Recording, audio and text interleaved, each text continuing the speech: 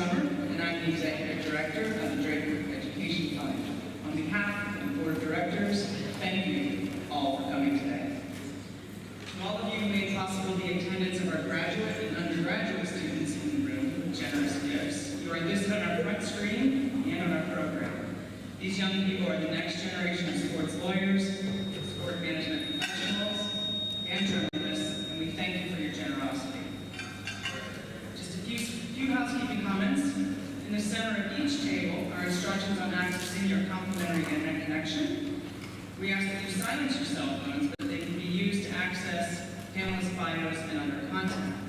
If you look at the back cover of your program, which I don't have with me, hold up the program, point your phone to the lower left corner, where the QR code is, and the QR code will connect you to the Drake Group EducationFund.org website, where you see the table of contents and you can access the panelists' biographies and other information mentioned during the program. All materials located on the website will continue to be available after the program. We're respecting the climate and saving trees by using electronic access to documents, enabling us to keep printed programs to a minimum. Because you can access panelist bios at any time, our introduction to the panelists will be brief. The theme of this year's conference is the college athlete, more than a marketplace. We're focusing on the impacts of NIL and sports betting on college athletes, as well as the importance of their health and well-being. The intense pressures college athletes face today lead to new stressors and demands on every aspect of their college experience.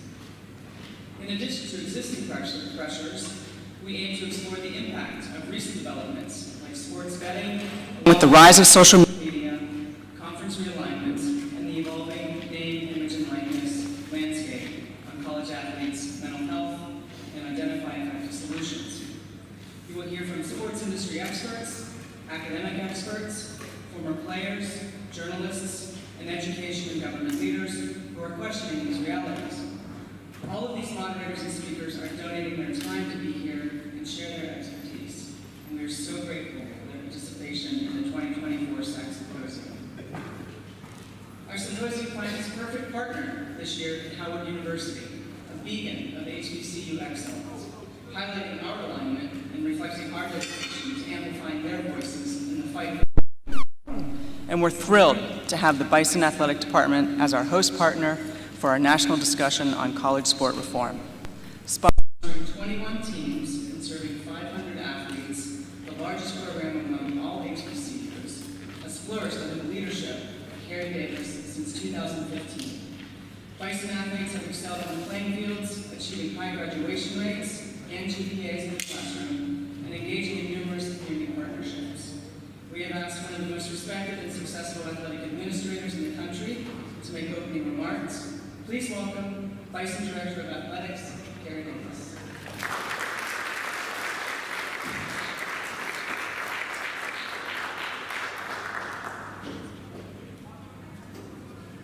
Thank you, Julia. I actually was turning around expecting to see somebody else walk up here, which I gave that some complimentary comments. So, good morning. As Julia said, I'm Carrie Davis, the Athletic Director here at Howard University. And I want to welcome the Drake Group Education Fund and all the panelists and attendants to Howard University.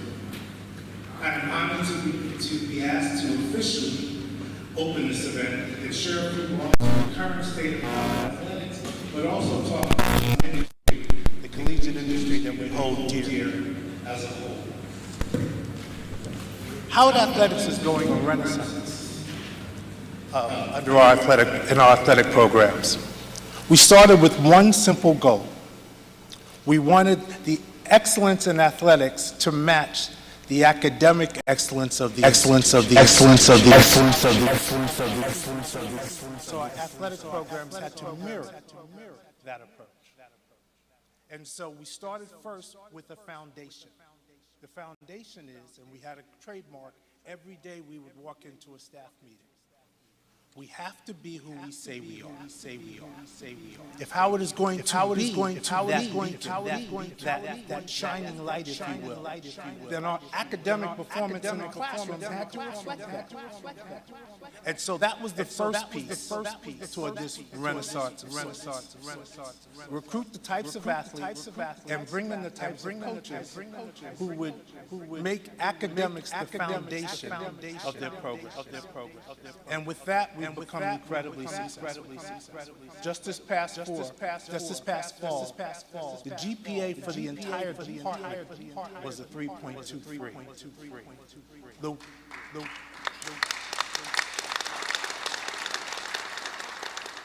And that was of course led by our women's program, right, who led the way with a 3.46 GPA across the department. And I want to give a little bit of shout out to our football team, because our football team had a 3.1 GPA as a team, one of the highest academic GPAs in the country. So shout out to them as well. And of course, we continue to graduate our student athletes.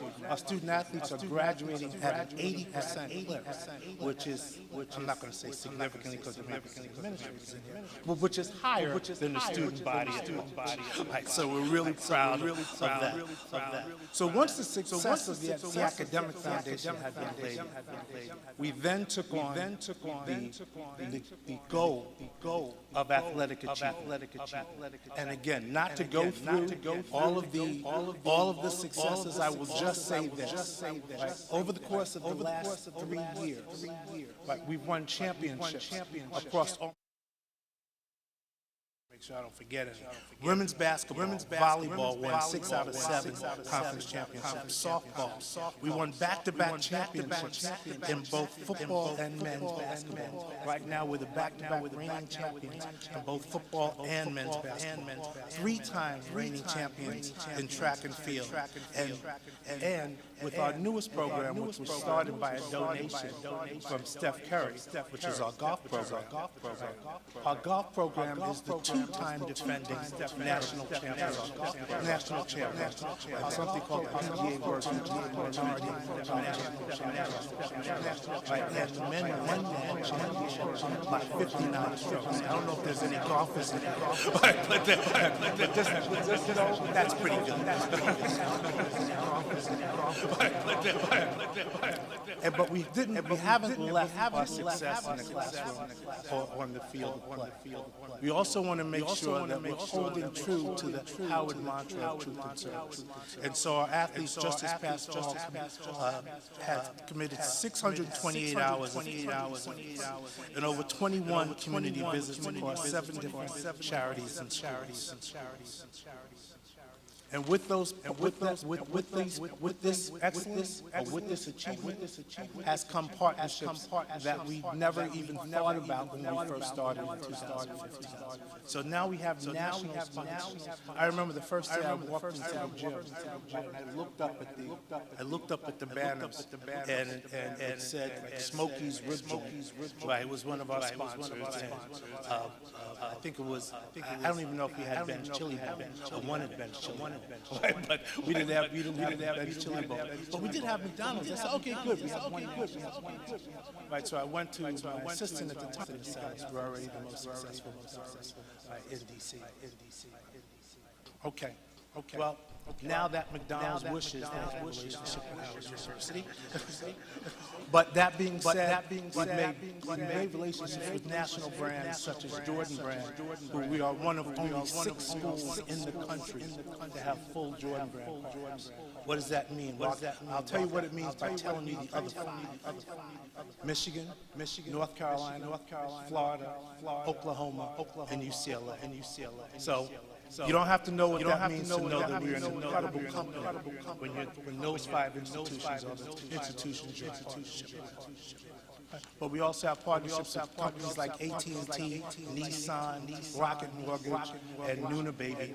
And what these programs has done is brought us some success in this current environment. the obvious ones that we all talk about, like NIL, the transfer portal. But even beyond that, right, the idea of student athletes potentially as employees. Right, what effect will Congress and or state laws have on the governance of the NCAA? Where does conference realignment come in?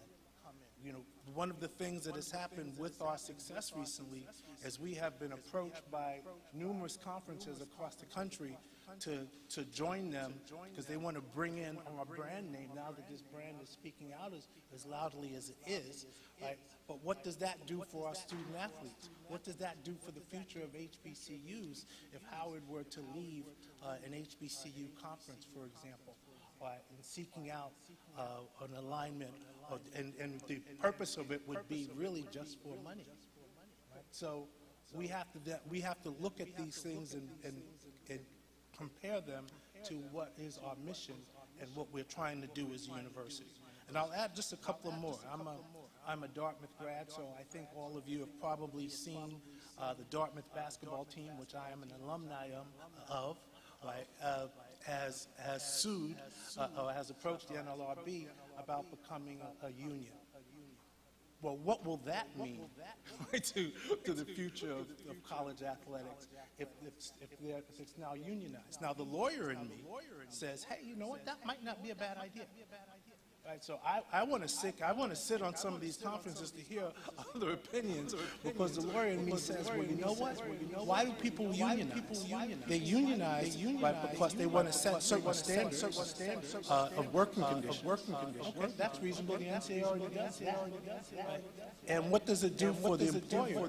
Well, the employer gets an opportunity to fix their costs because he knows what his costs are going into the year. Right. Think of it sort of like the NBA and football, where they have salary caps. There's a reason why LeBron Jordan can only make $60 million a year because somebody is collectively bargaining. If LeBron James, trust me, was on the open market, or Steph Curry was on the open market, he'd actually make more money. Right? So what collective bargaining does is it allows you to fix costs. It allows you to set rules to administer your business. So again, I understand the issues that come with it. Also, with regard to employees, we really want our student athletes, our employees, well, the insurance implications, etc. I get that, but I think it's something worth discussing. And unfortunately, it was my Dartmouth friends who brought it up, and maybe not Ohio State, but that would be because that makes it a little bit more complicated. The answers to the questions, though, that you're going to speak about today, they're complicated. They're nuanced. Right? And they're all related in a lot of different ways. And one of the things that we need to do is to bring more bright minds into the industry to discuss these issues from different points of view. Again, I come from a completely different background than most athletic administrators. I actually I'm an entertainment lawyer who came from the world of television. That's a different prospect. So I look at the world a little bit differently. So I sit on the NCAA basketball team. So, and whenever I speak, they say, oh, there goes Davis again, talking about what's the best thing, what's the best entertainment value for our product. But that's the lens I look at it as. Right? But we need people coming at this from different lenses. So the Drake Fund, I'm happy that you guys are funding and inspiring young people to bring in this kind of scholarly look at some of the issues that the industry is facing. But I will say this much. This is the most difficult time I think any of us have ever faced in terms of what's going on in our industry. And again, the answers will not be simple. They will not be straightforward. And I think we have to open our minds up to the idea that change is something that is invariably coming. Right? We resisted it for a long time, and then the courts and state legislatures around the country made the NCAA change. Right? Well, let's not do that. Let's not do that again, because as I meet once a month with NCAA president, and one of the things he says is we are now looking, the NCAA is looking to have Congress come in and legislate the industry. Well, I can't tell you how many businesses you would go around the country and have them say, yes, we want Congress in legislating our industry. Because with that comes a lot of political maneuvering, a lot of economic maneuvering, and maybe not in the best interest of the people we are here to serve, which is our student athletes.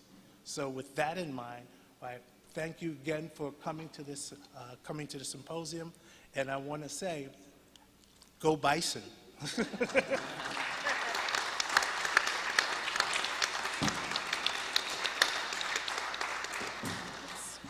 Thank you, Gary. I'm now honored to introduce the moderator and panelists of this morning's first session addressing college athlete health and well-being. To my immediate left, our moderator is Jeremy Duru. Jeremy is professor of law at American University and one of the nation's foremost sports law authorities.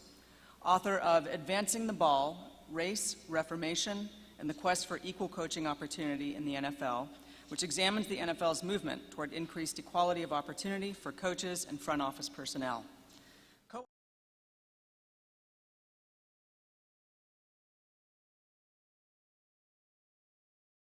Sports and Entertainment Lawyer of the Year Award. We are honored to have a stellar slate of equity and mental health advocates as panelists, experts who know what college athletes need to succeed in their current challenging landscape. To Jeremy's left is Christine Baker-Smith. I'm sorry, it's Anita Daniels. A sociologist, Christine Baker-Smith, a sociologist who helps communities make decisions based on equity outcomes as the director of research for the National League of Cities. Anita Daniels, also a panelist, as a past president of the Alliance of Social Workers in Sport, she is a licensed clinical social worker who specializes in behavioral health and addiction counseling. Taylor McFall, the assistant director at Vanderbilt University's Student Athlete Success Center. Throughout her career, Taylor has worked to empower college athletes by helping them realize their strengths outside of sport.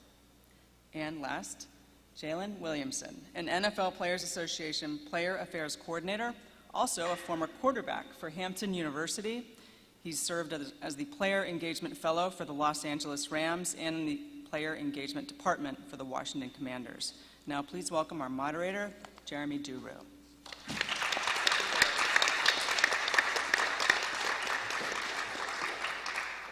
Thank you, Julie, very much. Are you hearing me? Is my mic on? Great.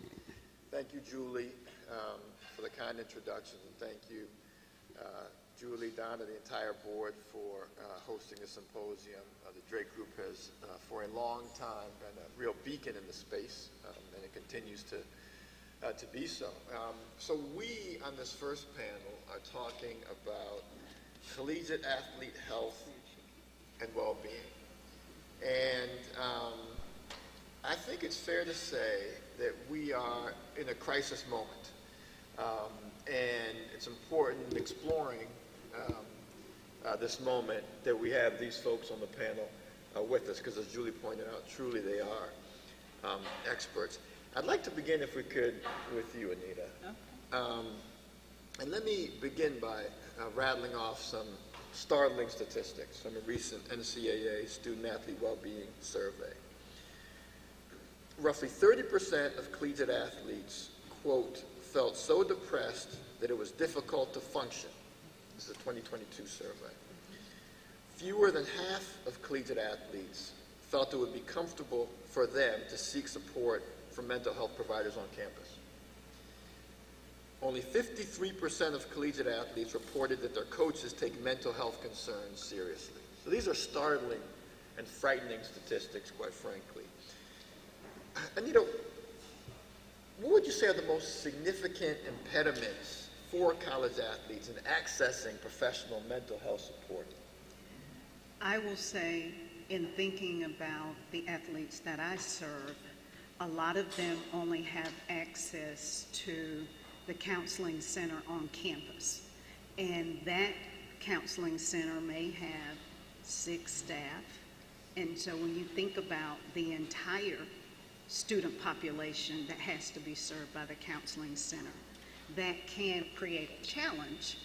The other issue for athletes is that many of them do not want to be seen going to the counseling center. And so fortunately for the athletes that I serve in North Carolina, I serve the athletes at Duke, they have a chance to see me. I'm off campus, so they don't have to run into anyone. And I have a lot of them that feel comfortable because I'm not on campus, and it's an opportunity for them to take advantage of the resources that are available to them in the community.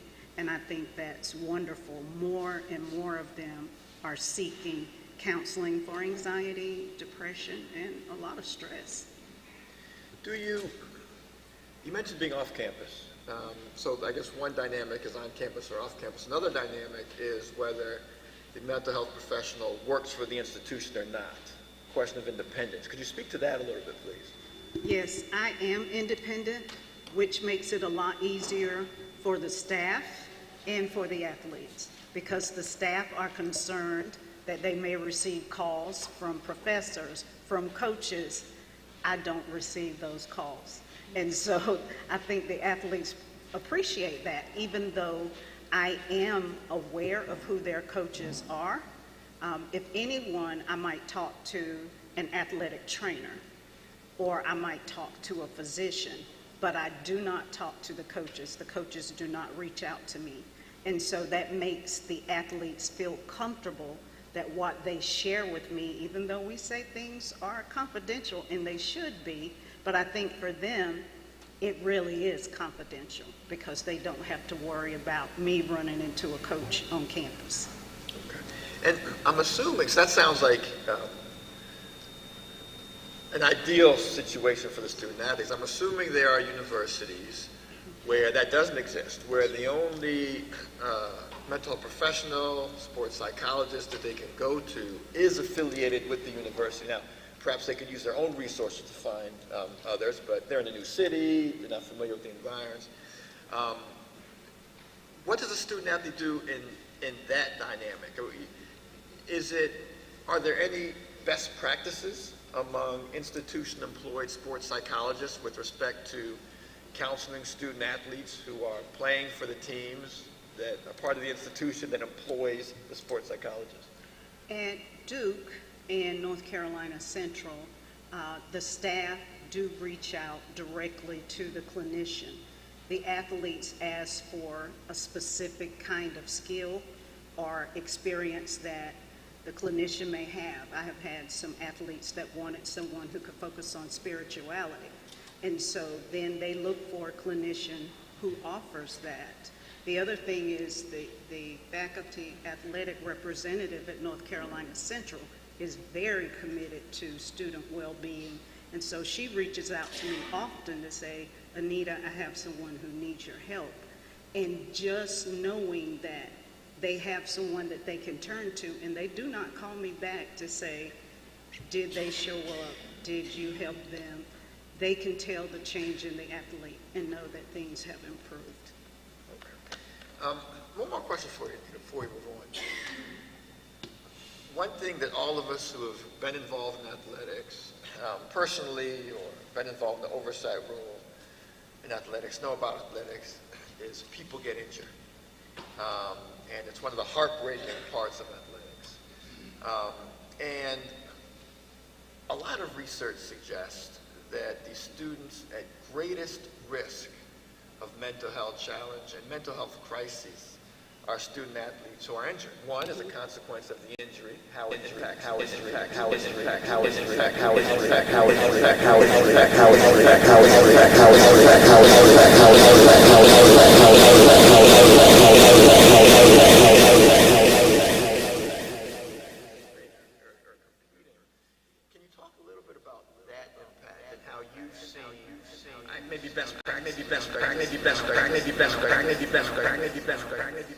What I focus on with the athlete is what their long-term goal might be.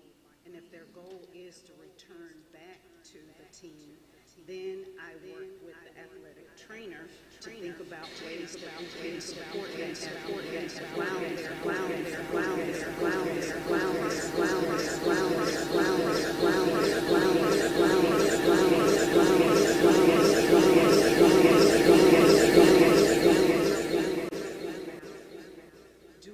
something other than being an athlete. And because, most of them, they want to play their sport. But after they've been through an injury, they do start to think differently about what is my future going to be, and should I start to focus more on my career goals versus my athletic goals.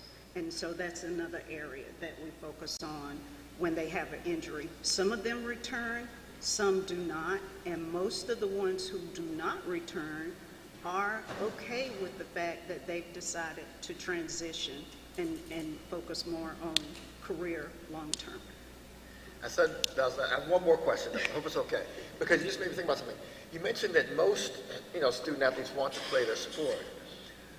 There's also the dynamic, we certainly see it in youth sport, in high school sport, where the student athletes, the kids and the student athletes, don't really want to play the sport. It's the parents or community urging them to play the sport. And sometimes urging them to play the sport as a way to get to college, as a way to finance college. Sometimes urging them to play the sport because it makes the parents feel good. Hey, I've raised this tremendous athlete. Have you come across students who come to you because they don't want to play the sport anymore?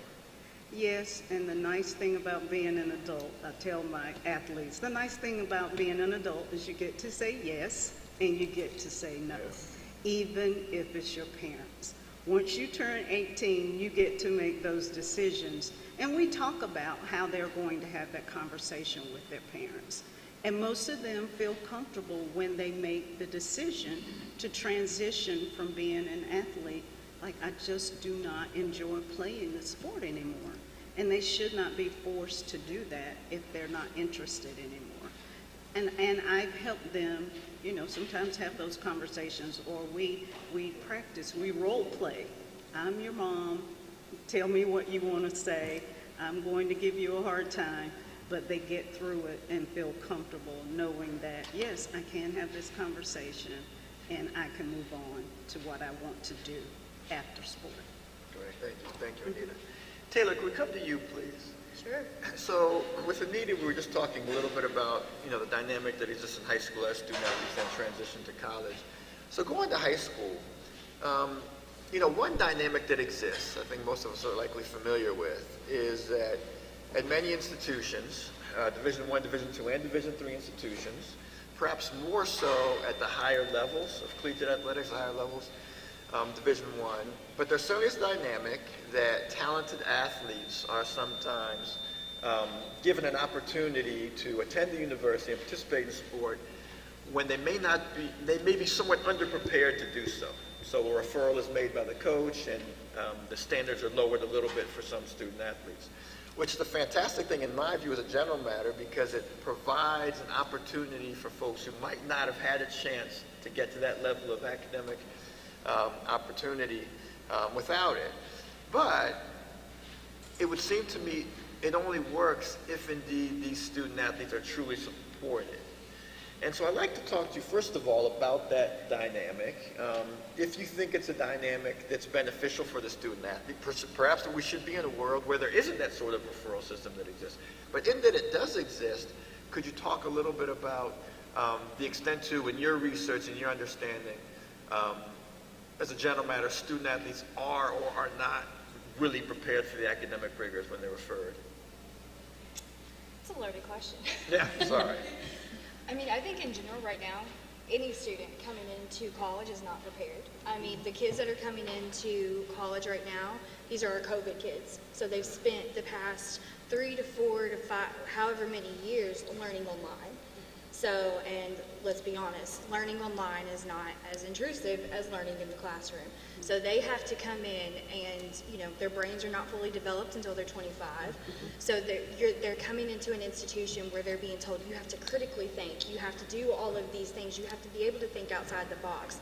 They can barely think outside of their own self at that point. So I think we really have to adjust our expectations and meet them where they're at. And where they're at is that an 18-year-old kid who may developmentally be at the level of a 14 to 15-year-old. So I think there's that. But then I couple that with the fact that I work at Vanderbilt, which is the top, number 13 university in the country. So we have student athletes that come in. I work with the men's basketball program.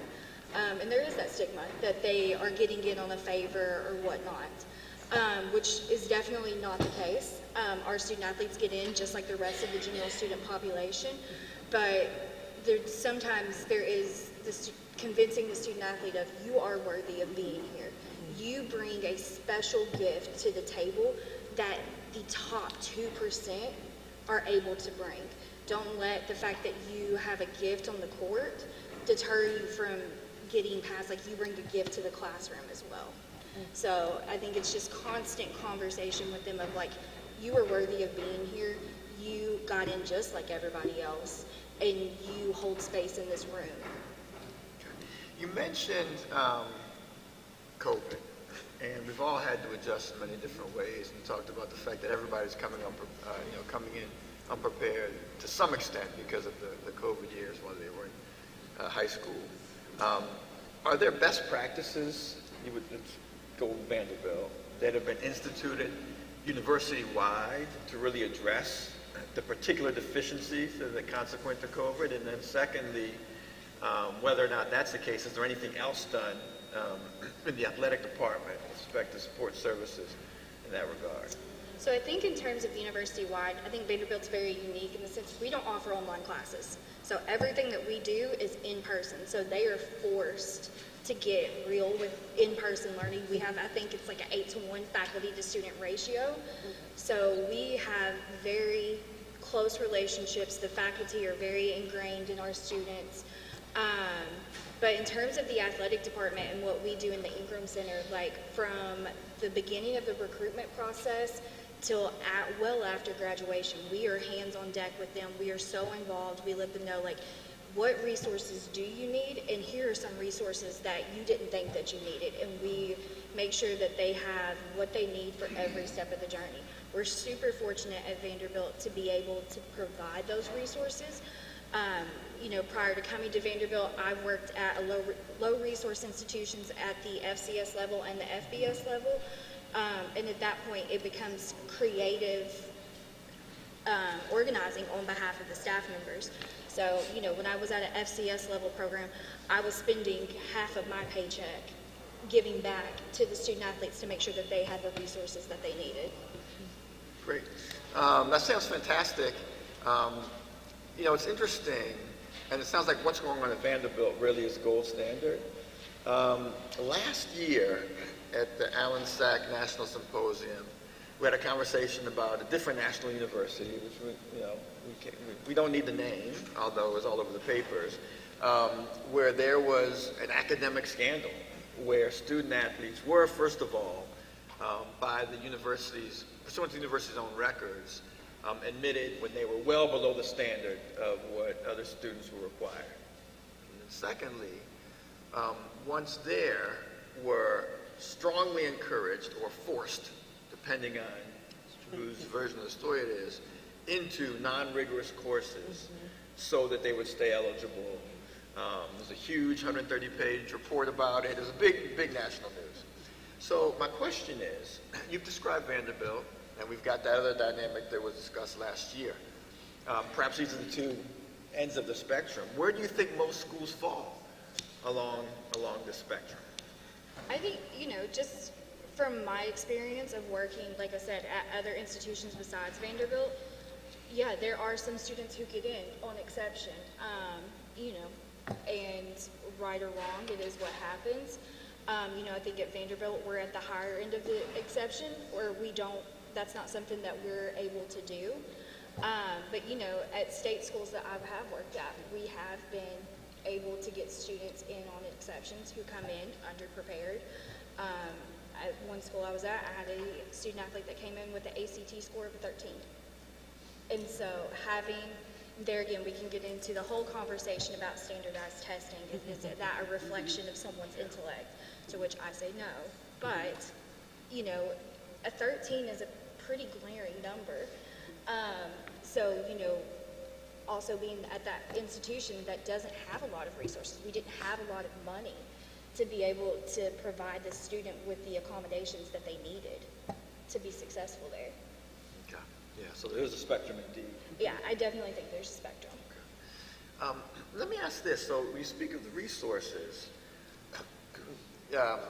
On multiple occasions, college athletes have come out nationally and said, the resources are there, but my coach has me so tightly wound and structured, I can't get to them.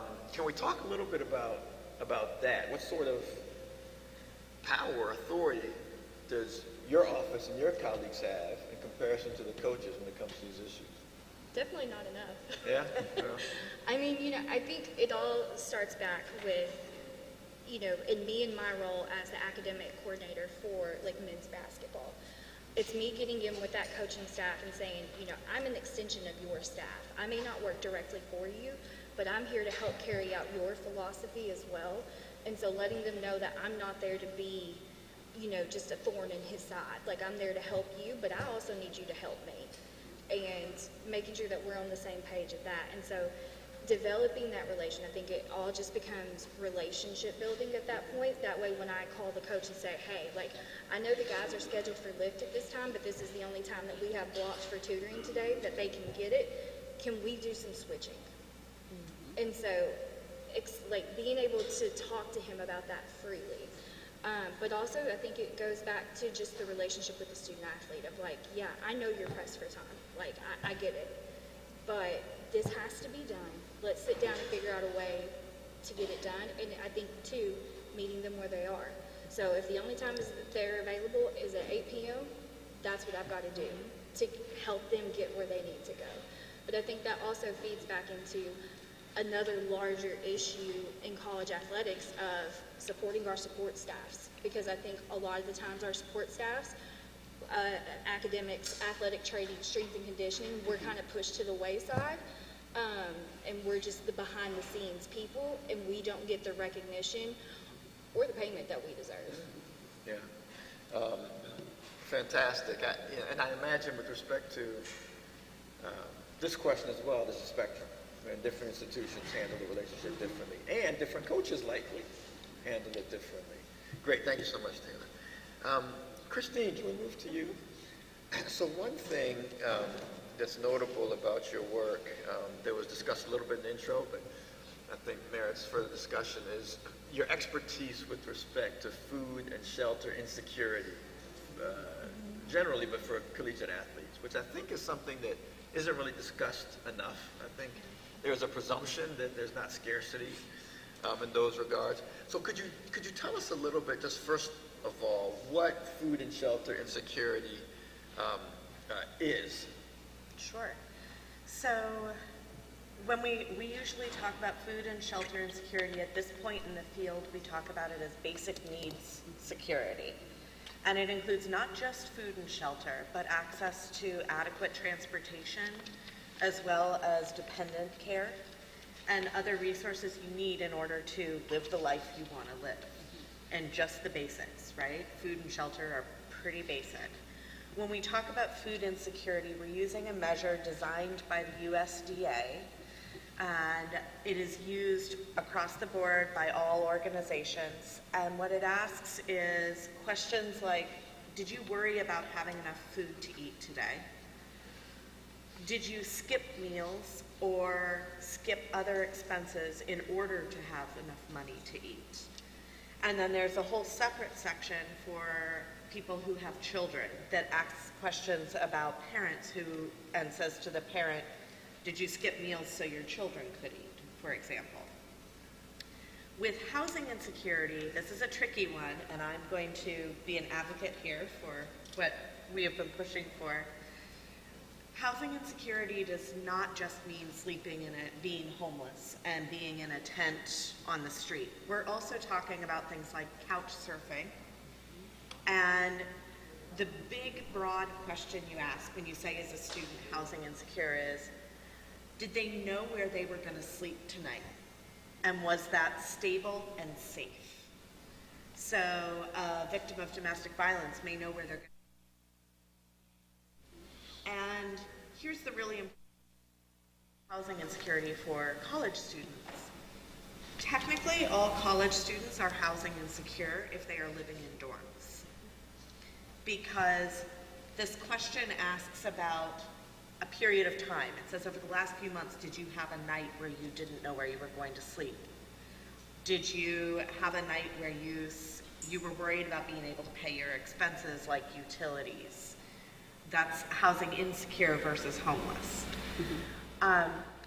These students, if they live in dorms, have to leave the dorm for a month in the winter break. They have to leave the dorms for 3 months in the summer. They're adults.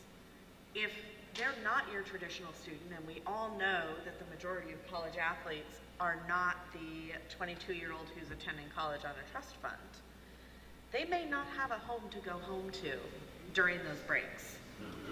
That makes them housing insecure. And in fact, what we find is the average housing insecurity rate for college students is about 40% for students actually identifying as housing insecure. College athletes is about 15 to 20%, so it's better, but we're still talking about 1 out of 5 student athletes who say, I don't feel safe or stable in my home. And 25% of them report being food insecure. And our critics often say, well, yeah, but NCAA has done a lot of work to make sure that student athletes always have access to food. You know, the Div 1 athletes have a kitchen and unlimited meals and all of that. That's Div 1 athletes. At the other divisions and the 2-year colleges, those resources don't exist. And in fact, we see the difference between Div 1 and then the other divisions in terms of food insecurity. Can you talk a little bit more about that? I think, so even among Division I athletes, you've got, I think there's probably, among some there's a sense, Division I athletes, you got a full scholarship, everything's taken care of, you're in good shape. When so many Division I athletes don't have full scholarships, don't have partial scholarships, and so institution. That the $19,000 doesn't come to the student, it's for tuition and fees. So what exactly do they do for spending money? What exactly do they do if they're a student who's helping with their family's finances outside of school? About 70% of student athletes report that they are working as well at some point in the last year.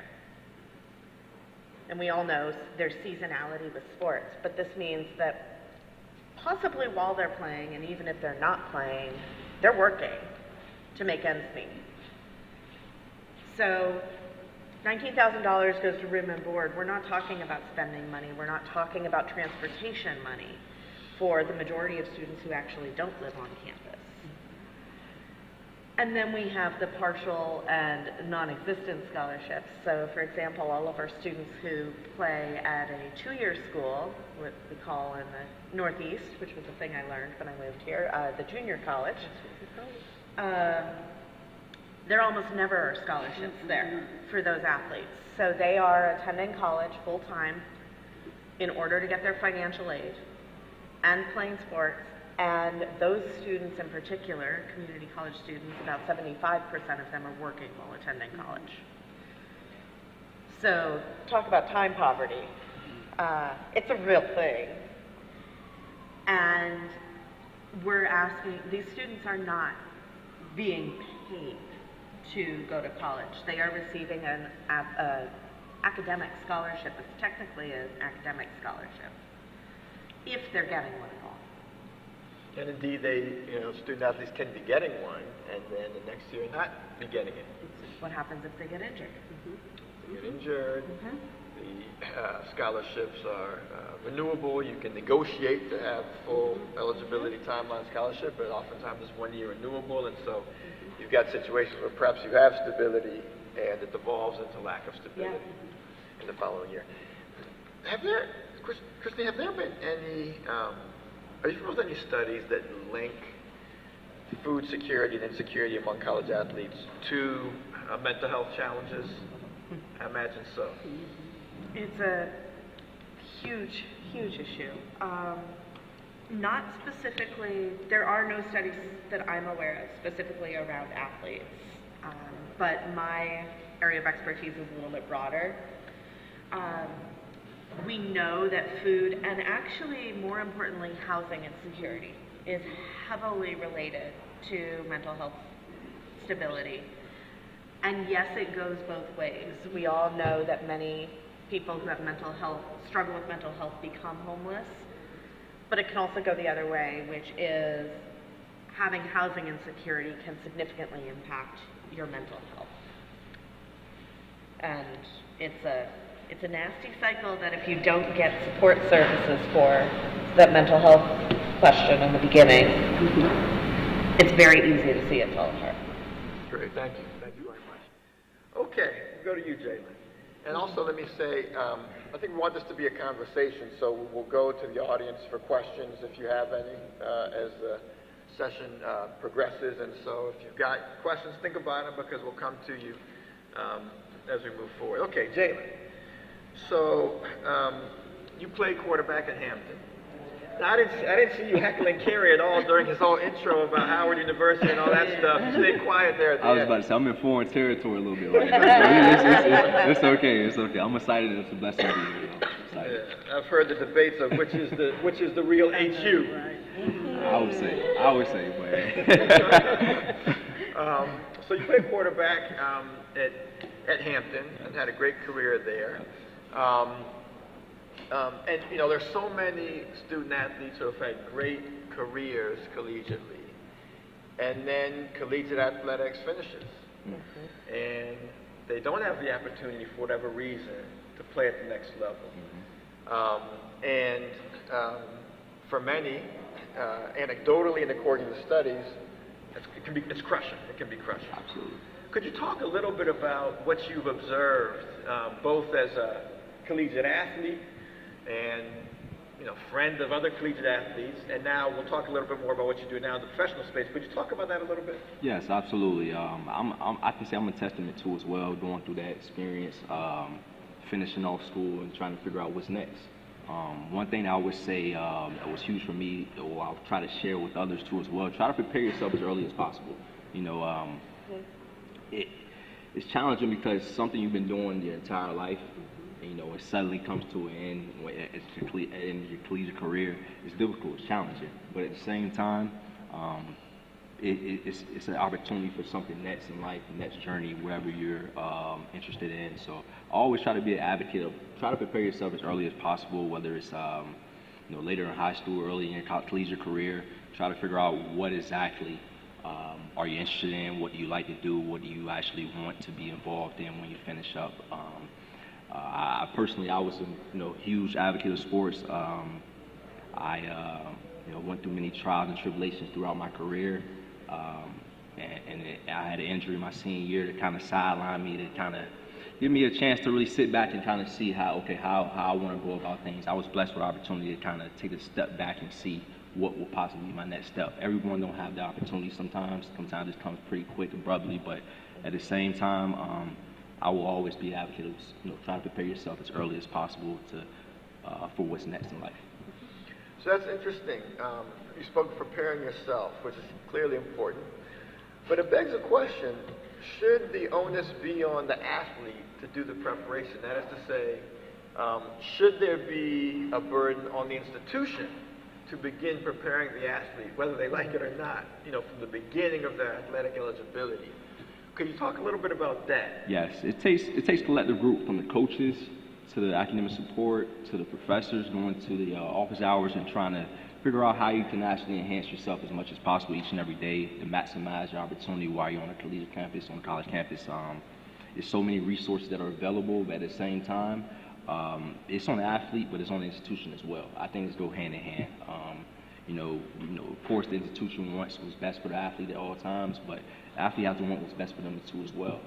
It's a two-way street, two-way road, but at the same time, it's this opportunity for not only the athlete but the institution to try to see how they can enhance their resources and different programs and different things they have in place for athletes' success after they finish their career. Great. Can we talk about, a few times during the course of this conversation this morning, we've talked about the head coach. Mm-hmm. So can we talk about the head coach? I mean, when we, unfortunate, but I'd say that it's probably not a month that goes by where there isn't a national story about some sort of abuse on the part of a head coach. Whether it's physical, emotional, mental, sexual. Head coaches are kind of put on this pedestal, I think even from the time that we're all children, and sometimes that can be used to abuse. And so I guess I'd ask you, what role, responsibility does the head, we all know that, the head coach has responsibility not to engage in that behavior, but what role does the head coach play in ensuring that the student athlete, the collegiate athlete, truly is a collegiate athlete, so not just an athlete, but a college student? It's vital. It plays a vital role.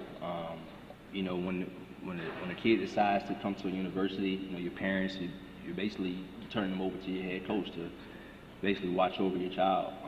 I think they play a vital role, and unfortunately, sometimes that does happen. Abuse does happen. They do go a little too far sometimes. You hear many stories that comes out, unfortunately, but I think that it's up to the university to make sure that you have the right coaches in place, make sure you do a great thorough investigation background, make sure you have the right people in place to really care about the athletes. I personally haven't had any experience of any conduct, anything done as far as any abuse or anything like that, or going over the line or overstepping any boundaries, but people I've been involved with have been at the utmost caring, respectful, trying to see others succeed, and being selfless. So I think we need more of that throughout collegiate space. Of course, like I say, things does happen, things do occur sometimes, but I think it's important for the head coach to have that mindset too as well, that we're trying to win games, but at the same time we're trying to develop student athletes, and we're trying to develop people for society today, and I think that that really trickles down across all divisions, all sports, and it really plays a difference in these kids' lives. Great, thank you, Jalen. I'd like to talk now, and I'd like for all of us to engage in, about something that I suspect will come up later on today, and was referenced earlier, and is a huge, but new, but huge part of collegiate athletics now, ever increasing, and that's NIL. That's NIL. So if we were sitting here having this conversation just 2 years ago, we wouldn't be even talking about this. But now it's impossible to talk about collegiate athletics without talking about it. So let's talk about it. And Anita, maybe we can start with you. There have been reports of the consequence of the emergence of NIL as being both a positive for student athlete mental well-being and a negative. Have you in your work engaged with student athletes about NIL, or could you talk a little bit about the consequences for them? Yes, it is a positive and a negative, particularly for those athletes who, thinking about the negative, do not have anyone that's approaching them saying, here's an opportunity for you. For those who have those opportunities, it is a positive. At the same time, I am concerned that, again, the focus shifts from my academics to, if I can't make it to the pros, can I make money this way? And while I want them to have opportunities to make money, I also want them to be safe. And when they start stressing about not having a contract and the possibility of not going to the pros, then again, we run into situations where they are stressed out and they are not performing in the classroom the way they would like to. And then they have other family matters that they deal with as well, because, family members see NIL as an opportunity. And so that's the other thing that I find the athletes having to decide. Do I want to be involved in this, and how much is it going to impact me if I say yes to something? Thank you, Anita. And you talked about kind of academic performance. Let's go to you, Taylor, with that, which is, I guess I'd ask about the impact specific on academic performance. I mean, before NIL, there was, there's a perspective that some student athletes have that, I've got to focus on making it to the pros. I'll get a payday there, and that trumps everything as my priority, and then academics will suffer. And now it would seem there's another dynamic that Anita made reference to, which is, okay, maybe I won't make the pros, but if I can get my following up and endorse enough products here in college, then I'll get my payday there. And so even those who aren't aspiring to be professional athletes may be turning away from academics toward social media. And I get a cut of it and all of this stuff. So I think we're just like in this interesting world. It's like a running joke in our like office of like, I go to my coworkers and I was like, I'm gonna quit. I'm gonna become a TikTok influencer. Catch y'all like never. Like I'm out of here. But with the student athletes, like this is the material that they're consuming. They're constantly on social media seeing this, and so for them it's like a quick buck. It's quick, fast money.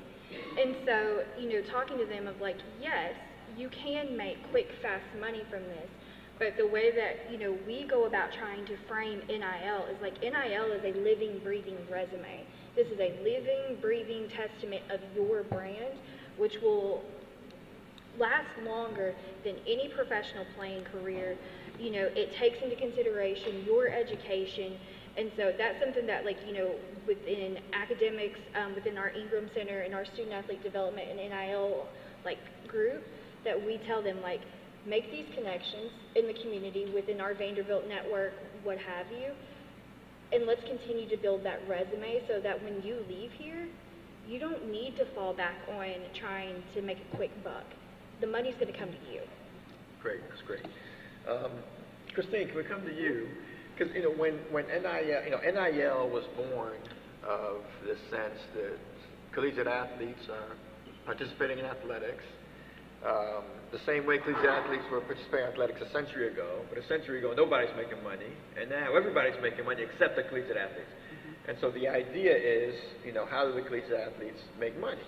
And Carrie mentioned, the Dartmouth basketball players who have unionized. So one approach is to unionize under the National Labor Relations Act and try to collectively bargain and make money that way. But before that, we had the California state legislature say, California schools, you can't prohibit student athletes from leveraging their name, image, and likeness. And every other state, almost every other state, because they didn't want to be undone, recruiting-wise, did the same thing. And so we've got this national landscape of individual states with different rules allowing people to, preventing schools from preventing student athletes from leveraging their NIL. So it came from the idea of this will even the playing field and allow student athletes to profit from this business. So someone might make the argument, hey, this is the answer to food and housing and security for student athletes. Can you speak to that, Christine? That's it. I haven't heard that term, but it makes total sense. So I think the first thing that I always think about, I'm a statistics person. I know many of you in the room are as well. We all like our sports. The percentage of students who actually are going to have the opportunity to engage in that, it's what Anita said. Let's take baseball. There are 36,000 student athletes who play baseball. A tiny fraction of them get into the AAA. Not even a percentage point get into the pros direct from college. So the likelihood that you are somebody that a company is going to want to pay to be an influencer is so small. And then it has students chasing this concept that to me, I find that part very frustrating, particularly, and then there's another piece to this, particularly with NIL, which is, I'm not sure what's going on.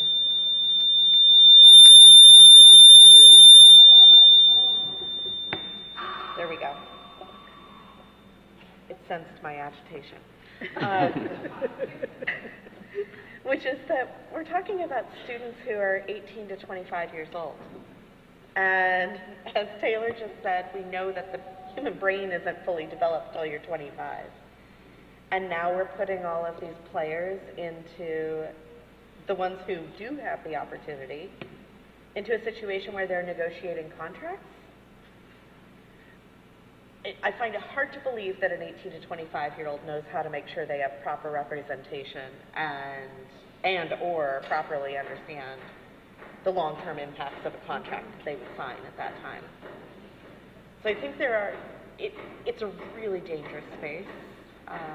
There are all kinds of issues with the idea of paying athletes as employees, as our host mentioned.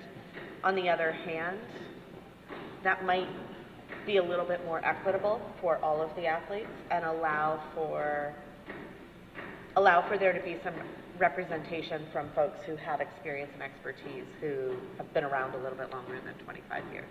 Yeah, and that's one of the arguments for the unionization of the pay for play is the NIL benefits only a very tiny fraction, to your point, Christine, of student athletes. I work at a Patriot League school, and the Patriot League, most NIL deals I think are just for 50% off products. I mean, it's not even. Okay, it's not even money. It's not even money. So, but you're right that people chase it, thinking that it can be more, which can create an unfortunate cycle and exactly stressful situation, downward spiral. Jalen, to you on this. The first question is, do you wish NIL existed while you were playing? Of course.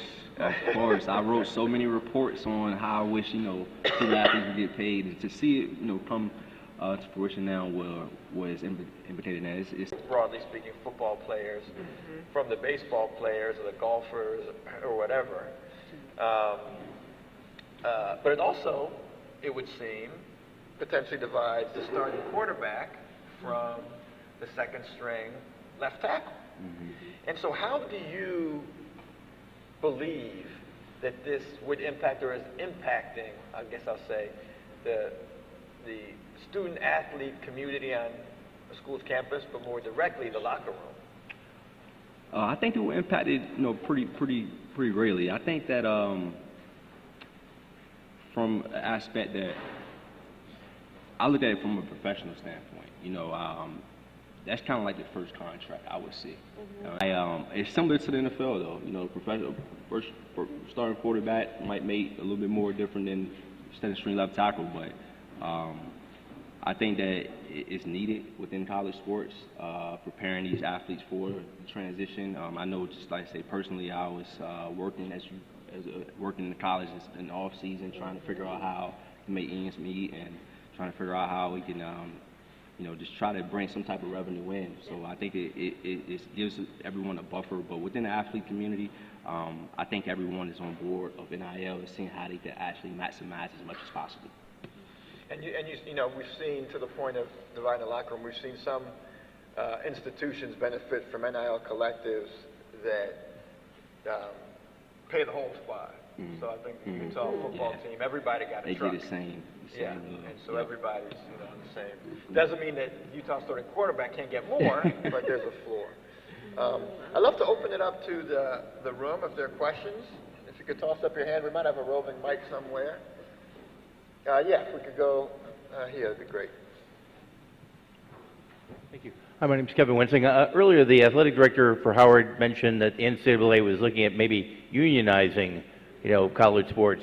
So I was going to maybe go to you, Mr. Williams, on the NFL Players Association and the whole panel on what aspects, or what could you guys lend to the the NCAA, and say, here's how you should go about unionizing if you decide to do that, and all the other aspects that should maybe be considered in that. It's a little, with unionized within the collegiate space, it's a little more in depth. I think we touched upon it last night. It depends upon the not unionized per sport of each college. It's so in depth when it comes to it. I think it's something that's needed though within college sports. If you figure out the landscape and how we can actually implement it across the country, I think it would be awesome.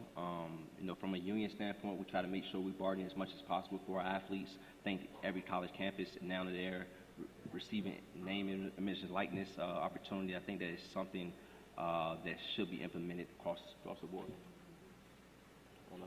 Other thoughts? I would agree with that if that's what is going to happen, because again, you have those situations where my scholarship is full and yours is 10%. And if we can even the playing field for all the athletes, if we're going down the street, then I think that makes more sense. But I also agree that we need to have someone there to help them manage, understand the contracts, understand how to manage the resources that they will be receiving, because, I think about what you said.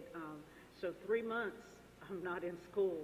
How am I going to make sure that if I receive funding that it can last me until I get back? And so those kinds of things, I think if we're going down that street, we have to consider helping the athletes manage their resources in a healthy way.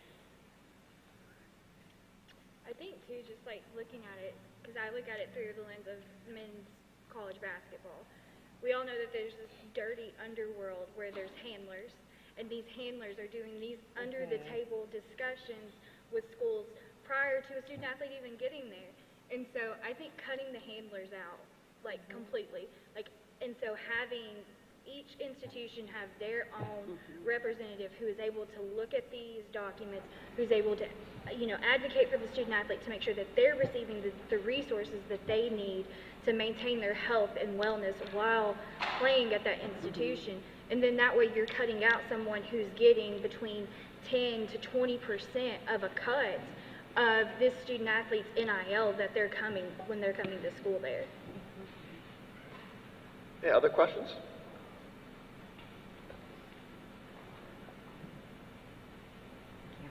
Hi, Tammy Gaw. I'm going to throw a bit of a pot-stirring question in, so anybody can jump in if they'd like.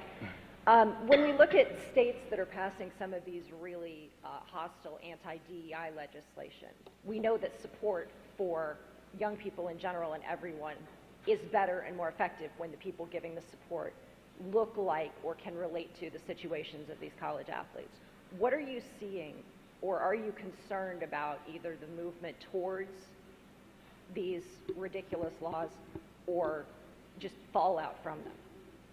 I'm concerned about the laws, and I'm also concerned about the fallout, because there have been student athletes. I work with student athletes and some professionals, but some of them say, do you have a black female who is spiritual that can talk to me about the Bible? Well, if there's no one there to answer that question, that student may not get to me. And it's important for people, especially when it comes to mental health and addictions, it's feeling that there's a connection between you and that person in order for you to feel you can be successful. And if you can't relate to my life and what I've been through and what I may have experienced, then I think it really is going to create some serious issues. And when we think about the revenue generating sports, a lot of those athletes are my complexion. And so I'm very concerned for them. Hey, Christine. Anita's talking about sense of belonging.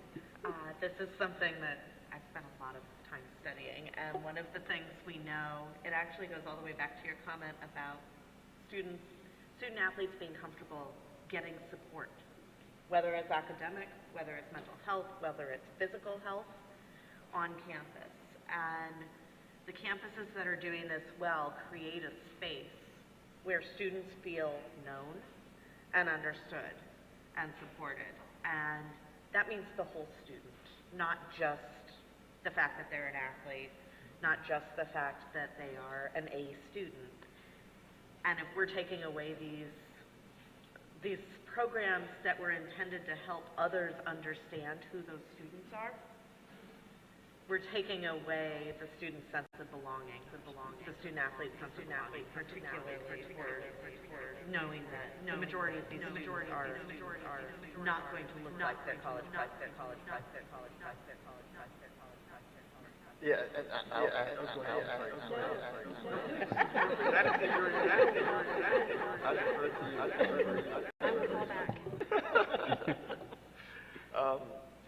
so, interesting question, Tammy. It creates interesting dynamic, which I think puts, in some ways, more power in the high school athlete than there has ever been. Because when Florida stripped its DEI office, Emmett Smith came out and questioned whether student athletes should go to Florida. Yeah.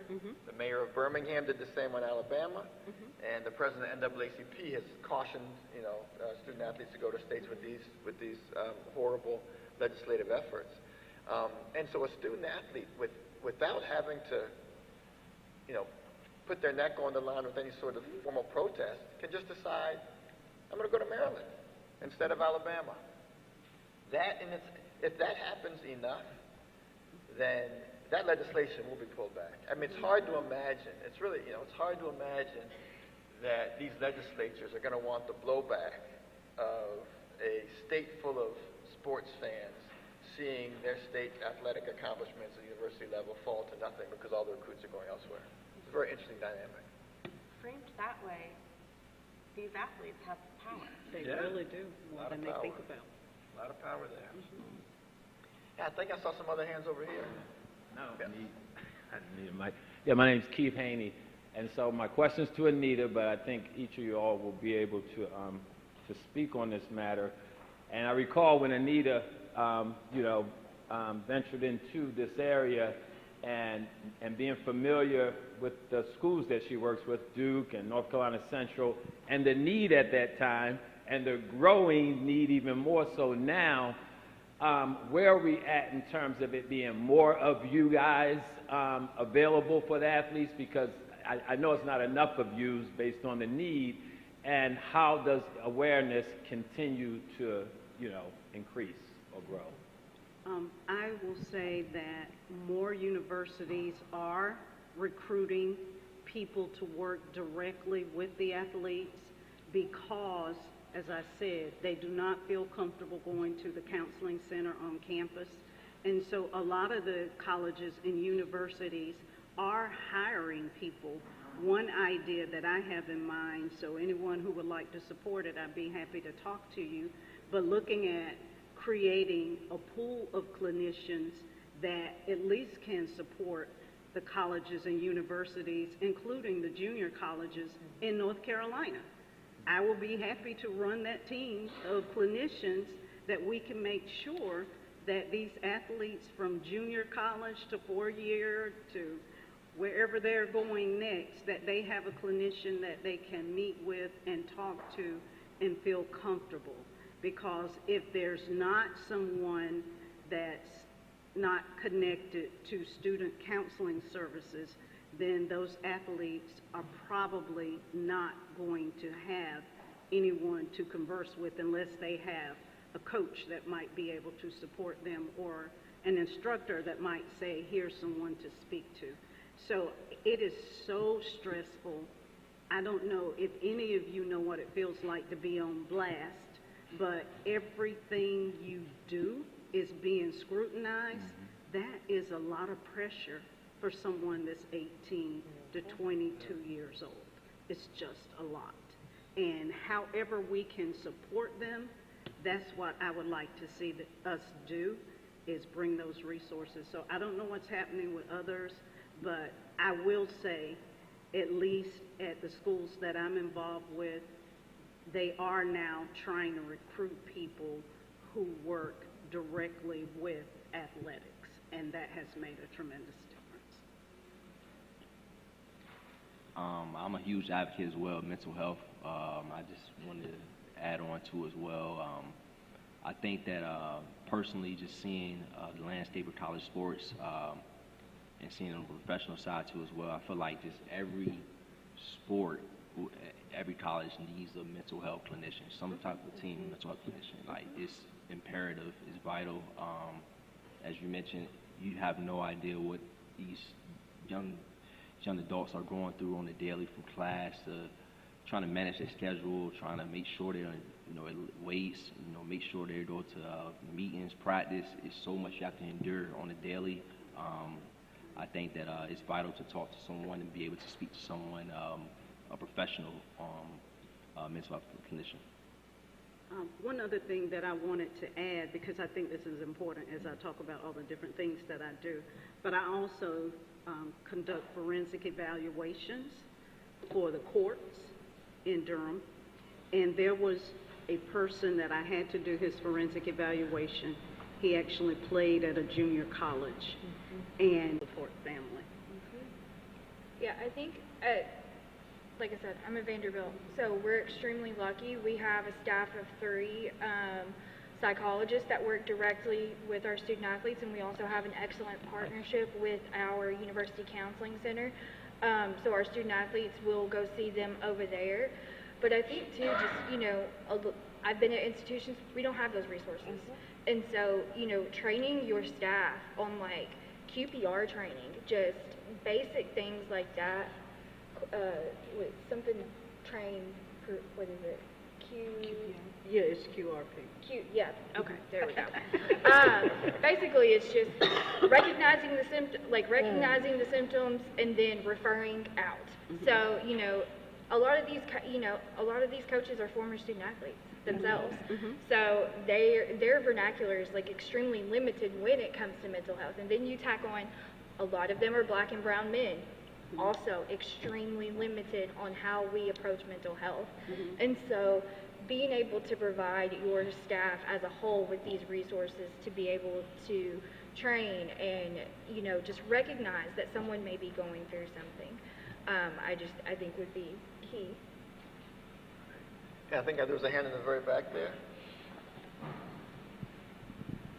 Hey friends, my name is Dr. Jen Fry, so I run Jen Fry Talks. We sit at the intersection of conflict and culture. And just kind of a few things I wanted to say in complete agreement. Athletes have power. It's not even about if an athlete went to another school. If Florida football said we are not going to play unless DEI legislation is back, guess what would happen? I guarantee that it would be back. And athletes forget the amount of power, both media-wise and then monetary, they bring. So I think that's a big thing to always think about. I think the second thing when we talk about mental health, to me, the undergirdle that we always miss out on is trauma. Y'all are traumatized. The staff are traumatized. You up there are traumatized from COVID. All of those things are bubbling up to the surface, and our athletes can't handle it. We are not built to handle this amount of trauma, this extended. So then what do we do with our athletes? And then we go to the pro sports, and they've never dealt with their trauma. And so now these pro athletes are on a bigger screen with everyone now on them, and they have to make money, and people are in their DMs, and the trauma is surfacing with domestic violence, suicide ideations, all of these things that keep leveling up. So how do we, as college sports, start centering trauma and getting our athletes to start noticing and talking about it, and also training our staff to talk about trauma? Because if we don't, trauma is not an easy heal. I live in Baltimore, right? It is not, it may be, it's not easy. And there's a great movie called The Body of Politic. Y'all should see that, it's phenomenal. But trauma is not an easy heal. So how do we start helping our athletes with this trauma so then we can help them be better humans and not hurt themselves in the process of trying to figure them out? So if you're an athlete here, y'all need to take your ass to therapy. Like, bottom line, you need to find a therapist. Not your mom, not your grandma, not your friend, not a TikTok therapist that you follow. You need to go and find a therapist before you mentally hurt yourself and you can't get out of that position. That's all I got. Thank you. Thank you for that. A lot of athletes have experienced a lot of trauma. I'm working with a former athlete now who I didn't even realize when I was working with him that his family, his father was abusive, and it was just unbelievable. And as he started telling me this now, and I'm thinking, you never mentioned this to me, when we were working together when you were in college. And so it really is critical. I try to open the door. I ask so many questions. I ask everything except why. How, when, where, who, what. And that helps them share more information. Some of them have improved their relationships with people who have abused them. And what I mean by that is recognizing I can minimize my exposure to you if you're going to create more chaos and confusion in my life. And so that's the way that I work with them, but it is critical. It is so, so much. I wrote a note here to myself because I wanted to mention it, and I know some people in this room remember the Dixie Classic in North Carolina back in the day when it was NC State, UNC, Wake Forest, and Duke. And it was just the college teams playing against each other, basketball. And then about the 10th or 11th year, people started approaching the athletes for points shaving. And out the window went the Dixie Classic. And so that's how quickly things can change when people are trying to approach athletes, and as much as we can do to support them, to keep them from falling in the trap, I think we just have to. We have to. Great, thank you. I think we had a question back here at this table. Yeah, how you doing? My name is Moore from DSU, and my question is, what are some ways universities can help student athletes prepare for life after sports? Did you say prepare for life after school? After sports. After sports. What are some ways universities can prepare student athletes for life after sports? I can go. I think from the start, like, you know, when you come into that institution, one thing that I always tell recruits that I meet with and the coaching staffs and their families is when you come in, you're part of my family now. And, you know, your parents are entrusting me and this coaching staff with this last step before you're a full-grown adult. And so I take that very seriously. We take that very seriously within our department. But like I said, you know, it's different departments have different resources. But I think, you know, it starts with you. And you need to take that first step of saying, like, hey, like, I know this is coming to an end. Go to your academic advisor. If you don't have an academic advisor or like athletic academic support, go to the career center on campus. Get in with your professors. Like, you've got to figure out ways to make connections, because we can shove all the career development programming down your throat that we want, but until you take that step and you own it, you're never going to flourish within it. But I think it's just the constant conversation, and your head coach has to be bought into it as well, because I can tell you something until I'm blue in the face, and you'll be like, oh, Taylor, whatever, I'm not listening to you. But when your head coach says it, then it's a completely different story. We usually, one of the things we were really intentional about when we published our paper was the fact that student comes before athlete in the description of who you are. You are a student athlete. And we've heard a lot about the importance of making sure that you're thinking about your academic career as well. And I think that's the key. You have this opportunity to walk away with both a degree and your experiences as an athlete. And they should be able to go together to prepare you for what comes next. The other thing I will add to that is I talk to the athletes about what I do for a living. You have me. Think about the athletes who don't have anyone. But it is important to let them know the same way you needed support, believe me, the ones coming behind you have even more, because they are exposed to so much more. And so you can relate and you can be supportive. And a lot of them are pursuing this now. So I'm happy that they are looking at opportunities in athletics other than coaching, but being able to support athletes in the mental health and addictions arenas.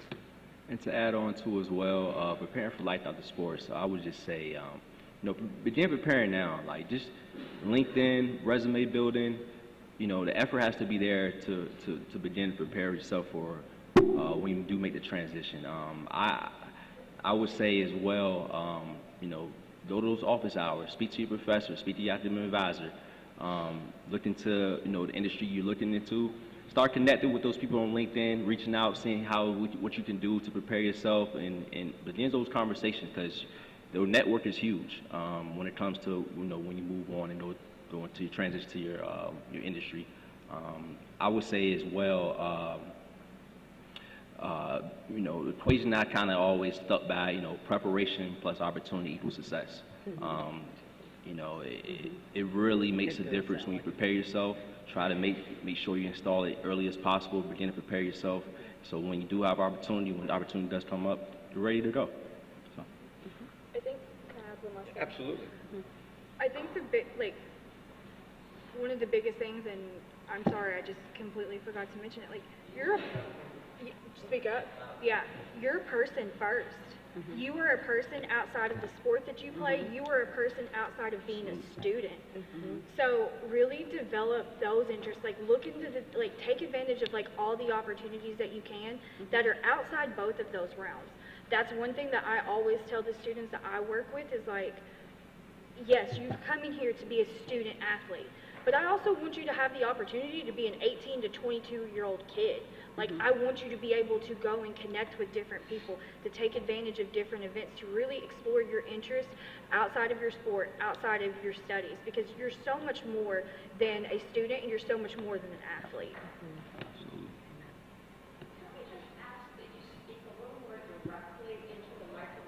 Is that better? Okay. Okay, we got it.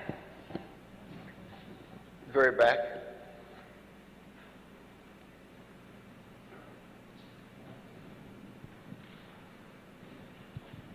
Hi, my name is Edmund Oteno. I'm a graduate student in sports management at Mount St. Mary's University, and I had a question for Mr. Jalen Williamson and another for Ms. Anita Daniels. So, Mr. Williamson, having seen the impact as a college student athlete and also now in your role in the NFL Players Association, are there some tools that you could share or that the NFL Players Association can share with college athletes, or at least even college programs, to help with post-sports career of student athletes? You've probably seen some veterans retiring in the NFL and helping transition them from their sports careers into post-NFL life. And for Ms.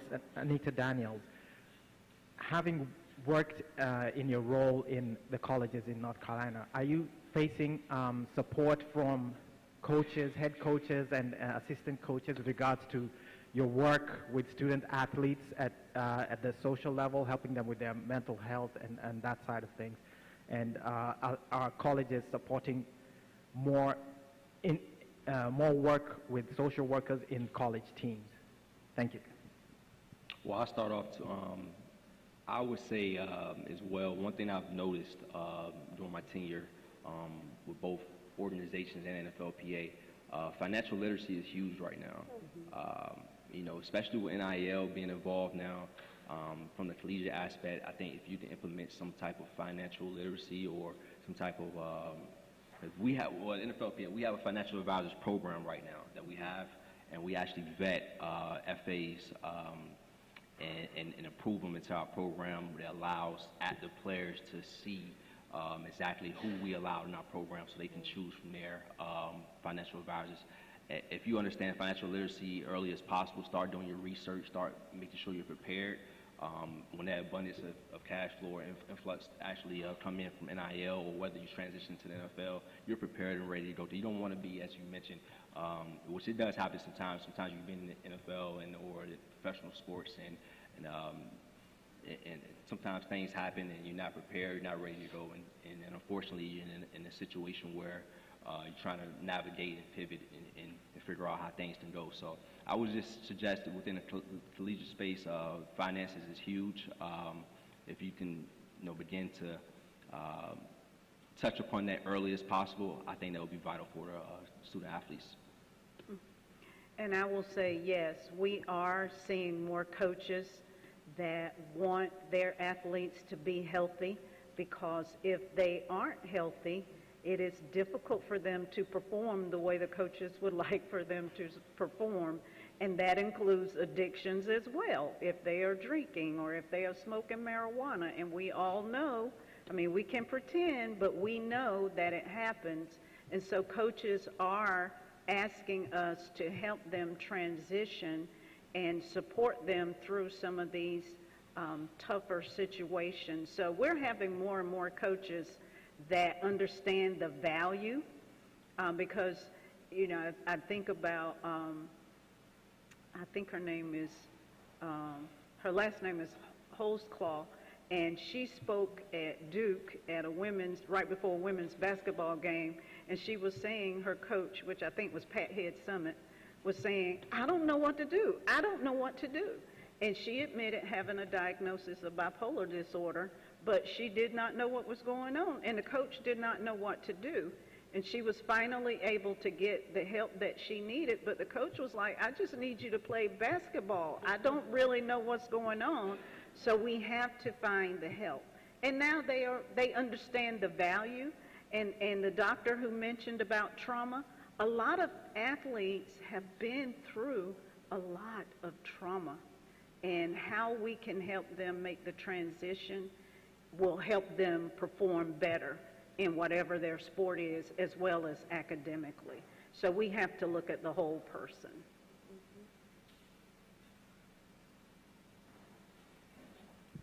Yeah, Dave Ridpath. I'm a professor at Ohio University.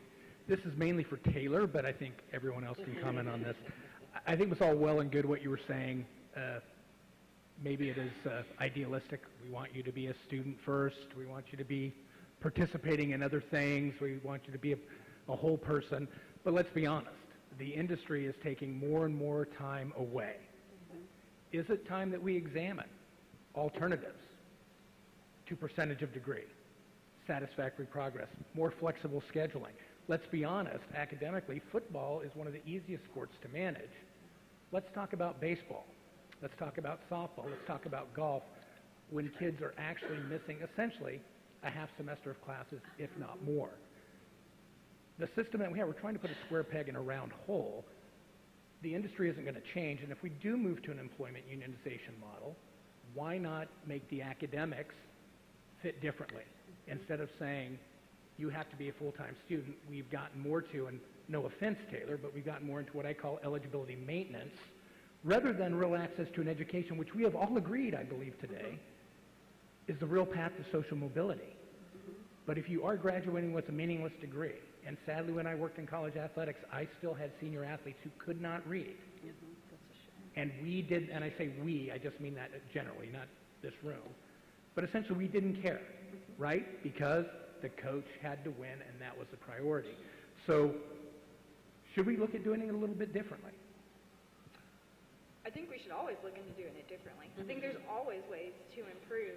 But I mean, I think by doing that, then we take away the premise of being a student athlete. And then I look at, you know, like I also work with our men's and women's tennis teams.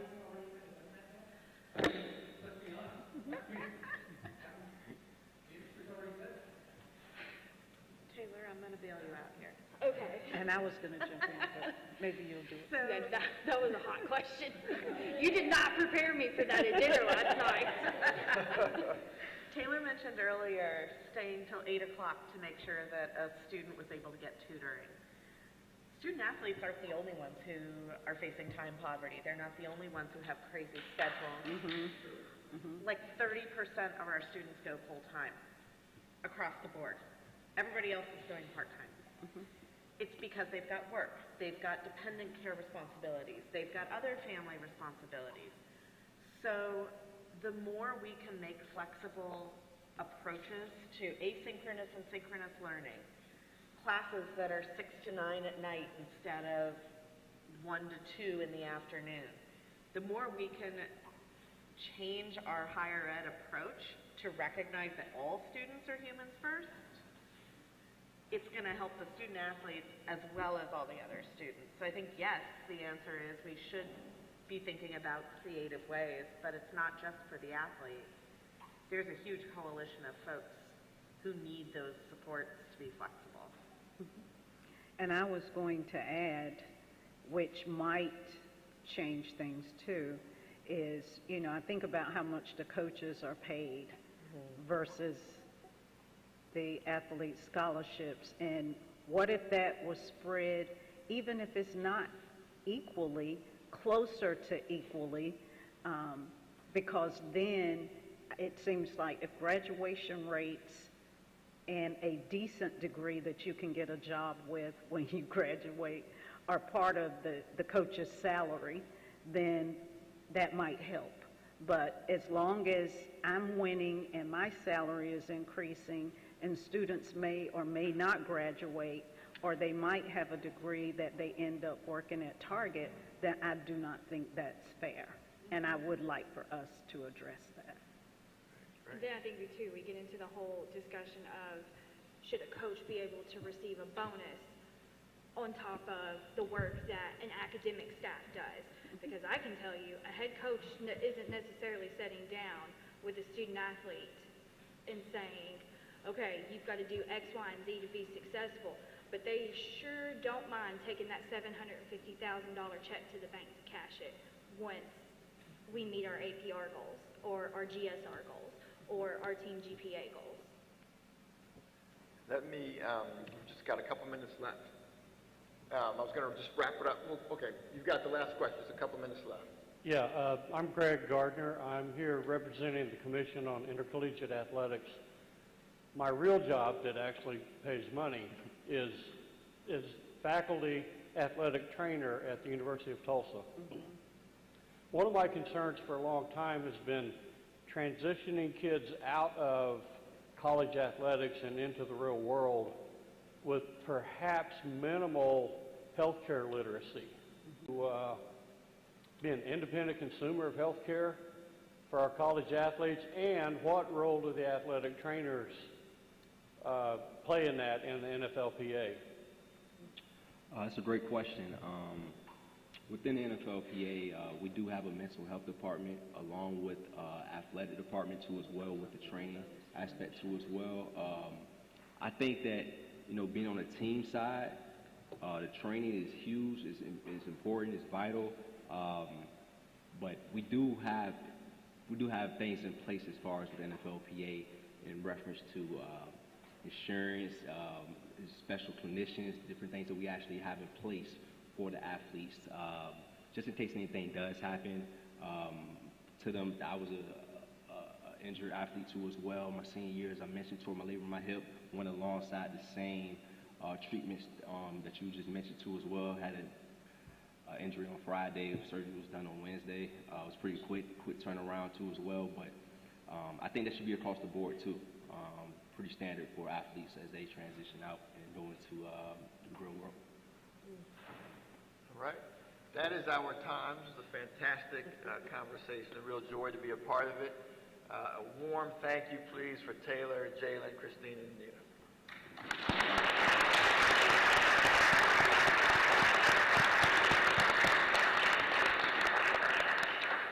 Thank you, everyone. Thank you for your time and expertise again. Panel session 2 will begin at 11 a.m. sharp.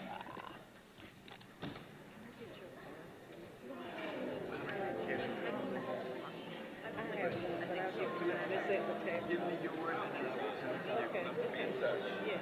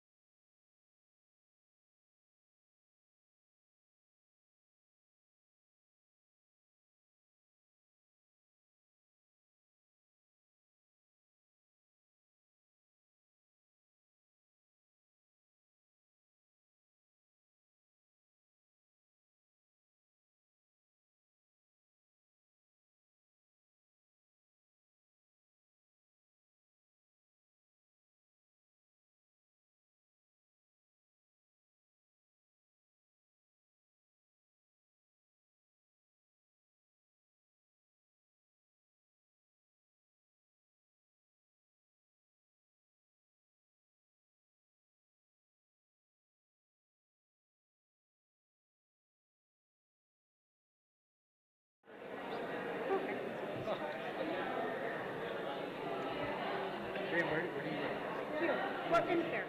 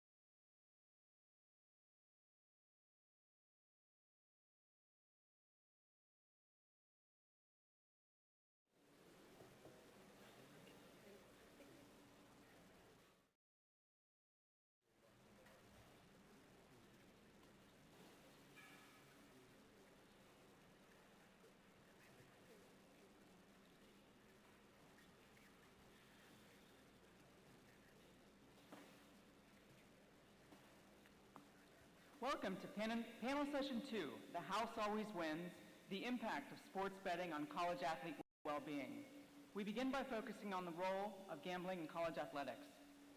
Despite studies showing college students and athletes are at a heightened risk for gambling exploitation, addiction, and other gambling-related problems, there's been a lack of consistent and clear education for college athletes on gambling risks.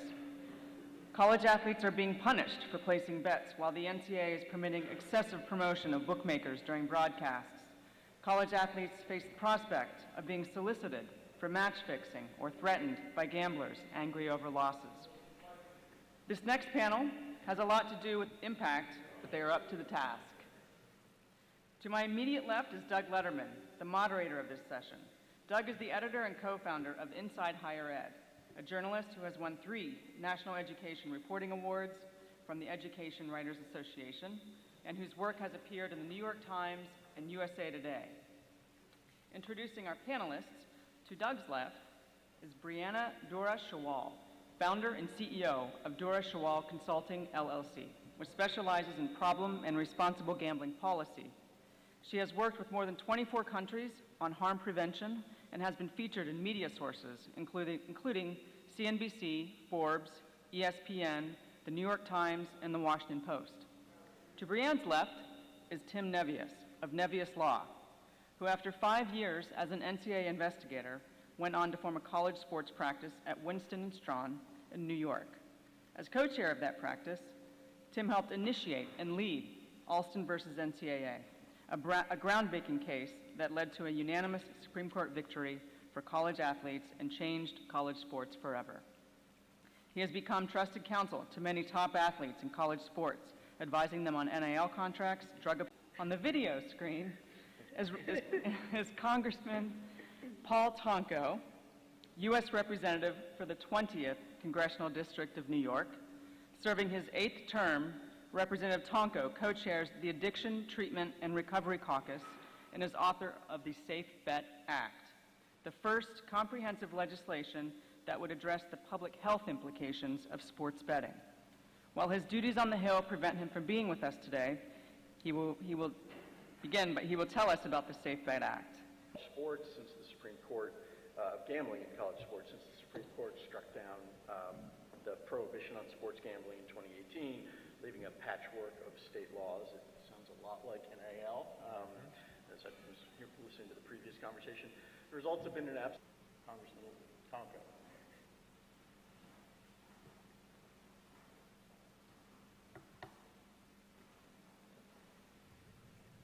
Hi, I'm Paul Tonko, representative of New York's 20th Congressional District. Thank you all for your interest in what I see. Of New York's 20th Congressional District. Thank you all for your interest in what I see as a growing public health crisis involving a known addictive product. As chair of the Addiction, Treatment, and Recovery Caucus in the House of Representatives, I have pushed for years to expand access to mental health and substance use care. That's why I've been so concerned about what I've seen over the past 5 years with the rapid, widespread legalization and promotion of sports betting, in particular mobile sports betting. Since the 2018 Supreme Court decision that allowed sports betting to become legalized in a widespread fashion, the sportsbook industry has been operating in what I call a Wild West, largely unregulated environment. You can clearly see this in the wall-to-wall advertisements that you see anytime you watch a sporting event or are scrolling through social media.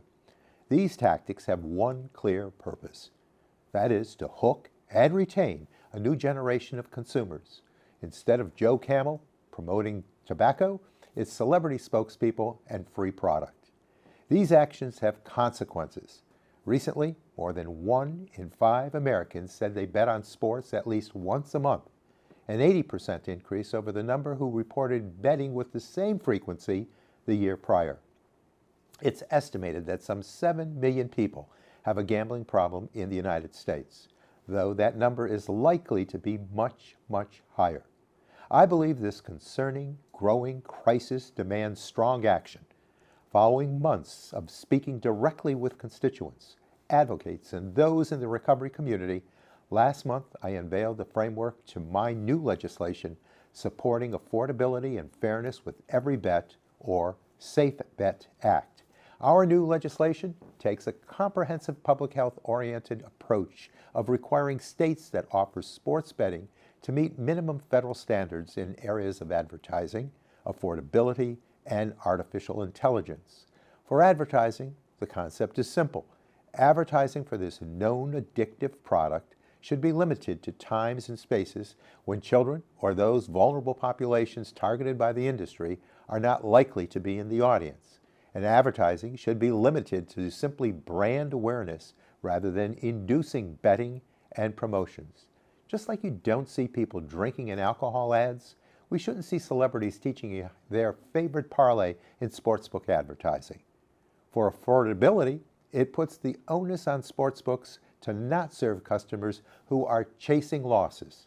Drawing back to our alcohol analogy, every state in this country has a dram shop law that prohibits the sale of alcohol to visibly intoxicated individuals. We need to have that same standard of responsibility for sportsbooks.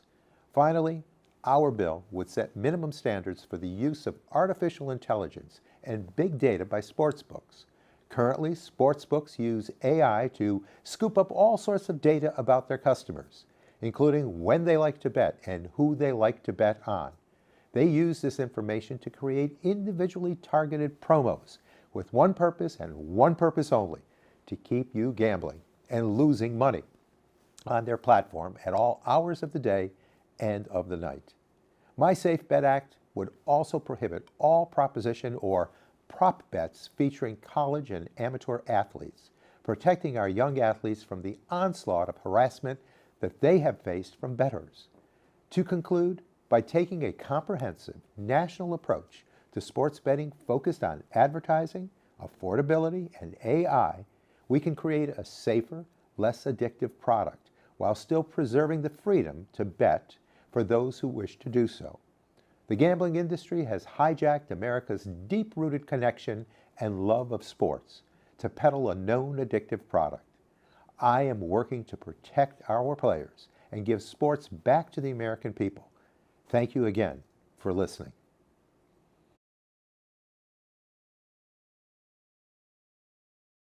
A little bit more and talking about the sort of your backgrounds and how you come at this larger set of issues.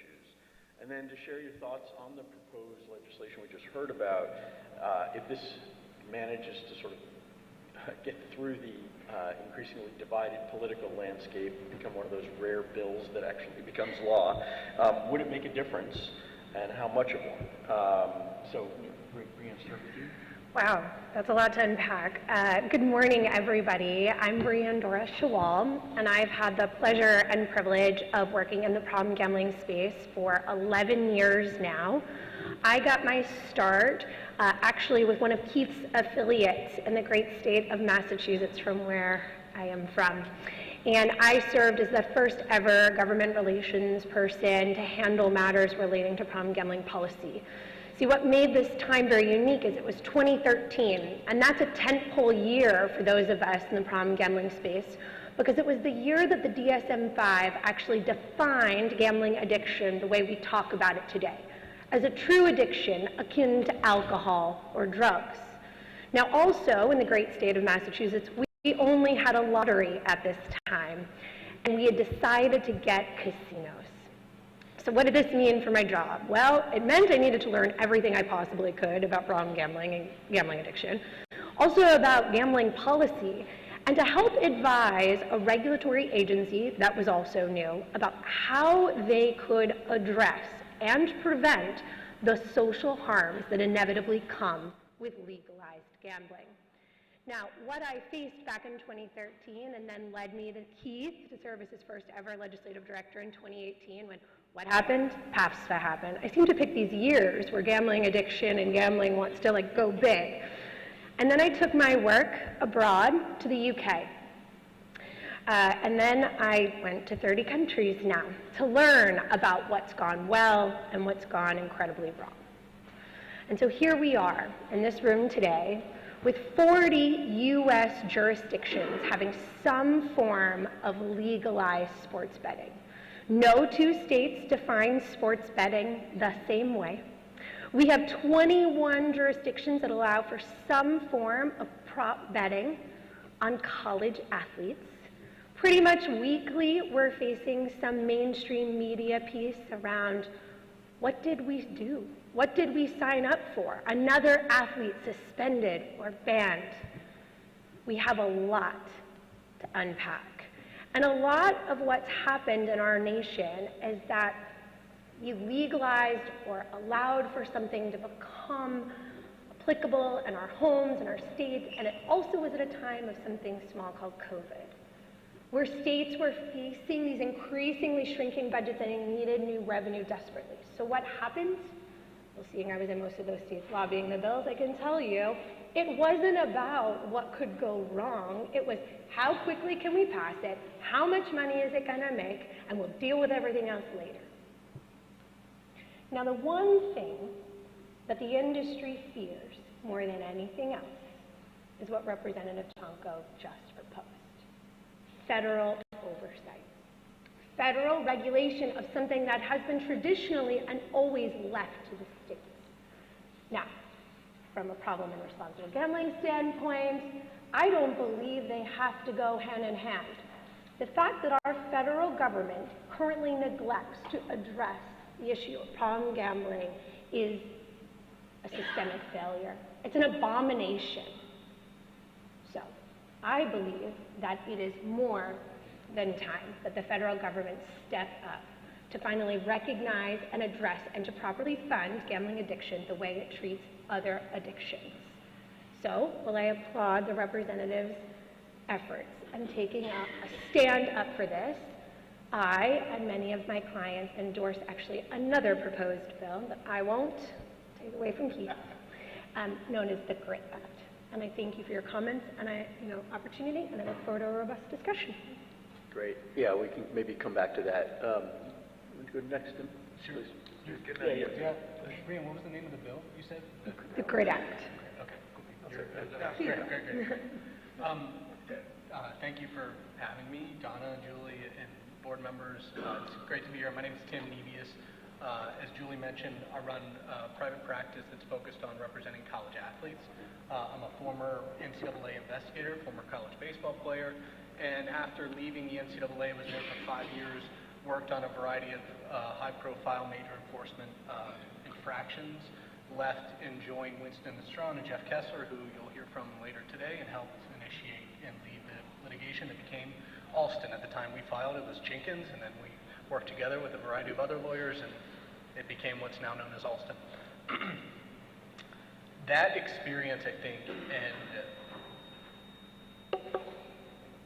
the experience since then and working with athletes has, really informed better my perspective of what the athletes face when they're participating in college sports and in higher education generally, and where they interface with those, the powers that be. I'm happy to be here because I get to learn from people like Brianne and Keith, and it helps inform the work that I do. My perspective is really sharing today what I've experienced with athletes. Sports wagering is relatively new for me in understanding all the facets of it and the nuanced things that we'll talk about in more depth today.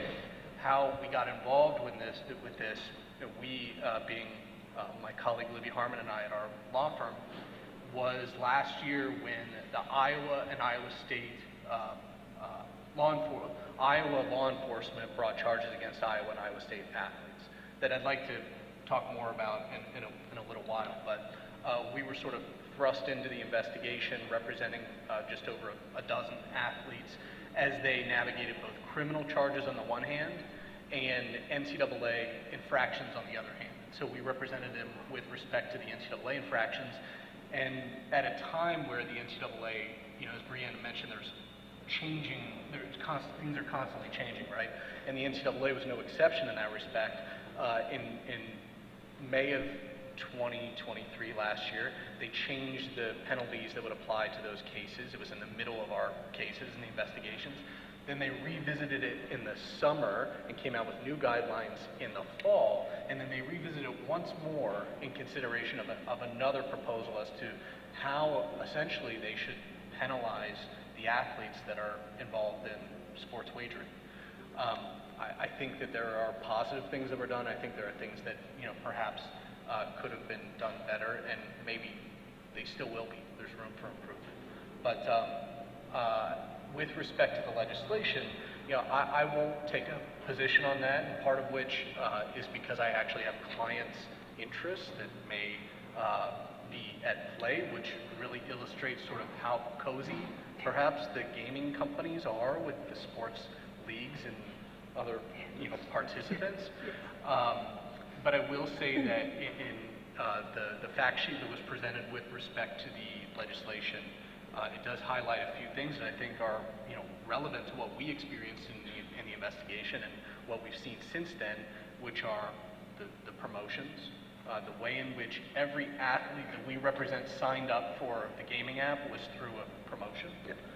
The messaging that accompanies those promotions, and then the subsequent bets that include some changes that have been made by American Gaming Association, I believe, in the marketing responsibility.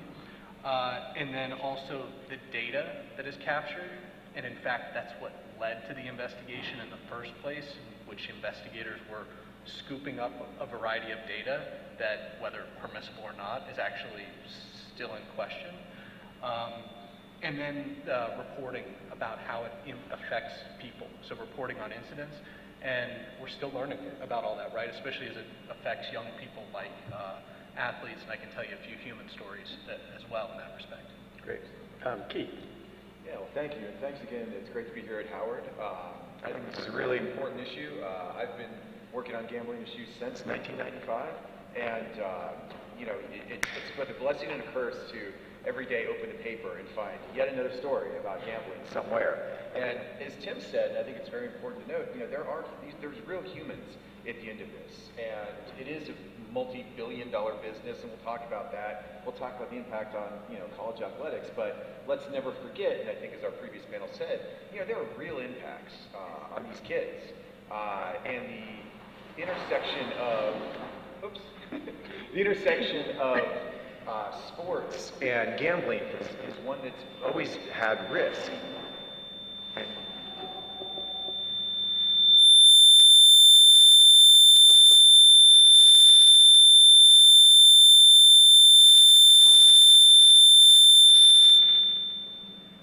All right, so sorry, we're having a little technical difficulty, but hang with us.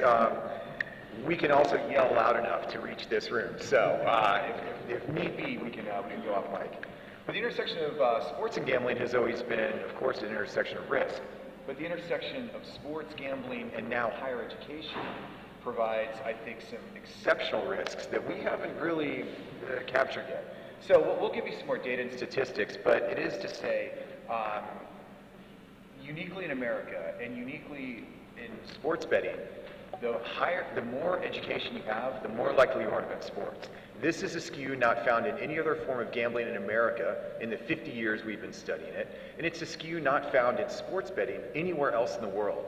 So what I would say to you today is something that I think you know, but maybe we don't think about a lot, is the role of sports in higher education in the United States is unique. And that has always been a source of pride for the United States. However, it now poses risk because sports and gambling are now inextricably linked. Since 2018, there have been more than $30 billion in bets placed on the performance of amateur student athletes. 30 billion. It is doubling each year, so we would predict and expect. Last year was about $15 billion of the U.S. sports betting handle was on college students, college sports. It might well be $30 billion in 2024. That is the amount of money, I think, that may be the straw that breaks the camel's back. So that's not our issue exactly. Our issue is to talk about really that intersectionality of not just sports betting, gambling, and higher education, but sports betting, gambling, higher education, and addiction, negative consequences, integrity, many of the other issues that you've heard about in terms of mental health, and some of the other issues we'll be talking about today where Tim's clients were implicated.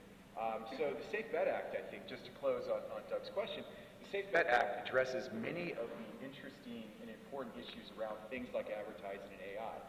What we would also say is that the core issue is gambling addiction as a public health issue. And so the GRIT Act that we've mentioned, the Gambling Research Investment and Treatment Act, would take half of the existing federal tax on sports betting.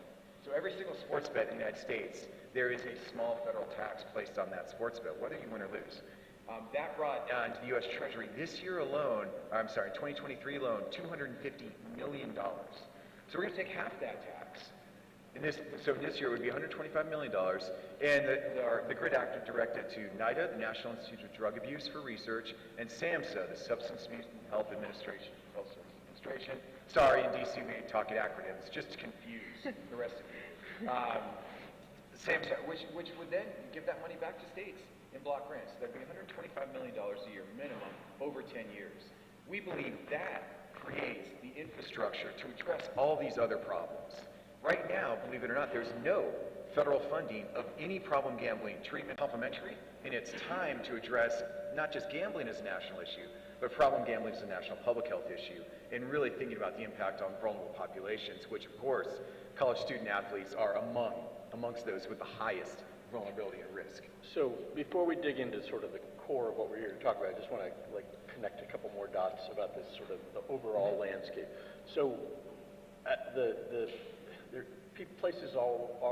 there's always a question about whether federal government's role will help or not. And, again, I'm paying a lot of it, given what I focus on, which is higher education. All you have to do is say the word FAFSA right now and look at sort of the federal government's ability to manage certain things well. But so, in general, sort of more philosophically, we've talked about a couple different pieces of legislation, but in general, federal intervention in this is necessary.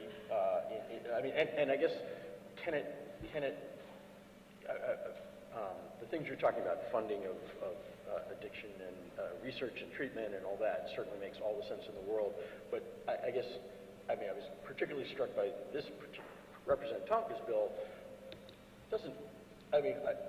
Can the toothpaste be put back in the tube on gambling itself, or is that ship more or less sailed, and it's really about dealing with the after effects? I think partly that ship has sailed, but I think your question is really apt. And as Brianne said, historically, gambling has and will continue to be regulated at the state level. There are no federal regulations on gambling except for a couple of antiquated 1960s laws and the National Indian Gaming Regulatory Commission. So this and even PAPSPA, the bill that was struck down that, as you mentioned, now allowed states to legalize sports betting, was a federal prohibition on states legalizing sports betting. So now that's removed. So gambling regulation has always existed state by state. I think that's probably where it's going to stay.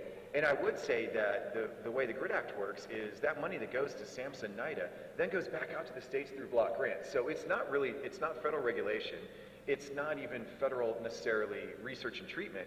It's federal role in funding states to do their historic role. And so I think it's a bill that's pretty pragmatic. I do think Congressman Tonko's bill goes beyond that and looks at a lot of federal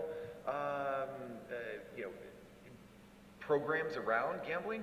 And certainly we don't oppose it, but it is not the way we've done gambling in the last 250 years. Maybe it's the perfect time for a change, but I think really most of this stuff is still going to happen at state level. I would say that I think there is a slim chance we see some baseline standards. If you may recall, when the Supreme Court overturned PAFSA, Senator Schumer, as well as retired Senator Hatch, did initially file a bill. It was simply a placeholder bill that outlined what some of those minimum standards should be if states were to legalize and regulate gambling.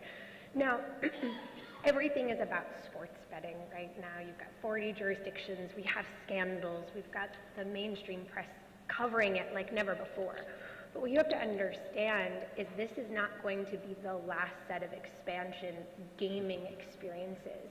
The next thing is going to be a slot machine in everybody's pocket, right? And so I do think that there is some interest from Congress about what exactly is happening at the states, and do we need at least some baselines to ensure integrity and safety and consumer welfare here before we see the next? Interesting. All right. Well, so let's sort of shift into the main guts of the program, which is really about sort of the impact of this overall landscape that we've been talking about for sports gambling on athletes. So I guess maybe I'll start at the other end and ask each of you to sort of talk about what kind of most keeps you up at night when it comes to the impact of this larger sports gambling situation on college athletes. Wow. Well, we could go for probably 45 minutes, but let's keep it for a couple. And sure. We'll keep it tight. I'll highlight a few things. So again, we think a lot about intersectionality. So we know that youth is a time of intense risk-taking, and that 18 to 24 is the range of the highest rate of risky behavior, not just gambling, but sex, drugs, and rock and roll, if you will. So we know youth are at risk, and from the previous NCAA studies, we know that most student athletes who gamble started before they came to college. But right now, almost all of our prevention and educational measures around gambling, if they are at your college, that's about the first time someone's ever talked to some of these kids about what the rules are, why the minimum age is 18 for daily fantasy, but the same company is offering you sports betting, but you can't do that till 21. Or you can't do it on this side of the river in DC, but you can in Virginia, and blah, blah. We make it so hard for kids who are already in this high-risk category to figure out what's legal, what's not, and as Tim said, it changed 3 times for the course of his case.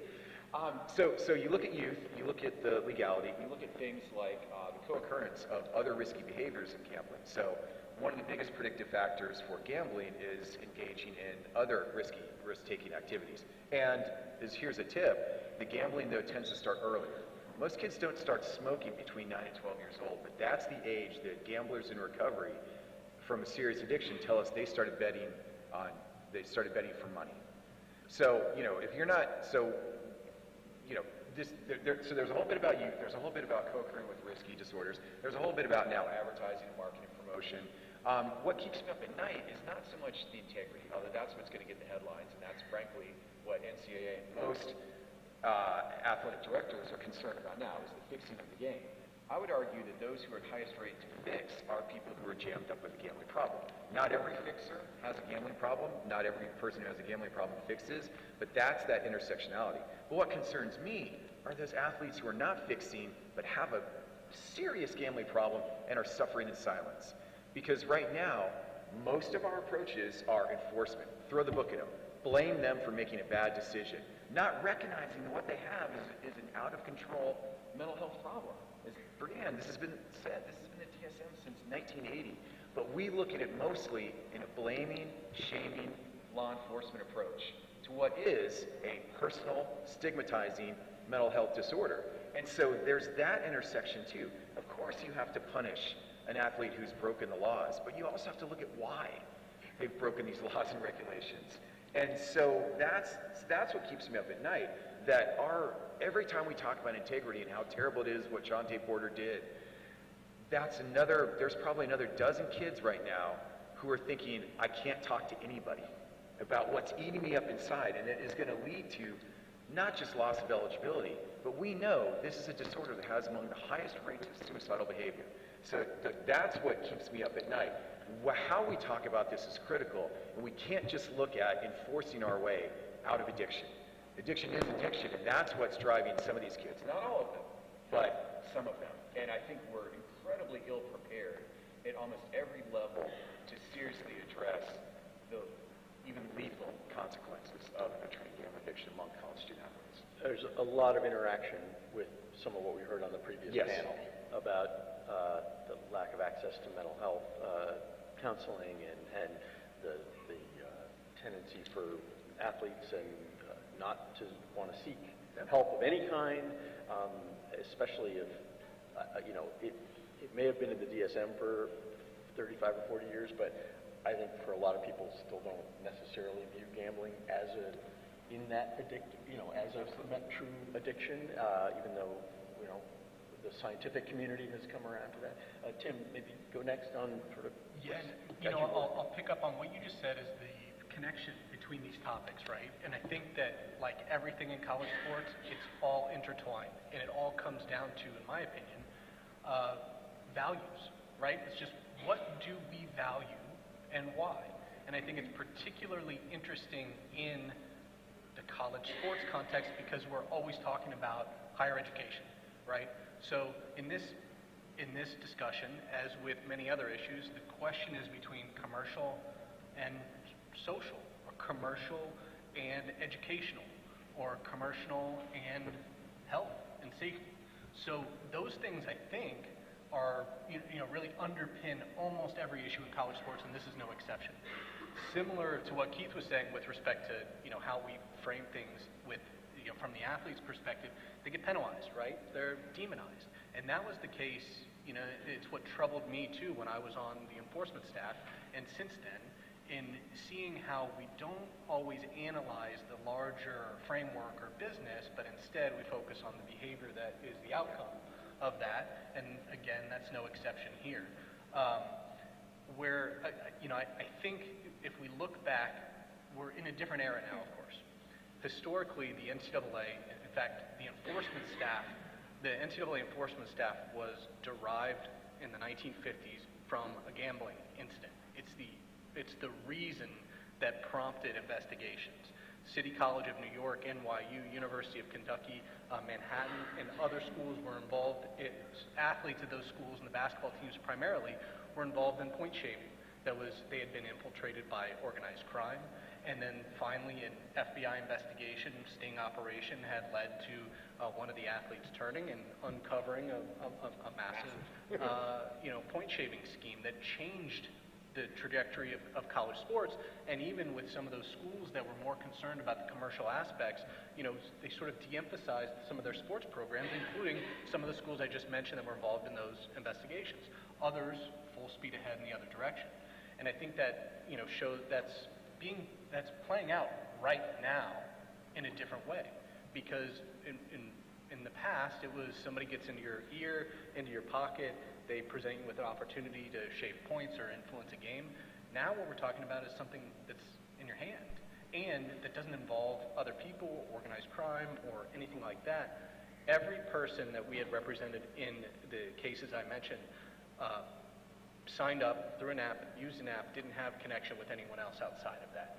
There were no integrity concerns that were cited as part of that. So as Keith mentioned, the focus is often on integrity, but really what we're dealing with is a circumstance in which, in a totally different era, there may not be integrity concerns, but what there are impulsive decisions to use an app that everyone is using and placing bets that range from 50 cents to maybe $100 or so that come with some pretty serious consequences.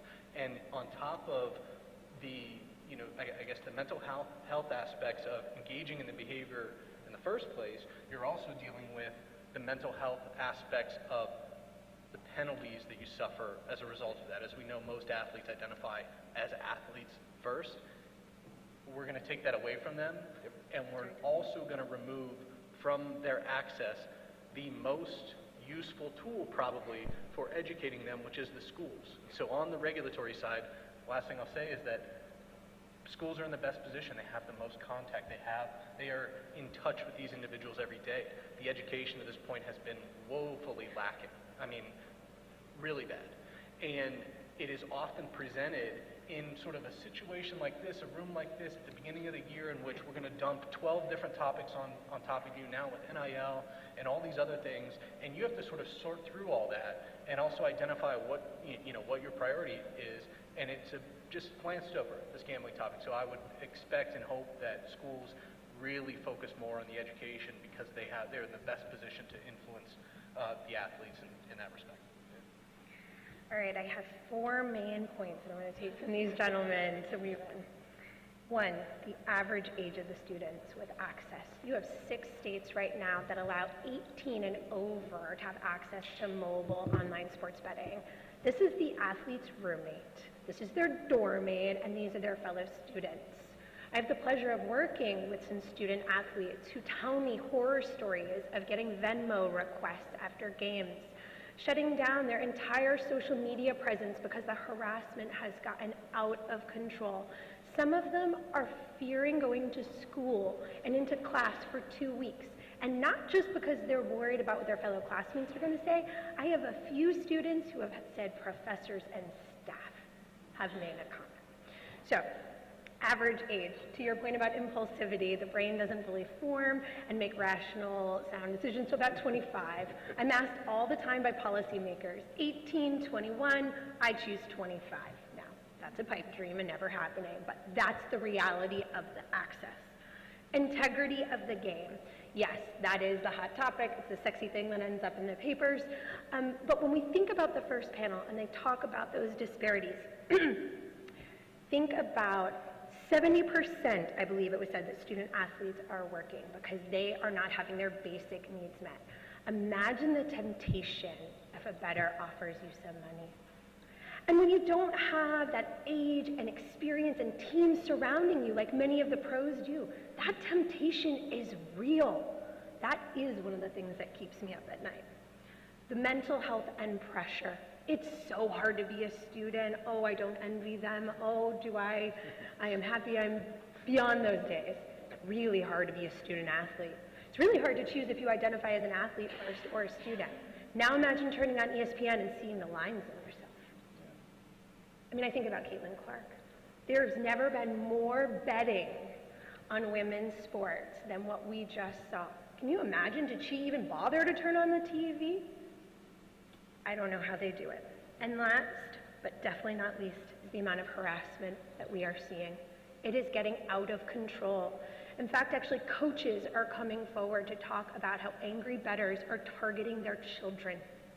The Cavaliers coach just made a statement about 2 weeks ago saying that he was absolutely done with the way that angry bettors feel that they can behave both on social media and in general as it relates to his performance, his team's performance, and his kids are definitely no go. But it's happening. And so those are the things that keep me up thinking, is the toothpaste out? How do we put it back? And what do we do? Wow, okay, lots of different directions we could go in. Maybe let's start, I guess I'm thinking about, I'd love to talk a little bit about sort of what might work. And you talked, Tim, you talked about this role of the schools and the education piece. Can you talk a little bit more about kind of any kind of effective, and I assume you're talking mostly about in terms of, are you talking broadly about gambling, or are you talking about for the athletes? We were talking about sort of the education piece. Yeah, I think generally speaking about education for the athletes on a variety of topics, but in this instance, sports wagering, of course, it poses one of the most significant risks to them with respect to what we've been talking about, mental health, and their careers, and their financial wherewithal too. And I think all those things intersect. No, but and I always, I mean, I thought that schools were doing a lot of education of the athletes in, you know. It's compliance-based. I mean, Yeah, so I think right. that's, and you have to have compliance. No question. I mean, that is a foundational factor of this. But it can't only be compliance. It would be like talking about substance abuse on campus by just reminding kids heroin's illegal. And then, okay, you've been informed. Now we're going to go away. We know after decades and decades that that's not enough. And especially because gambling, as we've all said, is so attractive, it's so lucrative. You know that the vast majority of college students report that they're actively betting on sports. In the past month, 60% the NCAA found. It's now abnormal not to bet sports. If you are a male collegian, you are unusual. You're maybe even ostracized if you're not on the app. So compliance is a important part, but it's probably the least important part of education. It has to be reality-based. It has to be positive. It's got to be integrated. Financial literacy is a huge, huge opportunity. And so, you know, again, integrating gambling addiction into the prevention that we talk about, our behavioral health approaches. I would tell you from our work that we've done over the past 30 years, most colleges do not have a certified gambling counselor on staff, and probably most of them don't even have one in their state. Yeah. So even if kids did seek help, even if your athletes came and said, absolutely, I'm way jammed up, most of your professionals would not have any specific experience on how to actually help them. And so, so from soup to nuts, this system has to change. It starts with education, we absolutely agree. And then the other thing, Doug, I'll talk about that we can just throw out there is that sports betting has fundamentally changed. All of us, most of us here, grew up in an era where the bets you placed were on the outcome of the game. And you might place them a day or even a week in advance. Tuesday morning, you'd bet on the NFL games that weekend. And then you'd wait, you'd collect, or you'd pay up on Mondays. That is so quaint and antiquated now, and all the kids in the audience are probably laughing hysterically. You now have 1,500 to 2,000 games available every day on an app. You can bet sports now 24 hours a day, and it's passé to bet outcome of the game. The majority, not vast majority, of sports bets placed in the United States in 2023 were placed on events within the game, in-play betting as we call it. And those, you can place hundreds of bets within a particular game, and the data is coming where you might be able to now place hundreds of bets on the outcome of a particular play. American sports are not designed, but the way we have intervals in play, that's just enough time now to reset the odds on dozens now, hundreds of propositions soon. Will there be a pass or a touchdown? Will there be a penalty on a game? Will a certain player do a certain activity in a particular play? That's all coming, and it's there on some sports. So we have to think about, too, that the fact that the sports betting we grew up with has virtually nothing to do with the sports betting we do now. But the kids still believe it's skill, that sports betting is a game of skill. But with the way they engage on a 20-team parlay or an in-play bet on whether or not the next fastball will be more or less than 90 miles an hour, that has nothing to do with skill. That's almost entirely random. They're basically, they go into this thinking it's a game of skill, but they're playing it like they're playing a slot machine. And there's a lot of risk there as technology completely changes. Gambling is mutable. It's mutable by technology, and so anyways, just to throw that out there, I think there's some real risk. Speaking of intersectionality, you're blowing my mind. I'm just thinking about the role of AI potentially making many things possible. You don't play the app plays you, and I mean that's been clear for a long time. And so especially when the kid starts to engage and initiate, the bets that you're going to be served, the promotions you're going to be served, are hyper-targeted, tailored to you. And so, many of us have a school-specific identity. You'll receive pop-up notifications, and bet now on, because it's 5 minutes before kickoff, or maybe you're going to get a notice at halftime. The app knows that you're down, and hey, they'll offer you a long shot bet that would allow you to make up all the losses in the first half on a proposition. Now, I mean, it's almost Orwellian, the amount of information that's being deployed against individual bettors and being served individual bets that are often not in their best interest for all sorts of reasons. So going back to sort of this larger question of toothpaste back in the tube, the proposal from Charlie Baker on prop bets, and I mean, Are there forms of lines that could be drawn that could blunt the impact? I think that banning prop bets is a first start, but we'd be naive to think that it solves all of the issues, right? We're still talking about a business model that's predicated on in-play betting and riling you up. And, you know, Keith and I talk a lot about how sports betting took everything we knew about addiction and behaviors that were problematic with the gambling and flipped it on its head. What do I mean by that? An example is we used to talk about chasing losses. If someone presented and they seem to be chasing their losses, this would be a sign. But actually, we know what's more emblematic of a problem in sports betting is reckless highs. Trying to recreate that dopamine. You're with your friends, you're at a game, you're drinking. Yes, I just hit, I'm going to put it all back on the line, right? So even though we can eliminate some of those concerns with props, and it's a start, we still do have to. I did want to offer up some stats that I think are relevant to this discussion. 22% of colleges have a gambling policy. With gambling being so pervasive, with everybody having access to it, more than half the United States population, how is it that 22% of colleges have a gambling policy? We have policies about everything else. And just what are the, can you summarize it all, what those policies look like? Well, they vary, right? Sometimes it was no gambling on college campuses, although there was a bill just introduced in Maryland that wanted to legalize iGaming, but they wanted to geo-fence the colleges. Similar to what we have here in DC, you can't bet on federal lands. Some of them just talk about where and when it's appropriate, but that brings me to my next stat, that half of college students say that they have participated in gambling while in the school and in class. And 1 in 8 college students have used financial aid to gamble as a way to make money. And 6% of college students have a gambling problem, which is incredibly, incredibly worrisome, given that, as Keith pointed out, most colleges are not equipped with even someone who could provide adequate education and training to support staff and coaches, because they themselves don't even understand this unique addiction and how it impacts a person. You know, not to be the Debbie Downer of the room, but someone with a gambling addiction is 15 times more likely to have suicidal ideations or to attempt to take their own life. When we're talking about startling statistics that the first panel brought up about depression and anxiety, and now we're talking about easier access and FOMO, and I've got to gamble, and then that compounds itself.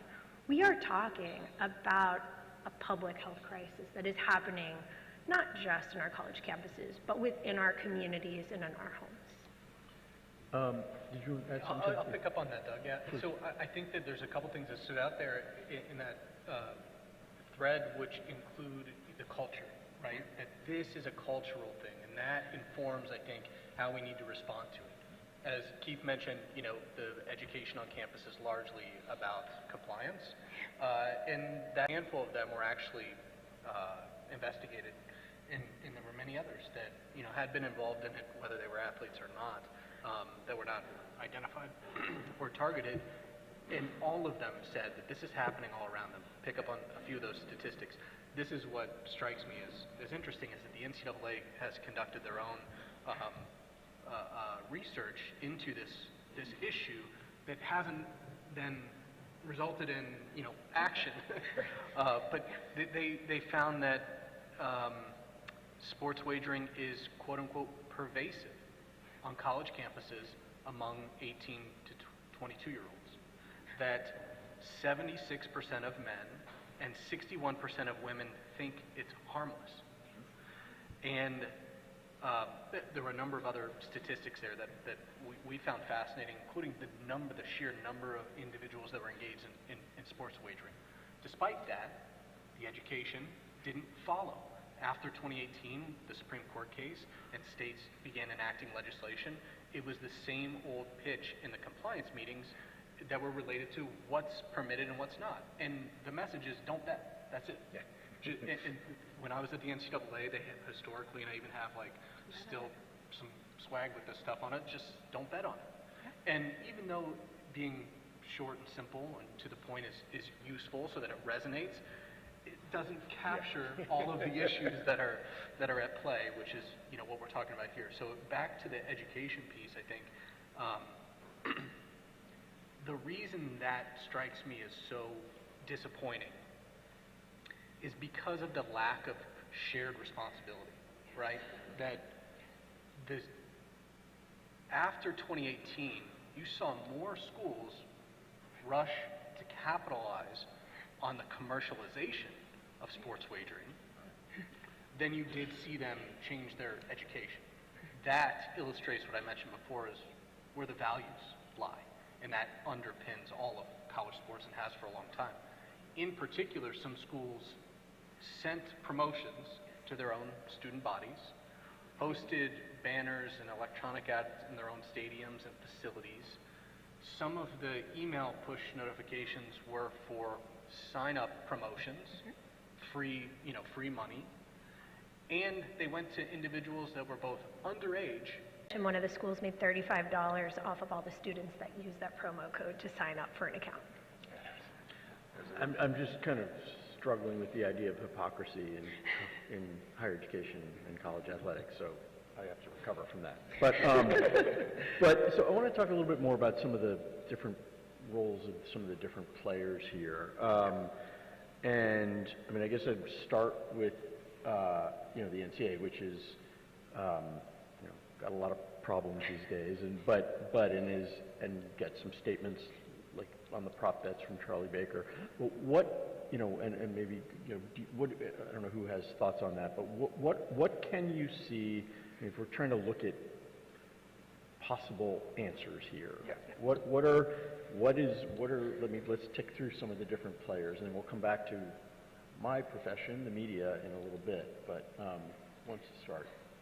A couple things. They do take a stance on more than just prop bets, and I'm going to agree with them here. They are pushing policies to increase the average national age for betting to 21, and this would minimize a lot of those pressures I talked about happening within the dorms and in the classroom. So let's increase that minimum age to 21. They are talking about standardizing problem gambling supports. They are advocating for one national helpline, for which Keith operates 1-800-GAMBLER. For anyone in the room, please remember it and know it is available to you 365, 24/7, and it is confidential. But 9 states right now have absolutely no services or support. So if you call, there's not a lot that we can send you or go somewhere. So the NCAA is taking a position on that. I think that's really important. I think that the NCAA needs to do a hard look and examine how much they can invest in sizing up and scaling up the education and moving it away from compliance. They do actually do some minimal training right now with certain schools around gambling addiction. And while yes, an athlete is like 4 to 6 times more likely to struggle with an addiction, there's a lot more to the intersection of sports betting and being an athlete, right? I talked a little bit about the harassment, the pressures, how do I have social media, and so really it is time for the NCAA to invest in ensuring that every school is equipped with proper training and supports for their students and athletes alike. Anybody else? I mean, I agree entirely with that. The NCAA has recognized the issue. They have made certain changes to the way they approach the situation, but obviously there's a variety of influences and voices in this respect. In the midst of our investigation last year, the NCAA changed some of their penalties that applied to the athletes that were involved in sports wagering, and for the better. And so I do give them credit that as they were looking at this, they were figuring out what can we do to uphold the integrity of the sport that we think is important. It is important, while still recognizing that athletes need more than just a boot out of school, the permanent ineligibility, loss of their scholarship, loss of the chance of graduation, which historically has been, what's been used for almost every penalty for sports wagering. They reduced some of those penalties in favor of education. Now they still held on to, and this is where it's a little bit more nuanced, and I think it's challenging from them from a public perception too, that they changed the rules with respect to bets that were placed on your sports other than your own and sports at your school other than your team. But they kept permanent ineligibility as the penalty for sports bets on your team. And that's a tough one to argue against.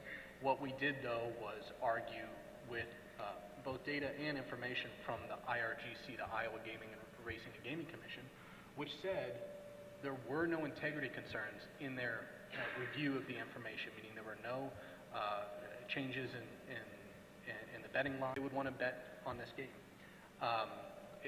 So I think, go ahead, Doug. No, just listening. I'm sort of, again.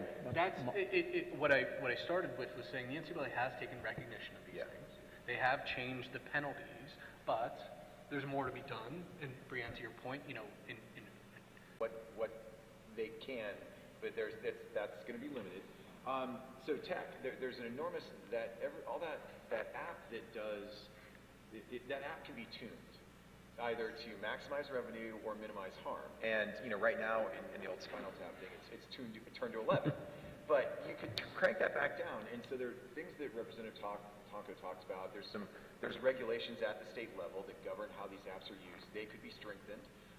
That same app that is using predictive analytics to serve you a bet could also use predictive analytics to see if you're at risk or if you're betting in excess of your income. So there's a counterpoint with that, with the technology. It's value neutral. It's how we use it, and frankly, how regulation goes. So that's the second group is government.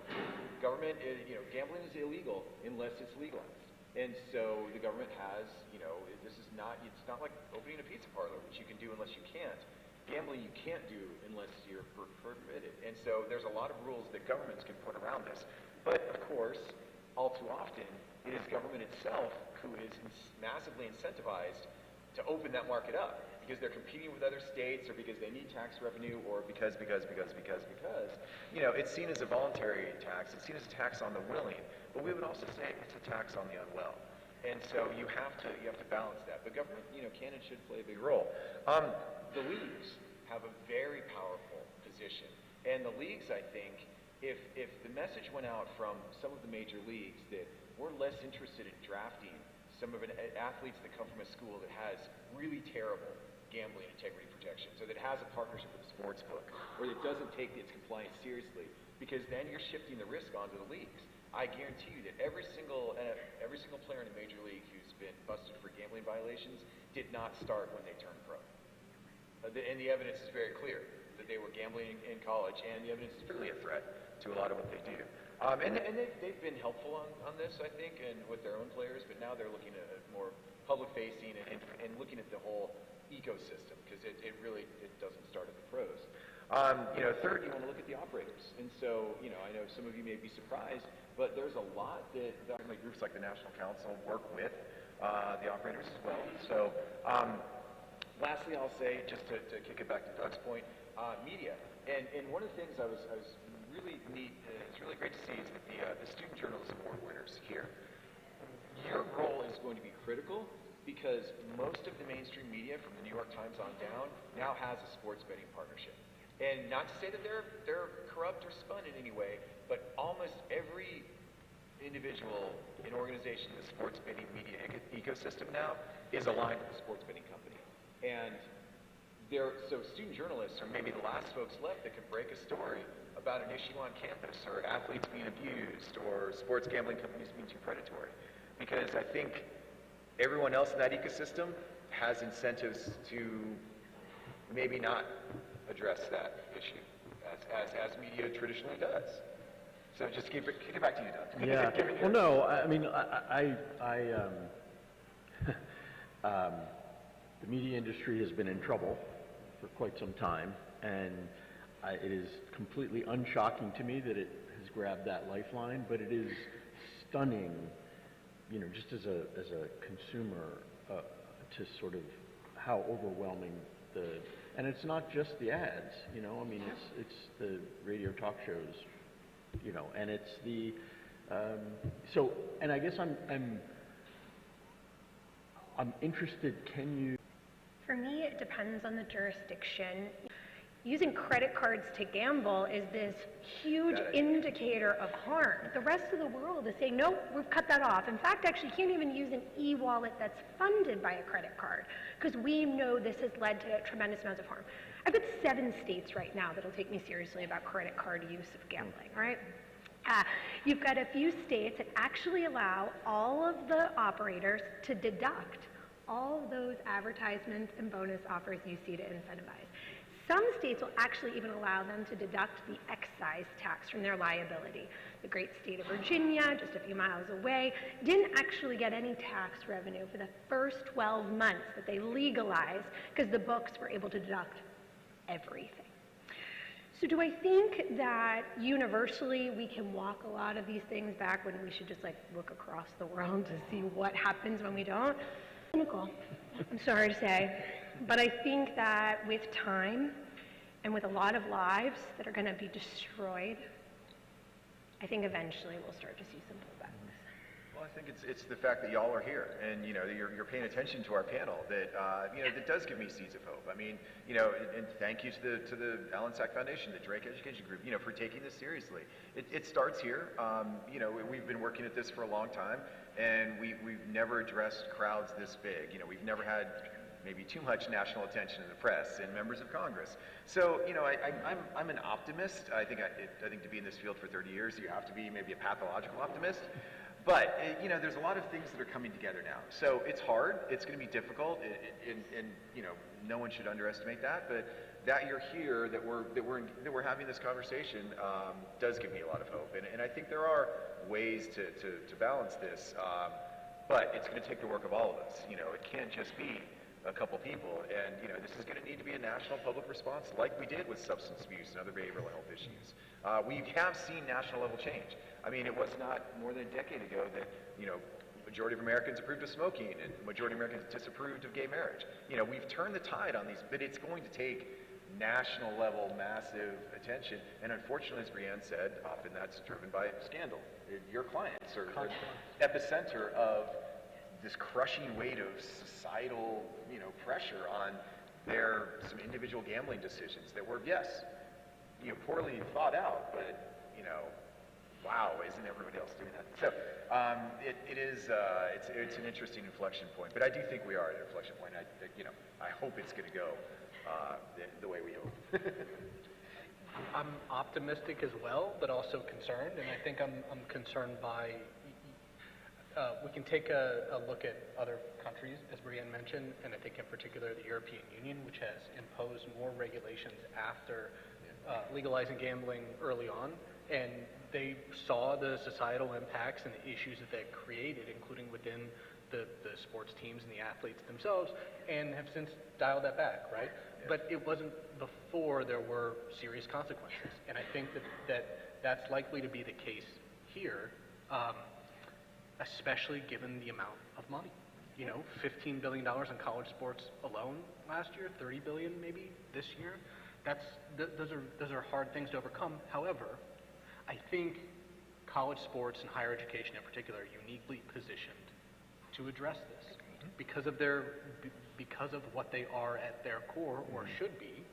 That if individuals come to work thinking about, this is not just sports wagering, how do we promote the health and the safety and the education and the welfare of young people, because that's what we're tasked to do, rather than how do we make money today? How do we put ourselves in the best position to win games and get the best TV revenues? It truly comes down to values, and even though I'm hopeful that we can do that before there are more consequences, I will say that after the Iowa and Iowa State gambling investigations, I don't even, how many people were aware of that? Actually, can I just take an informal poll?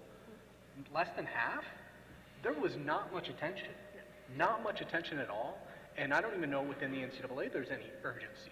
We tried to raise that urgency by illustrating how troubling this was, and that this was just the beginning.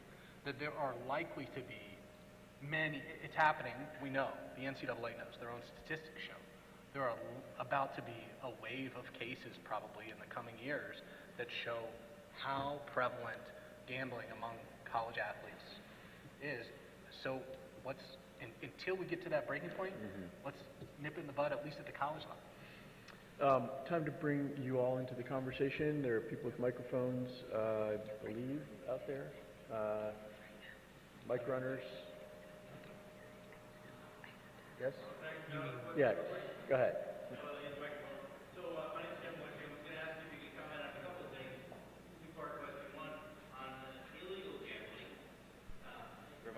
One on illegal gambling, and that, you know, was supposed to be like gone away if we legalized gambling. And the second thing is the, just like marijuana and other things like that. So the illegal gambling and that growth, and then also the, like the Olympics and the chances of other athletes, you know, getting involved in the Olympics and gambling and that.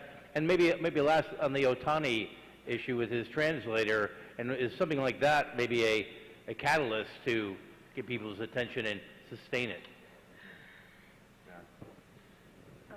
Great. You Go ahead. can go on earlier. I mean, I'll quickly say that there's one of the interesting balancing acts here is when a state legalizes sports betting, as Kevin said, one of the sell points is that we'll eliminate the illegal market. That somehow you'll shift bettors from the legal to the illegal market. And there's evidence that does happen. But of course, when you go into the legal market, you've got to be identified. You've got to pay taxes. And there's all sorts of other controls, restrictions, and friction in economic terms that the offshore books or your local corner bookie don't have. And so I think it's naive to say, and we have no evidence to say it's going to 100% of the market is going to shift to the legal side. And there's some interesting data out of New Jersey, which has the longest experience with online sports betting, that shows roughly 30% of their active sports bettors maintain both a legal and an illegal app on their phones. And of course, if you're a college student athlete, you're probably, well, if you're a college student athlete, you're probably either using your girlfriend's account or your parents' account, as we saw, or you're going offshore because, of course, you're probably clever enough to realize that using your own name and betting illegally with a major, like legalized operators going to get you into trouble. So there's always that. So the illegal market, I think, is always going to be there. And the paradoxical thing is, the more heavily you regulate legalized sports betting operations, the more there may be people that may be incentivized to go offshore. So it's a really delicate balance. So, for example, we talked about this, betting props on college players makes a lot of policy sense for a lot of reasons. It will also drive people that would continue to want to bet those right into the arms of the offshore operators. And so I'm not saying, as the industry often does, that, oh, that means there should be no regulation because, of course, you're never going to be able to get your tax rate below zero. You know, you're never going to be able to offer less restrictions than someone who's operating in Curacao. But it is also still the point that the higher we raise all that stuff, the more you do allow for the illegal market, because they will certainly love to beam to you a college player prop, you know, during the Final Four. That a lot of people would be very attractive. So I think it's a great question, Kevin. It's a heck of a thing. But U.S., we don't bet on the Olympics much, but everybody else does. And internationally, you see a massive market on Olympics. And given now the globalization of sport, you will probably see a lot more of that, and that affects people in the college student space because while you may not, you know, there may not be a huge role for professional swimming or volleyball or equestrian sports, there certainly is an international betting market on it. Now that you can stream those games and that there's a market to be made, there will probably be a market because, of course, the books want to have as many options for people to bet on. It costs them very little to set out a market. And so if there is a market for, you know, Julie's women's swimming, then there's probably someone there who's going to serve it to you.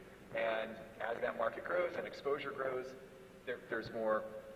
So I think we're going to see a surge. We Americans traditionally bet on sports that are televised, that you can watch live, and that's our power sports.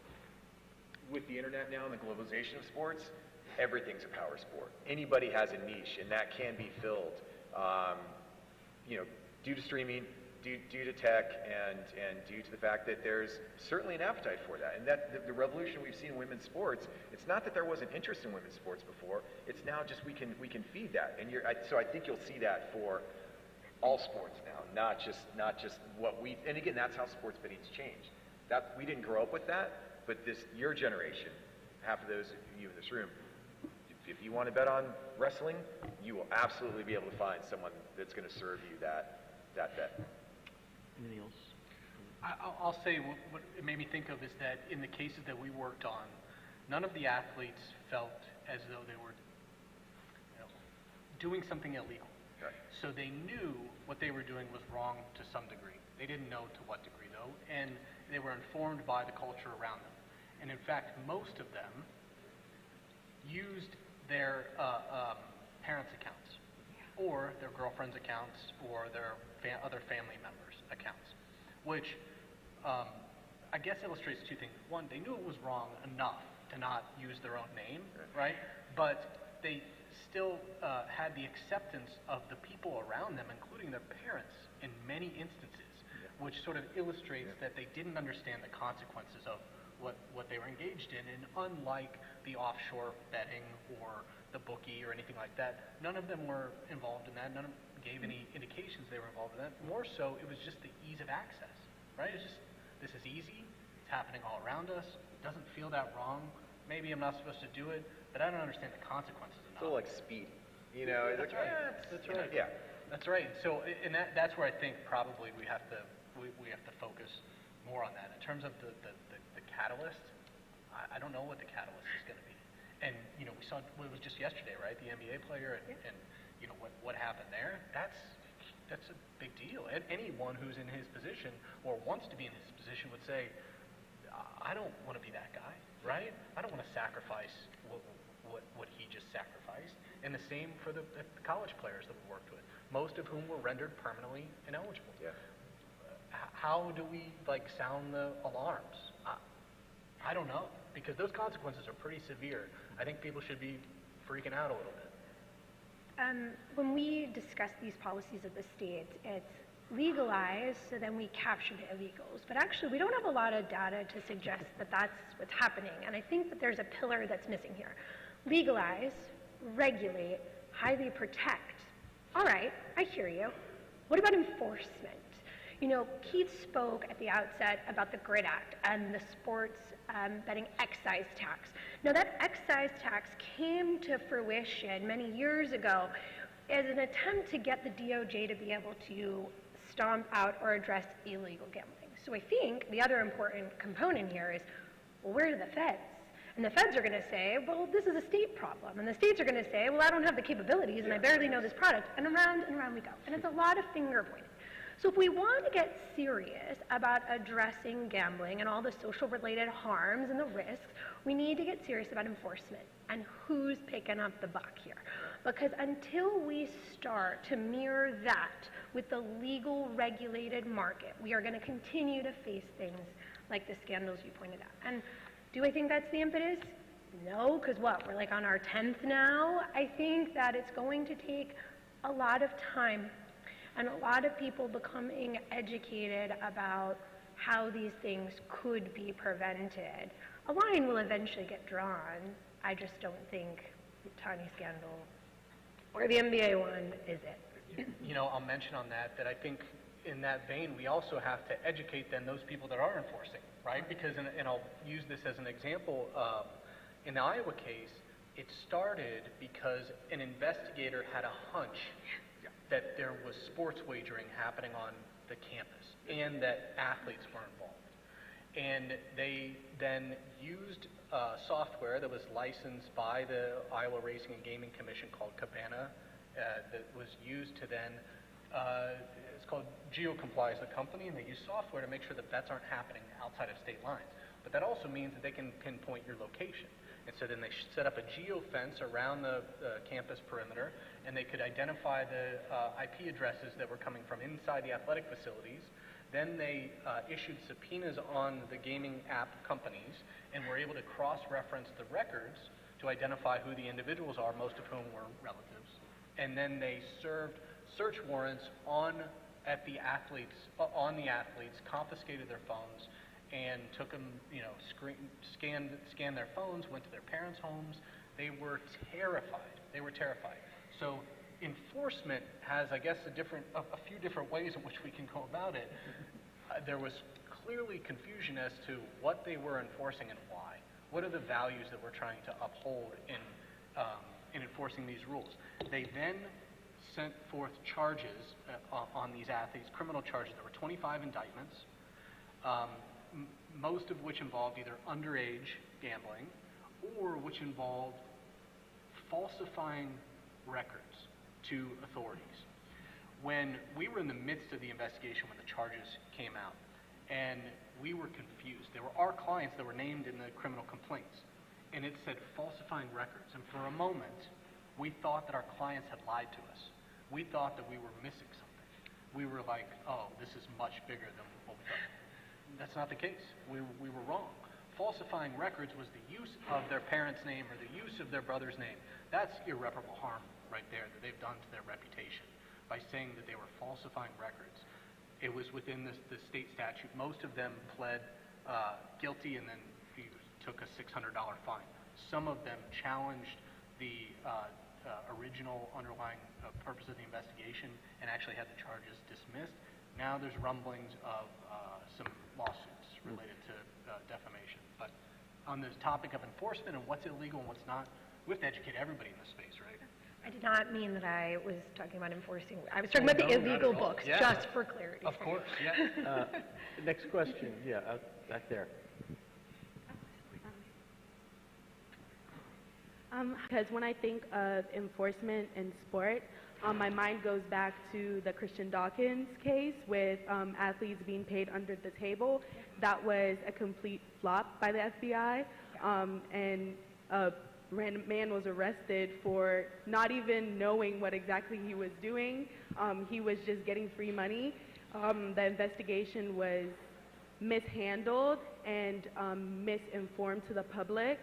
So I think in terms of sports and FBI and enforcement, and especially knowing the demographic of these sports teams are not, you know, we're going to be so real here. There are a lot of black athletes, and knowing the social climate when it comes to that, I think enforcement and involving the federations after expressing the need for more communication of the mental health impact of sports betting and betting in general, I think that's a little dicey from my opinion.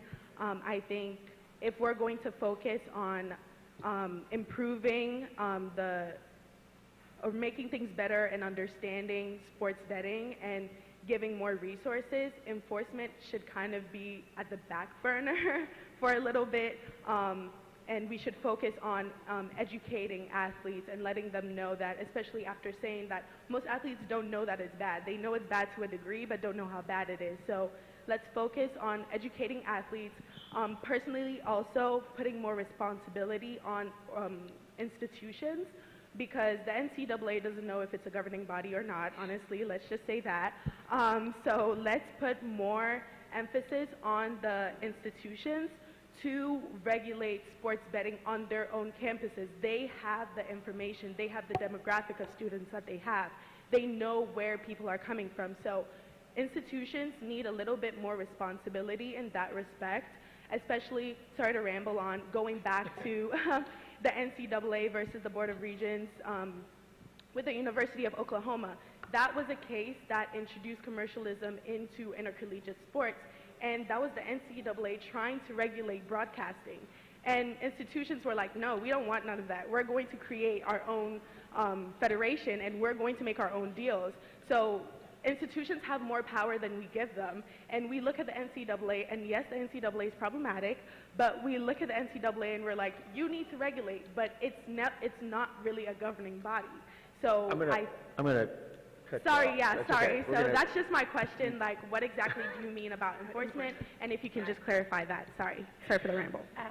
Your point's well made about doing more with education and increasing that, making that a priority. But when we think about how this industry is evolving and how we got to the point of pervasiveness, that's been a common theme that all of us have said, right? This is pervasive. You have to understand the policy argument that the industry is making.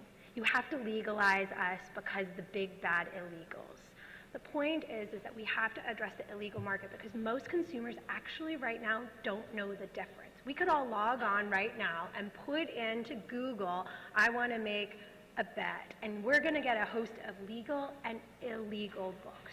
And until we start to address the illegal market that have no consumer protections, that are skirting the laws and are not paying their taxes, we're not going to address some of the problems that are arising there.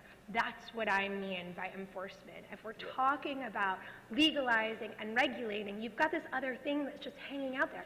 And yes, I agree, the FBI didn't exactly do a stellar job, but I have the privilege of working alongside some of those agents who are trying the best they can because this is their second job, because they too kind of inherited this new market. And what does it mean and what does it look like?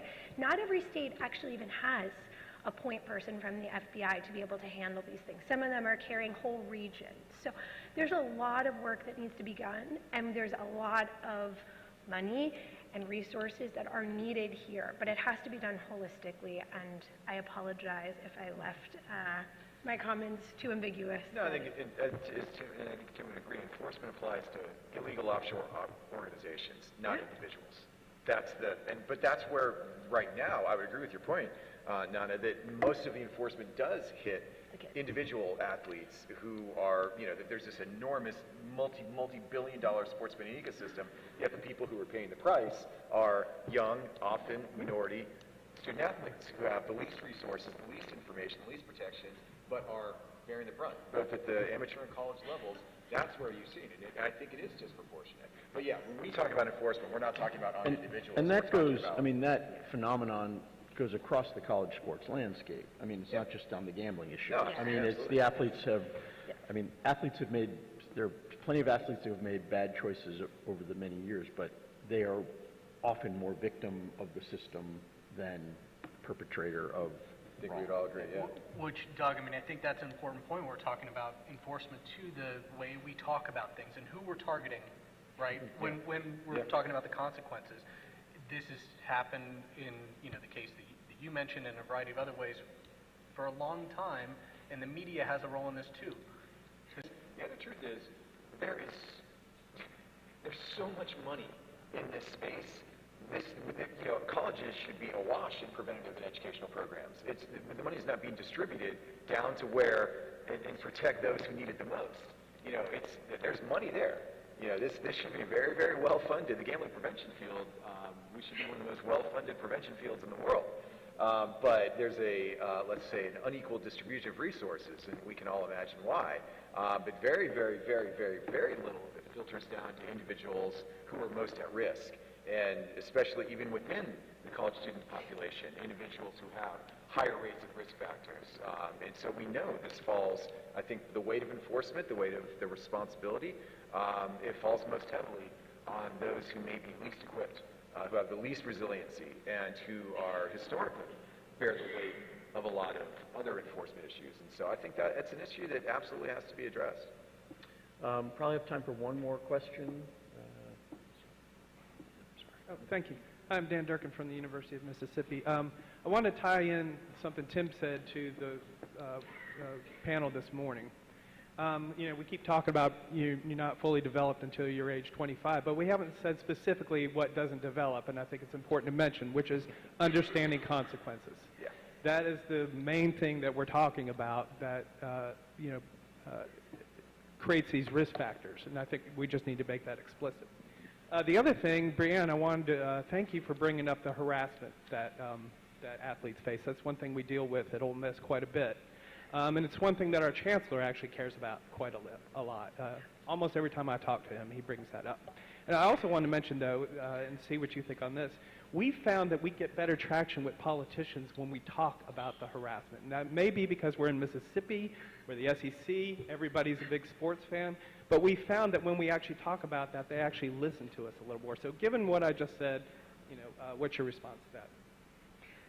Well, you're in the throes of talking about mobile sports betting right now, so timely for you to be talking about it, right? Because the harassment could only become more pervasive. What I'd like to offer up is a congratulations to your chancellor for trying to tackle this head on. There have been 2 states that have tried to do something to address these concerns. That's the state of Colorado and Ohio. They've recently contracted with an entity I'm proud to serve on the board of. It's Cambridge Behavioral Health.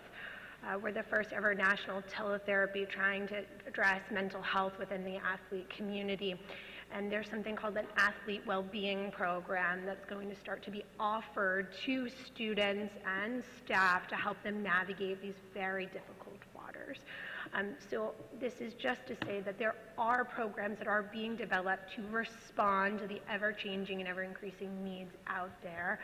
And, again, kudos to the institution for taking it seriously, especially as you're at an inflection point of even expanding gambling offerings in your state further. So we are at time. Lunch is waiting. I want to offer thanks to Keith, Tim, and Brianne, and thanks to all of you for listening. Thank you.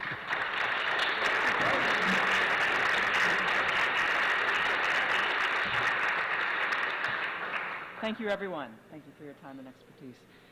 A buffet luncheon is now available at the back of the ballroom. I will ask tables 1 through 5 to go first, and you will line up on the left side of the ballroom, and you can go from either side of the buffet table. And our national awards presentations begin promptly at 1 p.m.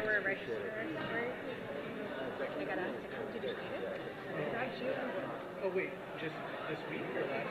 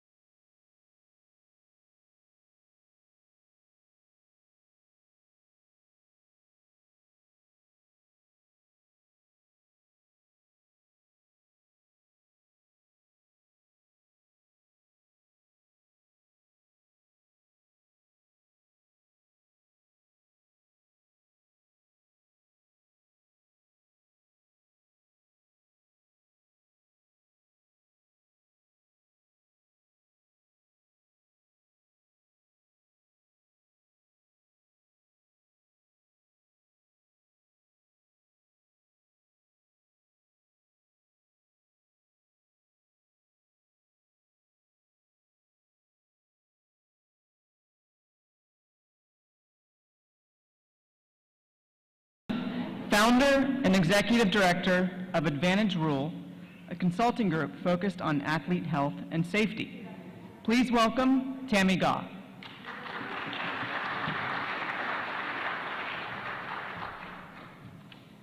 Thank you, and on behalf of the Drake Group Education Fund's Board of Directors, I would like to welcome all of you to the event today, thanking all of you for not only taking time out of your day to show up, but for some of the great questions that have already contributed to this. So I appreciate that very much, and on behalf of all of us, welcome to the event. We believe that college sports continue to contribute to vibrant campus opportunities and that athletes should be given that ability whenever possible and supported in every way possible. The key is to make sure that our athletes get a great education and that we eliminate whenever possible and as soon as possible anything that threatens their health and safety. That is a core tenet of the Drake Group Education Fund and our history.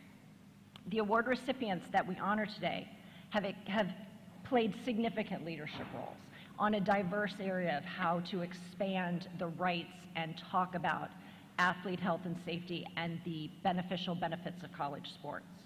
They have expanded opportunities for underserved populations in advancing gender equity, educating the public about the need to protect college athletes from discrimination, economic exploitation, physical and mental abuse. These are truly wonderful honorees that we are so grateful to have here with us today. I'd like to ask Alan Sack to please come and stand beside me to do the honors of presenting each of the 3 awards being bestowed today. And in conjunction with that, I do want to recognize also the platinum sponsorship of the University of New Haven in honor of Dr. Sack, where he served as a member of the faculty for 41 years.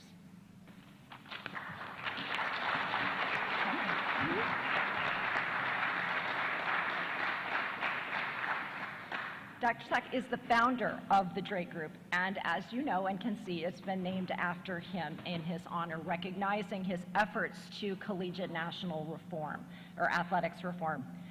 His unshakable commitment, unshakable, he hates this when we talk about him right up here, but his unshakable commitment to good scholarship, to dependence on research-supported data, and the love for potential competitive athletes to develop and deliver profound developmental experiences to those who play. He is the Professor Emeritus at the University of New Haven's Pompey College of Business, a former defensive end on the University of Notre Dame's 1966 National Championship team. Please join me in welcoming and thanking Alan for his life's work in making athletics a better place for college athletes.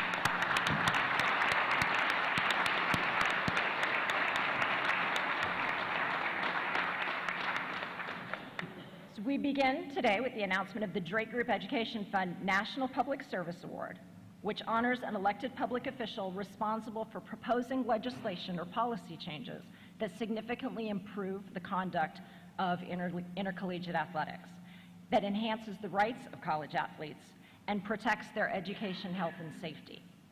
Our 2024 award honors and recognizes the persistent work of a member of Congress who has sponsored legislation to ensure gender equity in sports.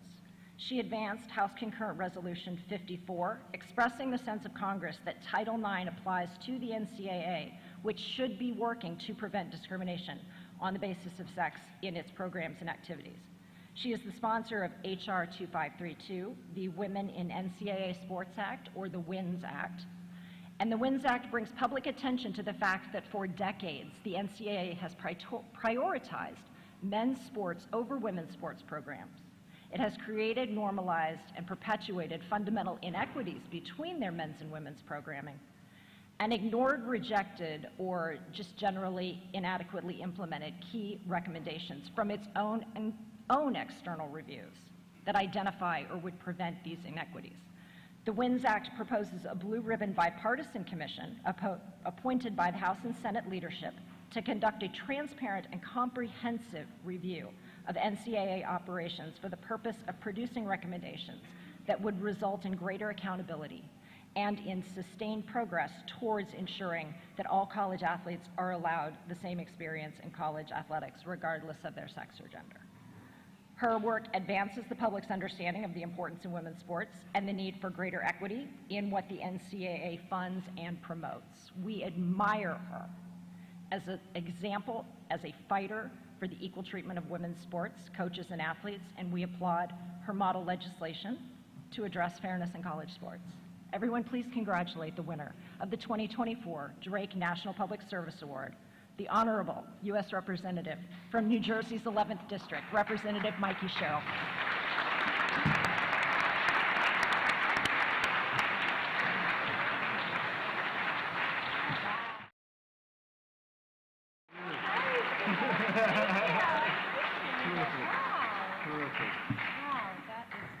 That's amazing. Thank you. This is such an honor. Although I've got to be honest, Dr. Sack, I have mixed emotions about Notre Dame as a good truly is. I really thank you for that great introduction, Tammy. That was really kind, and I'm honored to accept this year's National Public Service Award. Wow, it's been a great few weeks for women's sports.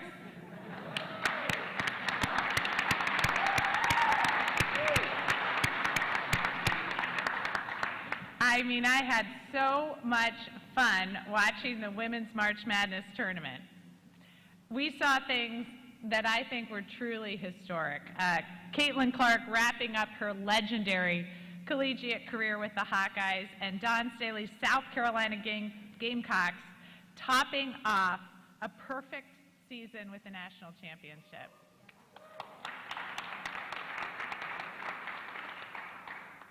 And as much as I enjoyed all of that, I'm a little bit competitive.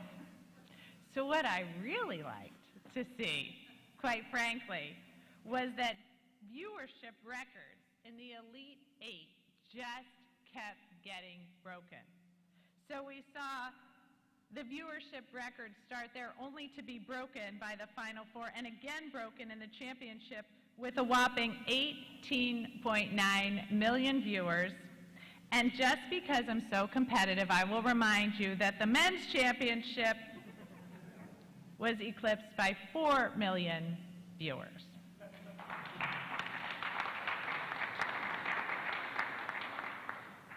As I always like to say, I love the men. I'm raising 2 of them. But man, that was a good feeling. Because it's what we've been talking about. It's what we've been saying. In fact, I remember talking to Emmert and saying, look, you're leaving viewers on the table. You're leaving women like me who grew up playing competitive sports and want to watch women compete on the table. You're leaving us behind. And if you build it, they will come. And we just saw what Charlie Barker built, and we saw people coming, and we will continue to see this growing. The recent success at all levels was built on women putting hours in the gym, hours on the court, hours on the field, largely when nobody was watching. I don't know if you guys remember those commercials about Missy Franklin's swim meets, and it's a blank screen because nobody recorded it. This is what we've seen in women's sports. It's truly been a reforms that will best support growing collegiate athletics. And I've been fortunate to work alongside the Drake Group as I advocate for Title IX and women's sports in Congress. This issue is so important to me because I grew up playing sports. And you know, what's so fascinating to watch is I've seen in my own family the differences. My mother didn't play on any organized sports teams as a child. She played kickball at school recess. I was able to play on organized sports teams, but the resources always went to the boys' teams, the better coaches, the better fields, the better uniforms. And now as I watch, I have 2 girls and 2 boys, school-age children, and the coaches for my girls are the same exact coaches as my boys get on the travel teams. The fields that my daughters play on, when they leave the field, those are the fields my boys then start playing on. So we are still working hard to make sure that we see that across the country, but we are making gains, and we are seeing that play out now. In fact, one of the women's athletes that I love is Kelly O'Hara. She plays for the Gotham in New Jersey. And so I was talking to her about this and her advocacy to bring equal pay to women's soccer.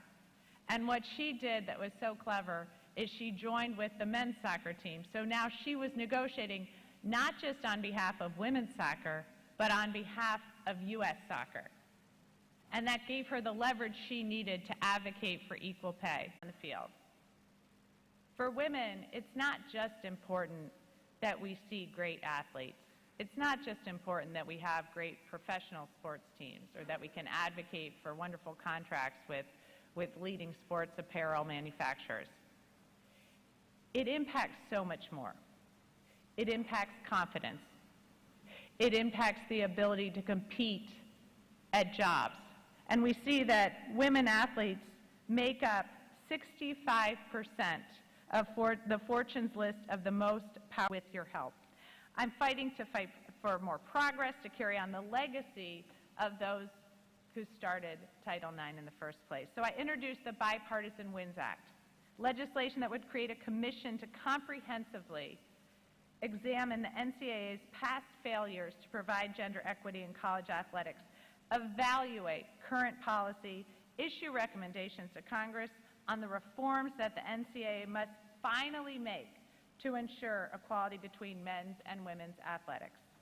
This legislation will bring the Kaplan report, the NCAA's the report that they themselves commissioned, the Kaplan report to the congressional level and provide needed oversight and accountability necessary to create real change. Even with a divided Congress, I'm confident we can get this bill across the finish line.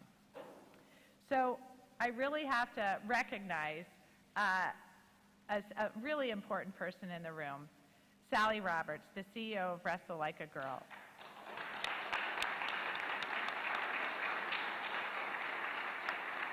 While I have mixed emotions about Notre Dame, as we've all discussed, a group that I never have any mixed emotions about are our women's veterans community. They have been such leaders in so many ways, and so Sally is such a great representation of that. We have seen in New Jersey participation in high school girls wrestling increase by 600% over the last 9 years. Truly amazing.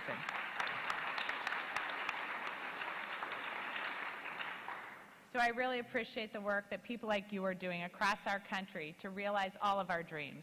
It's so important. So it's been an honor to be here today, especially an honor to be here with Drake and all of the work that you are doing to see that we create better equity and fairness throughout college athletics. Thank you again.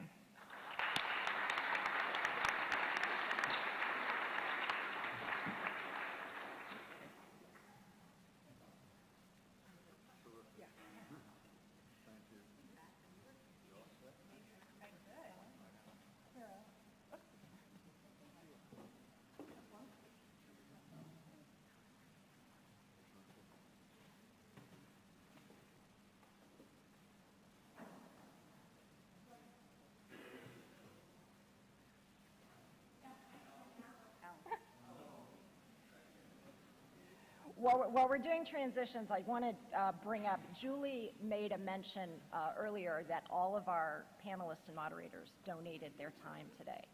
And we do not take it lightly that experts and practitioners and people that can discuss all of these issues in very nuanced ways and can field questions and bring different perspectives on this. We do not take it lightly that these people have donated their time to come in here speak with us today, and so I just wanted to take another opportunity on behalf of the Board of Directors to thank all of our moderators and panelists who came in and have contributed to this.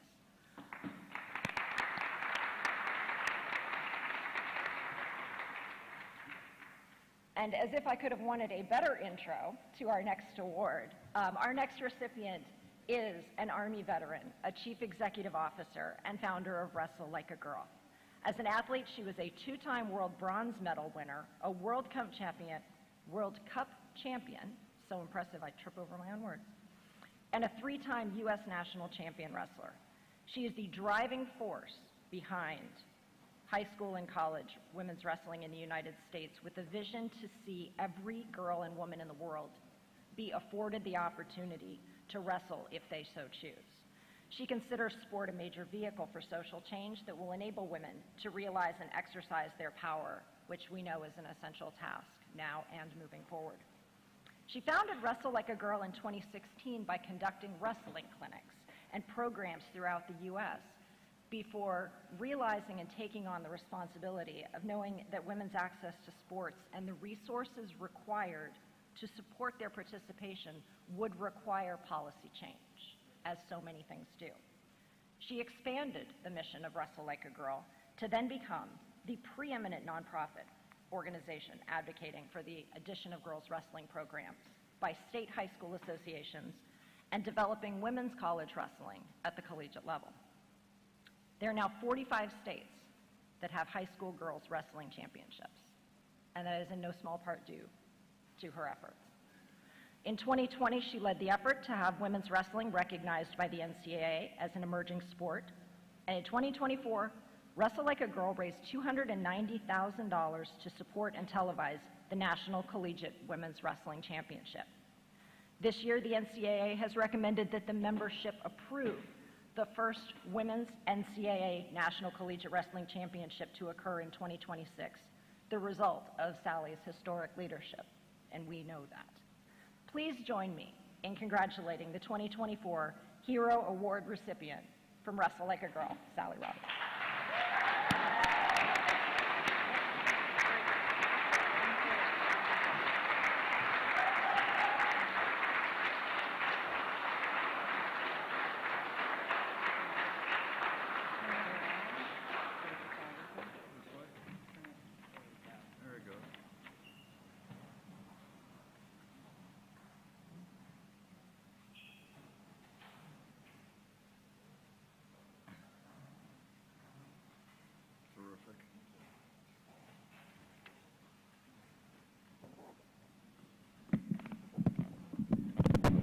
I sometimes feel tethered down.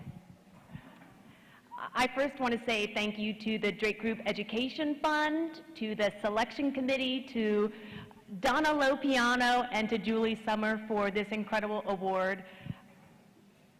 Many times the work that I've done has been acknowledged, but never just me and being a brave soldier that had a vision that took a leap, a very courageous leap. I've often had to think about all those that came before me, recognizing it wasn't just me, but there's many that had kicked open doors so that I had to take a brave and courageous leap to open doors for them. And I'll tell you, when I founded Wrestle Like a Girl, I actually approached 5 of my teammates and said, I started this organization, but I'm not the one that should run it, because I came from disadvantaged background, I didn't come from notoriety, I haven't come from nobility, I'm not an Olympic gold medalist. And other people can probably do it better that don't have the same challenges of being a juvenile delinquent who has gotten into fights, mostly with boys. I always won.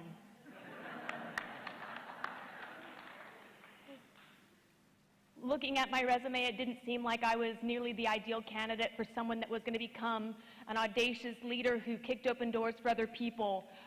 But as I've come to understand the NCAA, that's exactly the personality that was needed.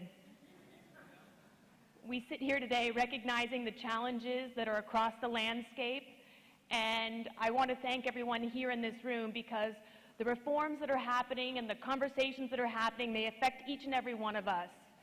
To the athletes that are in this room, I want you to know that I am adamant that they're the most effective voice, the most powerful voice on the character values that emulate and are needed across our society to fulfill leadership positions: courage, character, and confidence.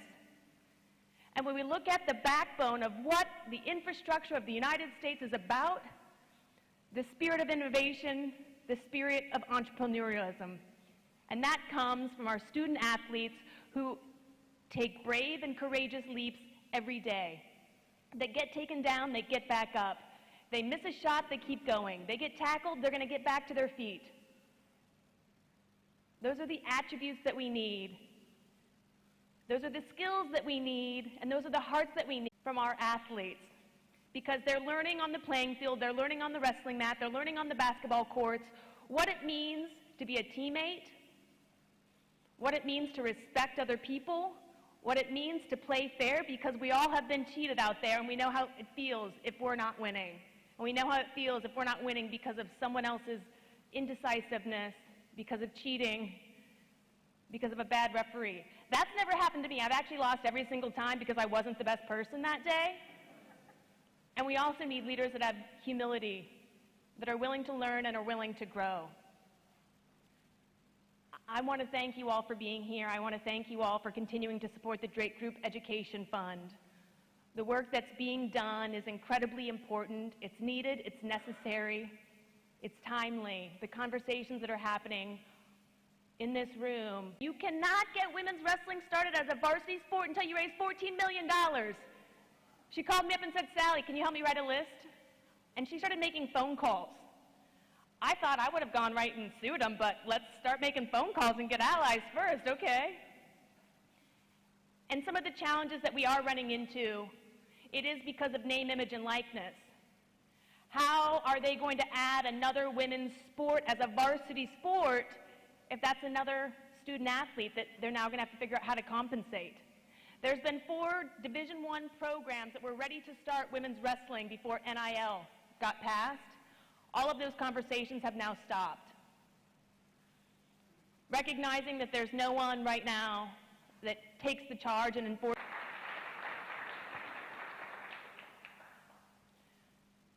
So in closing, I just want to share that I am who I am because I'm an athlete. Because so many people poured their heart and soul into making me and developing me and to holding my hand. I'm a mosaic of all people that have touched me. And I have learned that my voice is as powerful as I want it to be. But I have to continue to be brave. I have to continue to be courageous. I encourage all of you to look at your student athletes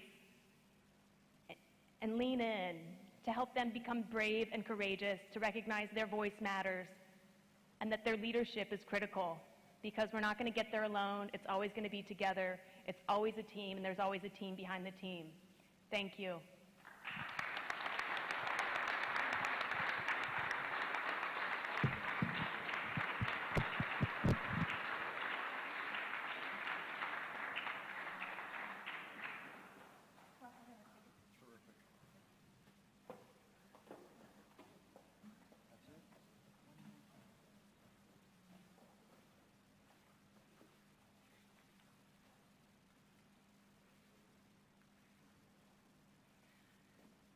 So I really appreciate the fact that the Drake Group Education Fund honors not only practitioners and people who have become involved in advocacy and government, they also choose to recognize the next generation of young people and undergraduate and graduate students who are doing the work and reporting on some of these stories, because we know that sometimes when you get into the larger field, access journalism becomes a thing.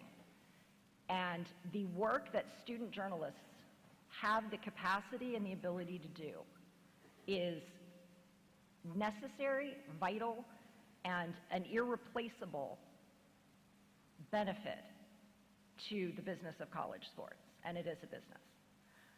So for us, a $1,000 prize recognizes the print, video, or multimedia work of graduate or undergraduate student journalists for investigative reporting on intercollegiate athletics, and that can be a lot of different things. We have a wonderful judging committee made up of, and I thank them all, Mark Hyman, Liz Clark, Michael Fletcher, John Wilner, and Shannon Scoville. We appreciate them for, the ones that don't really say much. And they thought, this is saying something without saying something. Press release stated that the school's football coach was being suspended for 2 weeks without pay following claims of hazing activities and events. These 4 students took a vague university press release about an internal investigation and turned it into a national blockbuster and intimidation, and their work served a great service while demonstrating the power of not only collaboration but of urgency, because this story needed to be told. They wrote, former NU football player details hazing allegations after coach suspension, and followed it up with the report of former NU players describe racist environment in football program. The latter was a disturbing look inside the culture and racial dynamics of the Northwestern University football team. Former players spoke in detail about ways in which their coach allegedly abused his position of power by making inappropriate and racist comments to players. Hazing allegations shed light on the lack of safety for these players. And this reporting elevated the question of how do we ensure that college athletes get the support that they deserve and that they're entitled to. The articles can be found, the QR codes, those are all online, so if you want to follow and read those articles, I highly, highly recommend it. So this year, representing the team of Nicole Marcus, Alice Brown, Cole Reynolds, Divya Bardwad, please join me in welcoming Alice Brown, representing the team, and congratulate our 2024 Student Journalism Prize winner for investigative reporting in intercollegiate athletics.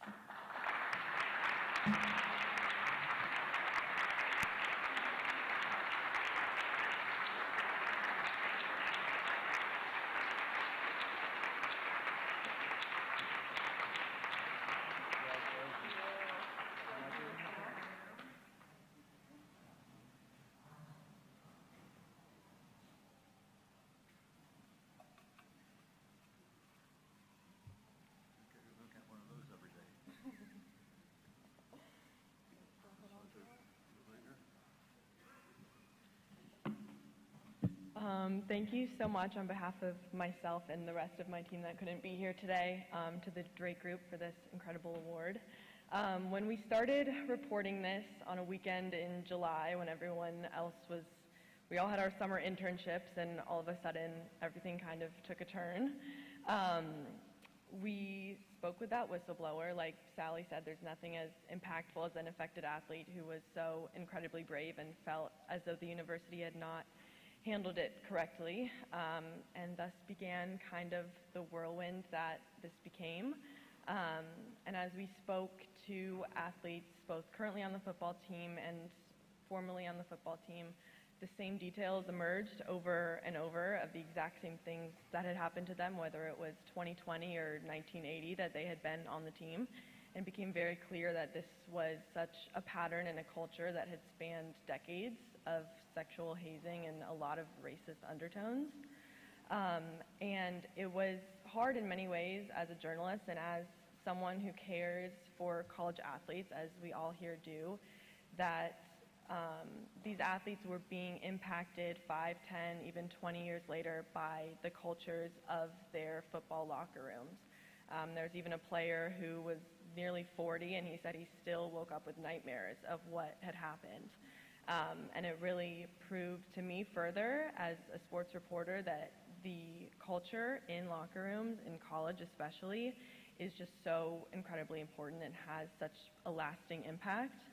And what struck us the most as we spoke with these athletes was just their incredible bravery and resilience, not just to go through it one time, but then to have to relive it to us and then to other news outlets. And as the story blew up, they showed such resilience that we were such in awe of.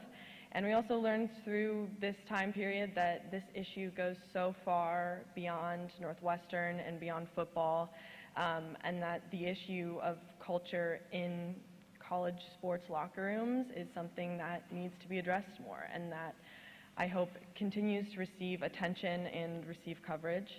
And as a student journalist, I have to plug student journalism, and I feel like students on college campuses are in such a unique position to cover their teams and their athletic departments and the athletes that they sit next to in class every day and overhear conversations of. And we really hope that the sports world continues to listen to and read and watch student sports journalism, because as was mentioned on a panel as well, it is such an integral part of the free press and so important in really understanding the lives of these collegiate athletes and what they go through in a different way than a professional media outlet can sometimes. So above all, I just want to say thank you to the athletes who trusted us with their stories, because without them this would be absolutely nothing, and they showed much more bravery than we did in coming out and sharing what had happened to them, whether it was last year or 30 years ago. And also to everyone who read it and supported it and appreciated it, and everyone in this room who stood behind the athletes and I hope that we all will continue to stand behind them at Northwestern and in football and across all sports and universities. And thank you again.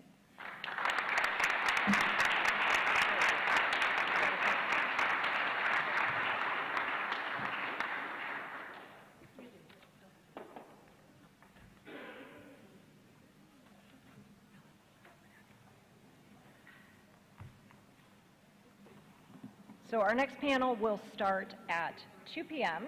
So you have 24 minutes to network, socialize, meet some people, congratulate award winners. Yeah, I challenge you, meet more than one person that you've never met before.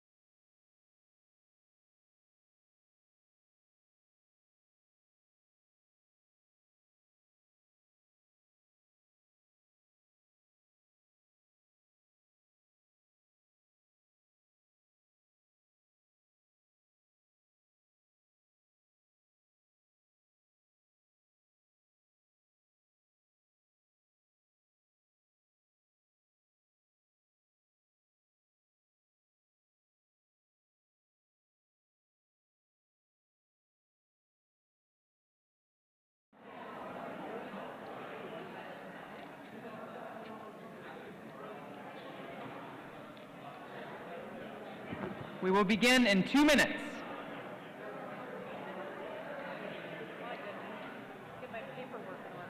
Yeah. Or one. All right,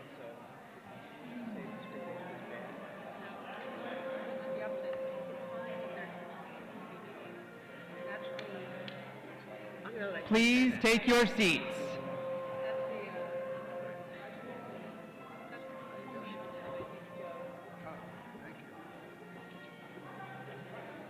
Sorry, right? I'm here.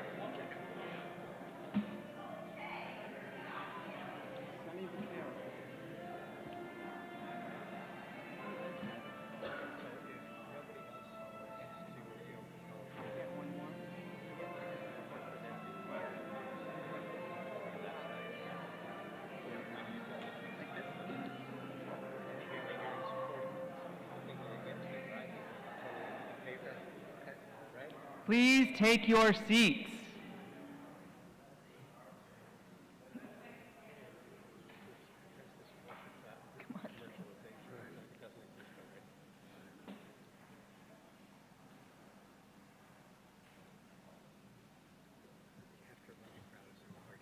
Our final panel examines For Love and Money, balancing equity, opportunity, and compensation in college sports. To my immediate left is Jane McManus, our moderator, who has written for ESPN, Deadspin, the New York Daily News, and is the editor of the year's best sports writing. She is also a former executive director of Seton Hall University's Center for Sport Media, who has appeared on national shows such as Good Morning America, CNN, and NPR. To Jane's left is Arthur Bryant of Bailey Glasser, LLP, a lawyer who has won major victories in civil rights, constitutional law, consumer protection, and was the lead trial counsel in the first Title IX case. To Arthur's left is Jeffrey Kessler, the co-executive chairman of Winston & Strawn, who is one of the world's leading antitrust, sports law, and trial lawyers. To Jeffrey's left is Michelle Roberts, former executive director of the NBA Players Association. A trial lawyer, Michelle has worked on behalf of NBA players to ensure their rights were protected and they were compensated fairly. To Michelle's left is Brittany Whiteside, Vice President of Collegiate Partnerships with Altius Sports Partners, who has served at the University of Virginia on the athletic department's executive leadership team overseeing corporate sponsorships, branding, marketing, broadcast, and strategic revenue generation, while also overseeing diversity, equity, inclusion, and Title IX planning. It's all yours, Jane. My goodness. Thank you all so much for being here. What an incredible panel, I have to say. It's a little intimidating to moderate a panel of this heft, but I think it's going to give us a real chance to get into some of these issues and where things are right now when it comes to name, image, and likeness, the idea of compensation, unionization, all of these different issues that seem to be on the horizon, or are they? So what I'd love for each of you to do now is if we could just go down the line and if you could explain kind of what are the most pertinent issues in the space or that you're personally working in right now. So whether that's, you know, Title IX, the legal challenges, unionization, and then collectives, kind of how do you see the area evolving? Good afternoon, everybody. It's a pleasure to be here. I'm really honored to be invited. To me, I've done more Title IX cases for women athletes, and for male athletes for that matter, than anybody in the country. I was the lead trial counsel in the very first such case back in, I'm showing how old I am now, in 1985 against Temple University, and I'm still doing, we just sued the University of Oregon. Never lost a case, not because I'm a great lawyer, because they're all in violation. That's what's going on here. Every single school that's been threatened with a lawsuit has either, 80% of the ones I threatened to sue settle without a lawsuit because they're so blatantly in violation. The others we won. And that's what everybody's done who's brought these cases, because the schools are openly in violation of Title IX. And so for me, the fundamental thing I'm focused on is to be ready to sue the schools because you've got strong causes of action and you can get them into compliance. I want the NCAA held accountable for violating Title IX. It's taking the position it's not covered by Title IX. It is. I want Title IX expanded to cover NIL payments. We've just sued the University of Oregon. Let me give you one quick example, and then I'll pass it down the line. The University of Oregon, which I was astonished to learn this about that school.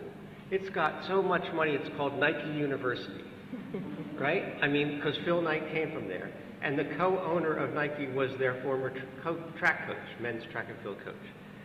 They created a women's beach volleyball team 10 years ago.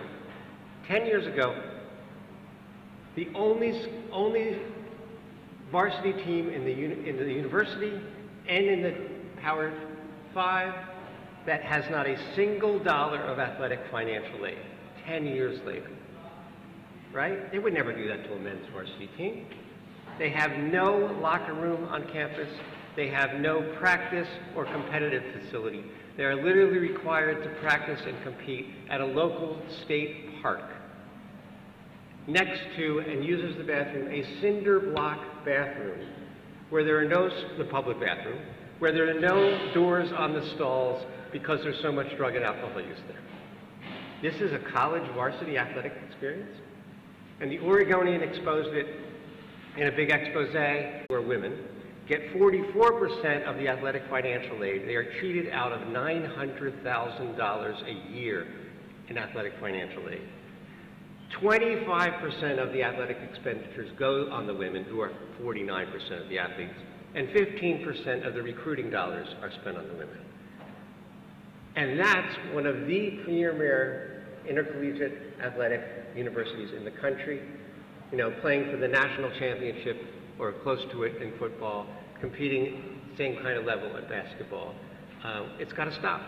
And so, sorry to go on so long, but that's my primary focus in this whole area. Whatever happens with everything else, the women are entitled under the law to equal opportunities to participate, equal athletic financial aid, and equal treatment. And that's what we've got to get. Thanks. And for you, I feel like every day it's a new thing with NIL and what's happening in the courts, and you know, with the NCAA being pushed in different directions on athlete compensation, and you're in the middle of that. Yeah, so I'm Jeff Kessler. Hello, everybody. I've spent much of my professional life working on behalf of the economic rights of athletes, but in BS football and big-time Division I basketball had become in the Power 5 conferences to anything else in the university.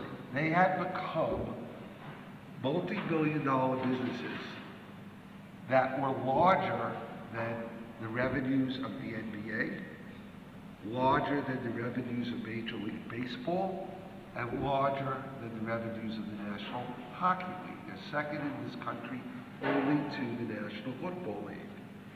The athletes who generated all of that revenue, most of whom would never make it to the pros, were largely athletes of color. The NCAA took the position that they were preventing these athletes from being exploited by not paying them. This struck a chord with me, having spent my life defending athletes in the professional world with people like Michelle on this, and we concluded something had to be done. So, along with my colleagues at Winston and Strawn, we filed a case called Jenkins versus the NCAA back in 2015. Tim Neves, who's right there, was involved in that at our time at our firm. And we were shortly, at the same time, joined by the Alston case, filed by another law firm, the Higgins-Bourbon law firm, and the Pierre Simon law firm. And we joined together in an MDL, which became the Alston litigation, that made its way 5.5, 6 years later to the United States Supreme Court, where I had the privilege to argue that case. And lo and behold, we discovered that whether you were the most conservative justice or the most liberal justice, the one thing you could agree on is that the NCAA's rules were not right. There was not a single dissenting voice. And I'm involved in 3 of those cases, which are rapidly coming to a resolution one way or another. One of those cases is House versus NCAA, which is seeking to apply the antitrust laws to the NIL rules that were in the past and the NIL rules that remain. Part of that case is seeking damages for the athletes for having their NIL used in broadcast agreements, which is a lot of value over the last 4 years and a little bit beyond that. That case will go to trial to a jury in January, coming up in 2025. We're also seeking an injunction to do things like the state of Virginia did yesterday, which is allow the schools directly to compensate the athletes for their NIL. That's one of the cases we have pending. Another one, a rather narrow case, is called Hubbard versus the NCAA. That is seeking the damages for what the Supreme Court held to be illegal in Alston, which the idea of giving educational benefits to the athletes, which are now allowed, and many, many schools give out what's now been commonly called Alston payments, which are awards for making progress in your school towards your degree and keeping your academic standing. And we're seeking damages for those athletes who couldn't get them because of the illegal system that was in effect. I could say confidence is illegal because 9 justices of the Supreme Court have said that. Then the biggest case we have was most recently filed, is called Carter versus the NCAA. That one's got a while to go. Hubbard, by the way, will go to trial in December. So we got 2 trials that are coming up. Carter is seeking to get rid of the remaining rules that the NCAA have against each of the conferences being able to make their own choices about whether or not to compensate their athletes and how for the revenues that they generate. So that is what I'm doing in this world, and I'm happy to talk about that and answer questions about it that I'm sure people will have. Well, well, Jane, as far as what I'm doing at present, I'm trying to enjoy my retirement. that is my primary focus these days. But in all seriousness, what I'm really hoping to see happen, and I know it will, is that Jeffrey will win all of those cases. I'm probably the one person that doesn't belong on this panel because I was never a student athlete, and professionally I've never represented a student athlete. But the reason it makes sense for me to be engaged in this conversation, I suppose, is because I did, until I retired, spent almost 10 years representing professional athletes. And what struck me back in 2015 was the similarity between the NBA and the amount of revenue it generated and these big college schools and the revenue they were generating, and the fact that my guys were making millions of dollars and those kids weren't making anything. I mean, it just struck me as being a little difficult to swallow. I also heard stories of kids who would go to sleep hungry at some of the very same schools that were generating millions and billions of dollars. And as Jeffrey pointed out, not all of those kids are going to make it to the NBA. In fact, I don't have to tell you, most people are not going to make it into the NBA. There are only 450, 500 jobs available at all.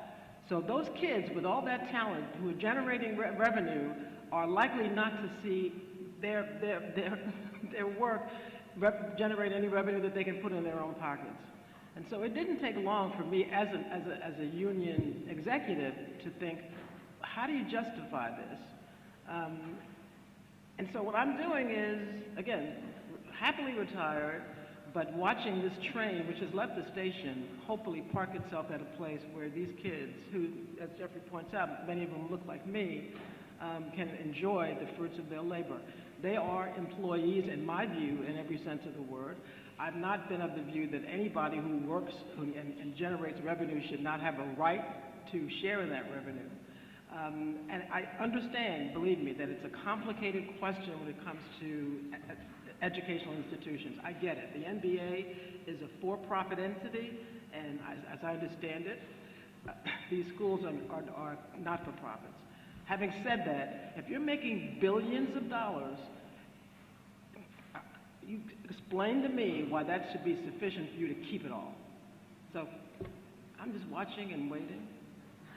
And if you need the co-counsel, Jeff, don't call me, but I'm happy to help in other ways if I can. Right, thanks.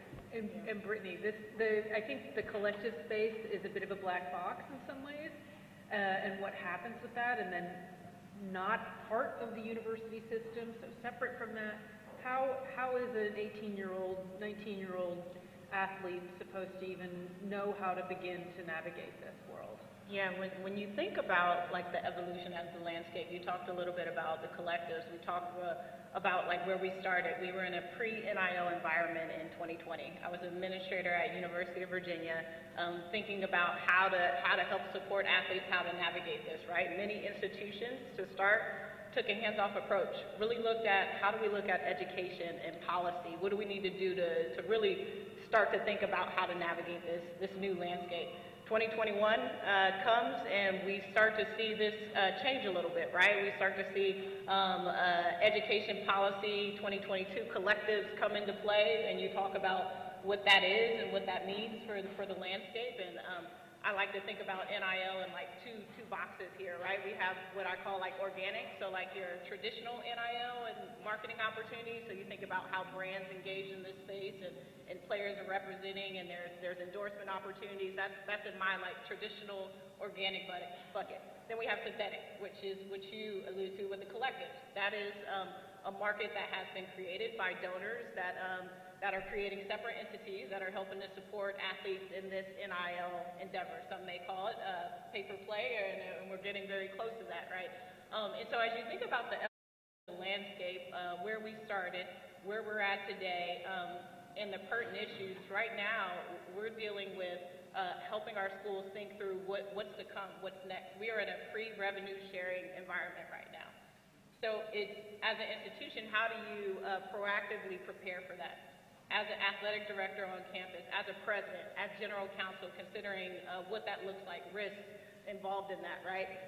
And so on the day-to-day, that's what we're doing. We're helping our schools navigate what's to come, be proactive and be prepared for it, knowing that there are several drivers of this change. No one can probably tell you exactly what that future model will look like today. But we know that, as Mr. Kessler highlighted, there's no shortage of litigation. We're looking at legislation as well as state-by-state patchwork that's involved in this. And then also proactive measures with President Baker and Project D1 and really looking at how to maybe look at college sports in this landscape through a different lens. This is so interesting because I think a number of you alluded to the idea that we are kind of waiting for the next iteration of what's about to happen. And the NCAA, for many people, I think is a pretty terrible organization until it's gone or changed in some fundamental way. Are we going to miss something from the current way that college sports is situated? If it all is litigated away, or if, like for all of it, or collective bargained away, or collectived away. Is there something to miss about it? No. So what this reminds me of, and Michelle will appreciate this, when I started out in sports law, there was no free agency in professional sports. Young people, by the way, young sports fans, can't fathom. But the statement at the time by all those in the leagues was that this will destroy sports. Fans will hate it. It will ruin the joy and the beauty of the sports. It will do all these horrible, terrible things. So now we've had it for like 35 years, and it's done none of those things.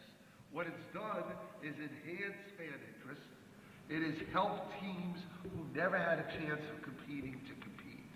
It has enriched the lives of the athletes who generate the revenue and deserve that revenue.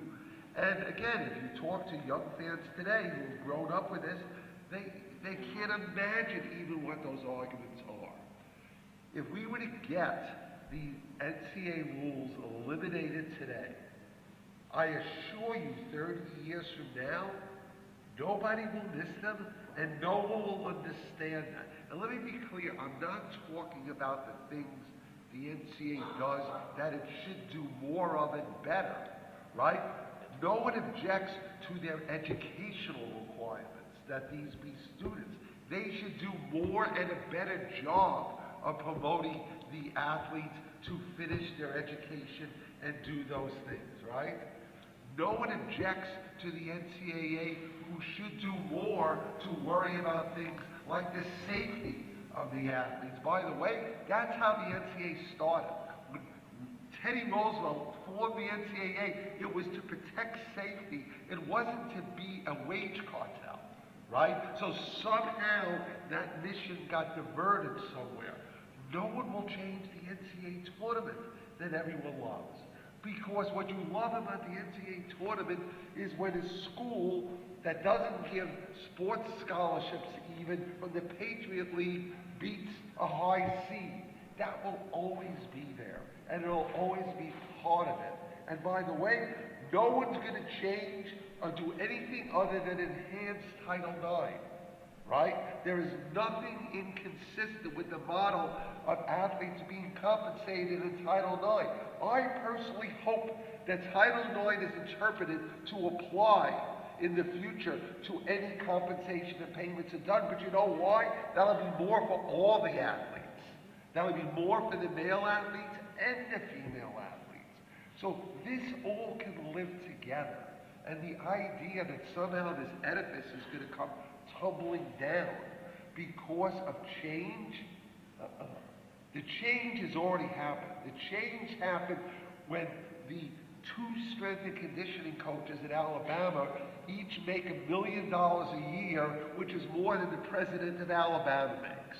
Okay? If they only made $500,000 and those athletes, largely black athletes on the football team, got a little of that money, no one is going to think that's a bad thing, right? Except the people who are trying to hold up and prop up that system. And what I will say is that I think, for example, President Baker, he gets it. You see his proposal. I mean, right now, President Baker agrees schools should pay directly for NIL. Our lawsuit agrees that these schools should be able to pay directly for NIL, and the state of Virginia now agrees that the schools should be able to pay directly for the NIL. So what are we waiting for, right? The time for change is now. So let me just step back a second.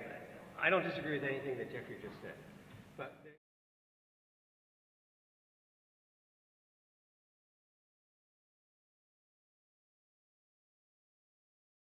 in law school, the classic answer is, it depends, right?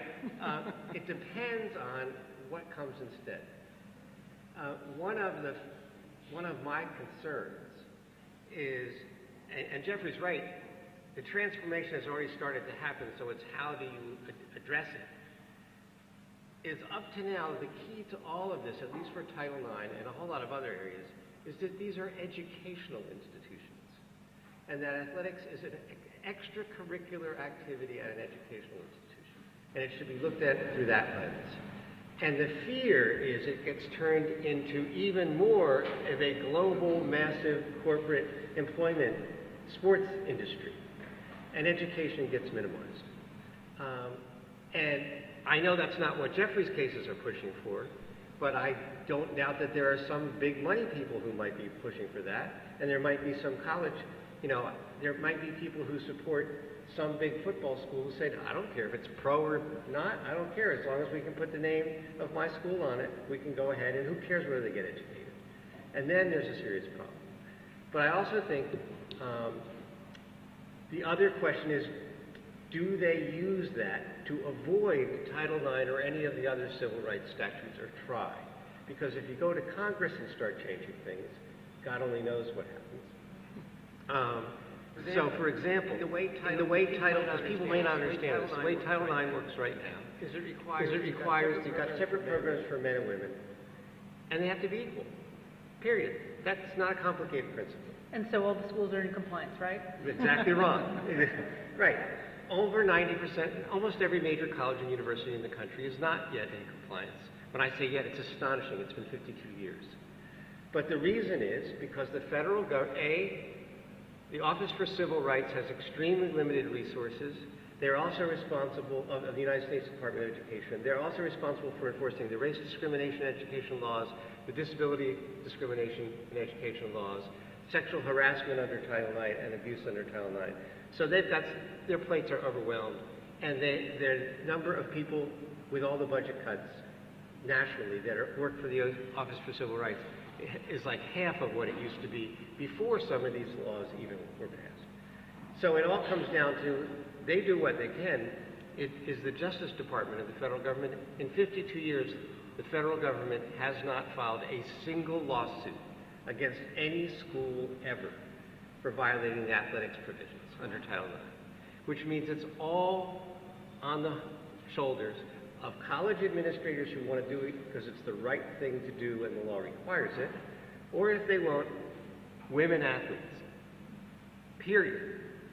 And so what happens is it all comes down to what does it take to piss off women athletes enough that they explore their rights and want to sue. Because like I told you, 80% of the schools settle because they're all in violation.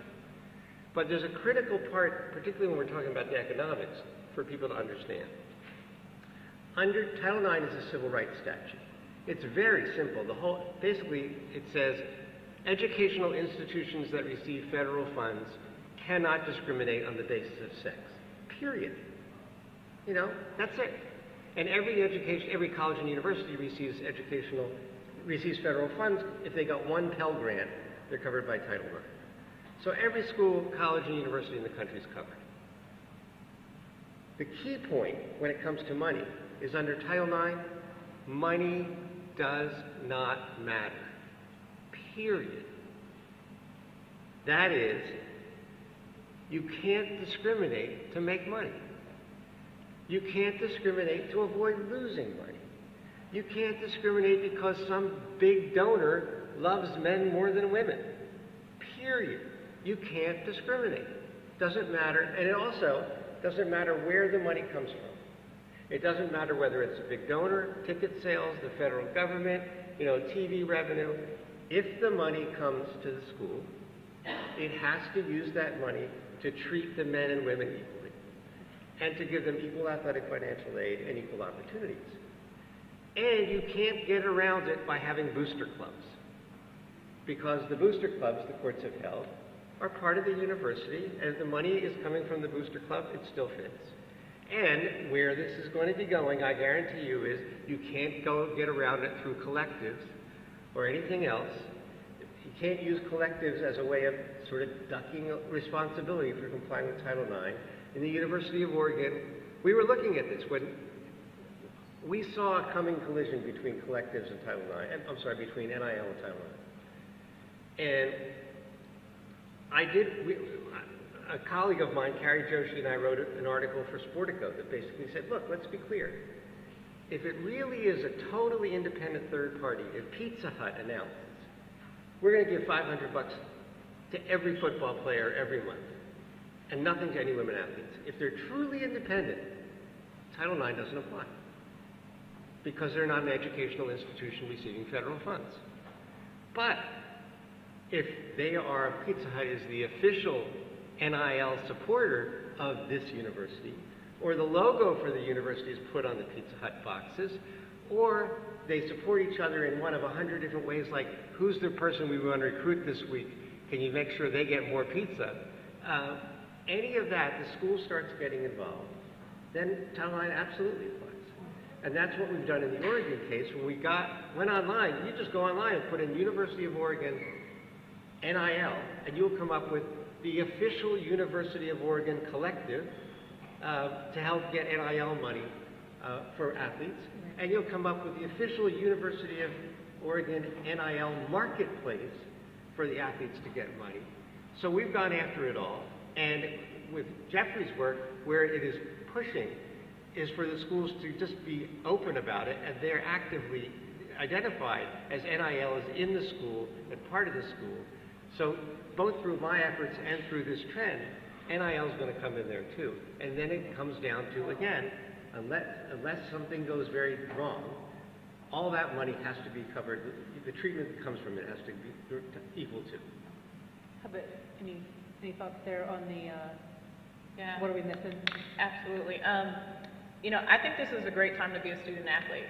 When you think about athlete rights and where we're at today and where we have come from, we're not going backwards, right? And so I think that institutions will continue to fulfill their academic missions. I think that athletes will continue to compete at high levels. I think coaches will continue to coach, leaders will continue to lead, in this model of what it looks like will look a little bit different, but I think it's a great thing for student athletes.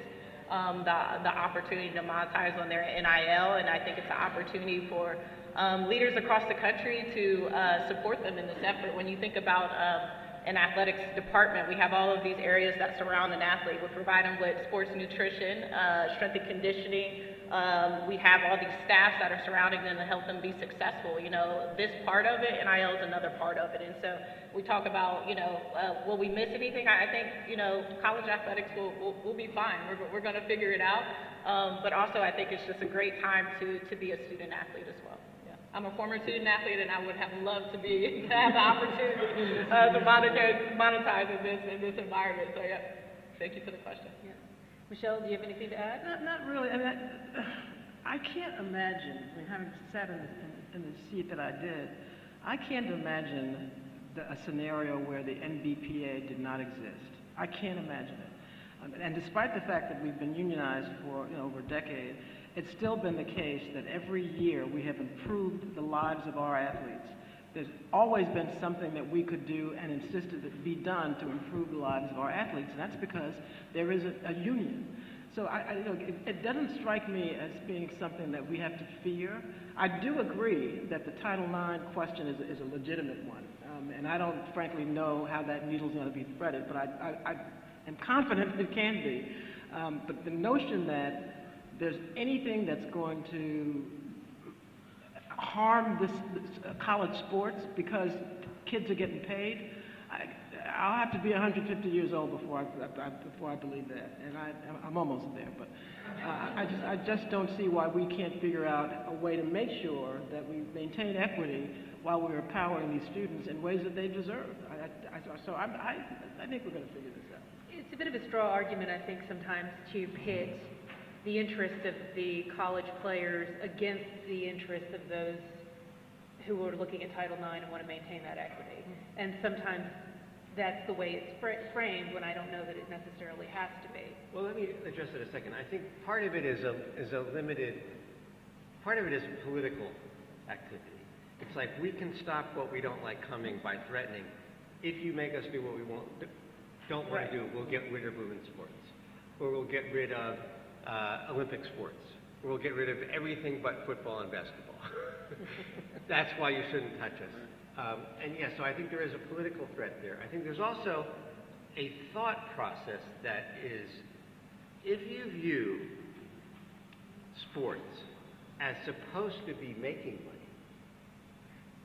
and that all the money that comes from sports can only be given to sports, well, that's a very different thing than how you were supposed to think about it in an educational institution. Now, the truth is about the money. I mean, astonishingly, this first came up in the Title IX case against Brown University. Hardly a moneymaker.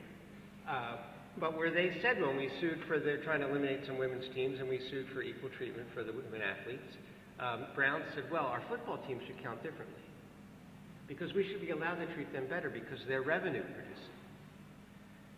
And we said, revenue producing? What are you talking about? You're losing hundreds of thousands of dollars on football every year.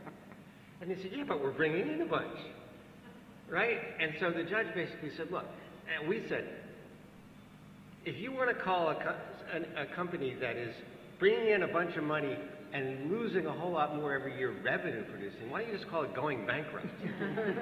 And you know, that's what we could call it. It doesn't matter. The point is, these are not supposed to be making money.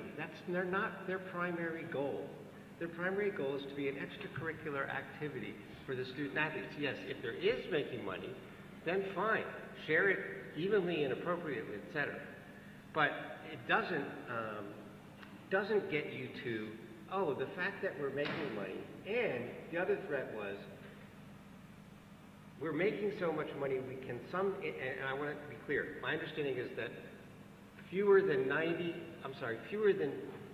over 90%, 95% of the college athletic departments are losing money. So I think the number was, the last time we ran the number, something like 30 colleges in America are making money on athletics. 28. I want to qualify my expert witness over here. Yes. Right, 28 colleges in the whole country are making money on athletics. I'll unionize those schools, man. Yes, Right. so let me just say something, okay? That's not true. That's what they report, okay? Because if you report a loss of money because you're paying your athletic director $3.5 million because you have the money, and then you say you have a $100,000 loss, you're making money, okay? Here's what people have to get in their heads. The Power 5 schools are not like everybody else.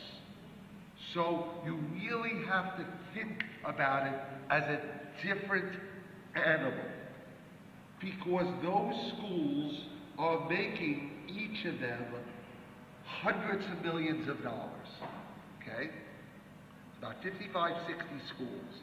And the reason we get tied in knots is because we conflate those schools who have developed these gigantic independent commercial businesses, okay, with the schools who are still just educational institutions with extracurricular activities. And when you try to come up with one rule for all, you go crazy, right? And that is what has to be done here. So you have to look at these schools differently. For the ones with the money, there is plenty of money to compensate the athletes and share it with the women's sports.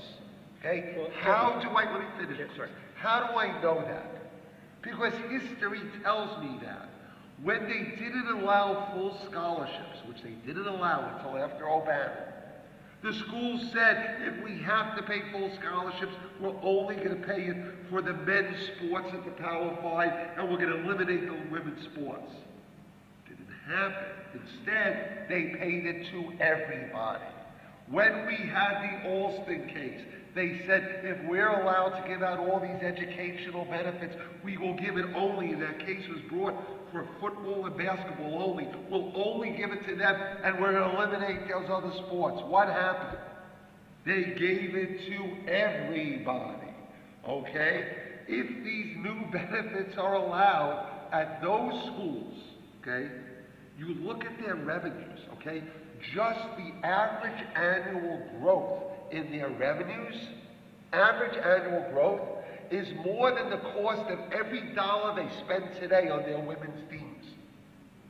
They can swallow that up and fund that without blinking an eye. Those are those schools, okay? For the rest of the schools, frankly, the compensation is not going to be the same. If you don't have a football team making $180 million, okay, your football athletes are not going to get that money. And they'll still, whatever they can do, they will do. And the women will get equal at those schools. And that's what everyone has to get their heads around. Once you divide it all up, this is not hard. It is only hard if you're saying, well, how will Lehigh be able to afford all this? They won't, and they won't pay it.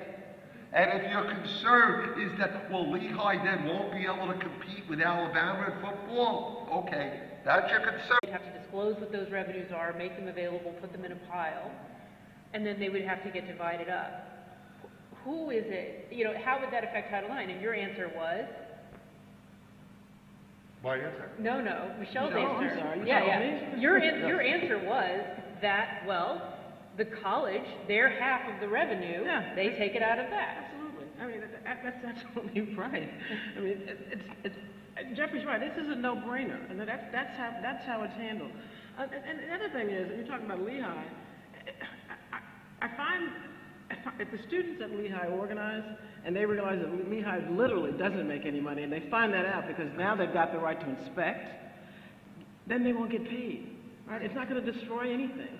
If, on the other hand, you got a big school that's making millions, billions of dollars, I'm going to find that out because I now have the right to inspect, and then I'm going to get paid. I'm not getting all the money, just like with the NBA. I get a portion of the revenue, and then the university has its own portion of the revenue to manage what it has to do legally, i.e. pay the women. So that this, I don't see, and again, I'm always allowing that I'm not. I say in these cases, I don't care about the money, you gotta treat the women equally, doesn't matter. But I'm always confounded by with the threats from the college code, athletic directors and everything about how is it that for these activities, somehow the money for athletics is viewed as independent from and separate from the rest of the school's budget. Because you wouldn't say, well, if the drama, if the school play that's put on every year loses money, why wouldn't you cut pay? I mean, it's sort of, how did the finances for athletics get put in their own little separate black box? It's also really weird, maybe it's not weird, maybe it's insidious, this idea that somehow the football players, okay, now think of the composition of those teams, okay, and think of the composition of the teams that are giving up the money. What is that wealth transfer about? Okay, why is it their responsibility to do that, as opposed to the same way you fund the drama department or the foreign language department or anybody else in the school, right? Just like Division III, right? Division III has all their sports. They have no revenues coming from their football teams or their basketball teams to support those sports. You support them because it's good for your school, because it's good for your athletes, because it's attractive, and because Title IX requires some of this too, right? So again, a lot of things get thrown in here that I like the word like scare tactics, because that's what they are. And as these changes come about, it's going to be revealed that none of these scare tactics are actually grounded in reality, if this is allowed to emerge in the right way. As you're looking at like athletic departments and how they're set up, you alluded to the revenues, right, and how that differs from other areas across campus. Like you're selling football tickets, you have multimedia rights partners.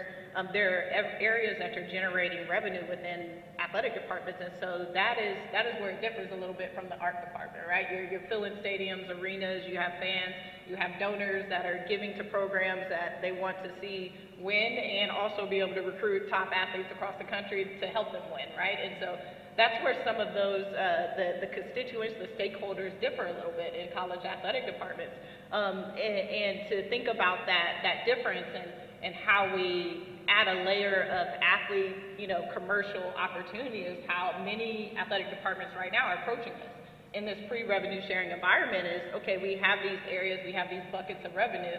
How do we potentially add another bucket that may be compensation that goes directly to athletes? As we think about where we're headed right now. And so I think to your point, we had the Austin Fund, we had cost of attendance, all of these differences and change that came about throughout college athletics, and we've been able to navigate it. And this is another area, right? This is another area of opportunity, but I also think that it's a little bit different because it's in the commercialization space, right? And so I think that across the country, we're going to see athletic departments be more innovative in how to generate revenue to help support athletes in this space. Should we be able to pay athletes directly? Should that change? And so, as I mentioned earlier, I think this is it's a very good time in college athletics and a very good time for us to think about how to be innovative and creative when it comes to generating revenue, when it comes to fundraising dollars, and how that will help us support this new, era of college athletics as well. Yeah, and when it comes, Michelle, to paying athletes, given the complicated nature of, Division I NCAA, where you have football schools, you have different sports, men's and women's sports, how would you even think about a union? Is it a single entity? Is it an entity for each sport? Who's doing the bargaining? Is it a college sophomore who's new to the idea of labor relations and economics? Probably not. I mean, it's like every other union, you will have professionals that the union subsidizes, pays, that will engage in the bargaining. I mean, do you think that LeBron James is doing CBA negotiation? No. It was the executive director of Jeffrey and his team and my team that did that. So, and you're right, it may be that there will be a separate union for the women athletes, probably not, but it may be that the union for college basketball and football players at some of the big schools will be one separate union. There's no limitation on what that membership looks like. And I concede it will be different. It will be different from professional sports in that there are competing interests and there may be conflicts that make it make sense to have separate unions, but that's not an explanation that should end the discussion about unionization. It's just going to be different. And maybe that certain schools will have a single union. It will depend. So what would the core principles be for that union? What do you see at the college level? How would you translate it? It would not be simply a revenue share. That's not the case with any professional union either. Most of the work that we do, it doesn't involve, maybe the most important part to the players is the revenue share, but there's so much more. So when you talk about things like student athletes' rights, those things, if the NCAA or the individual schools aren't doing a good enough job, they will once there's a CBA in place. So it's not only money, it's health and safety. It's health and safety. It's not the case that a union shouldn't have its members practicing and using a restroom in a facility with no doors. Not my union, right? Those are things that you can collectively bargain that are not necessarily tethered to the revenue generation. So I think the system has a lot of chaos right now. We're not quite sure where it's heading.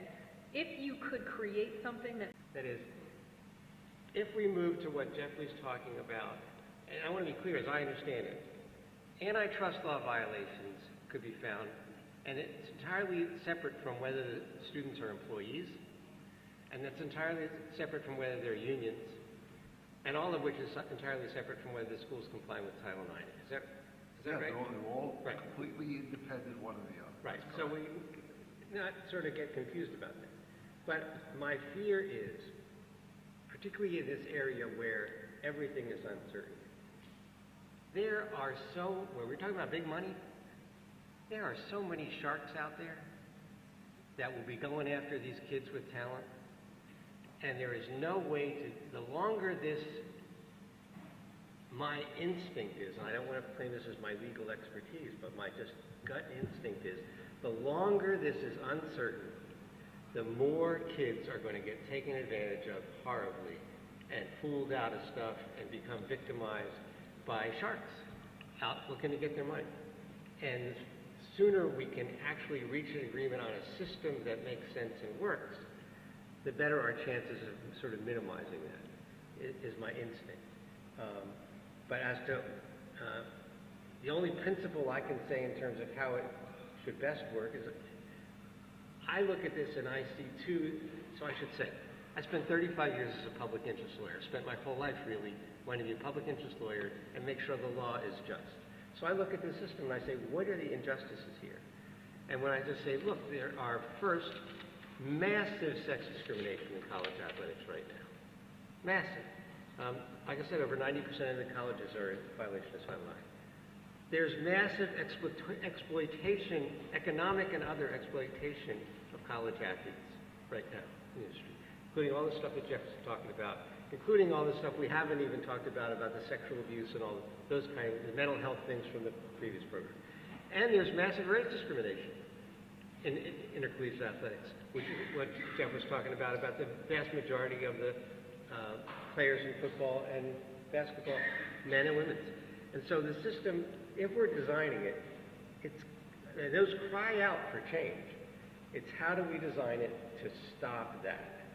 And still, like happen is really important, is let them actually play sports and, learn the benefits of, learn what we all learn from playing sports.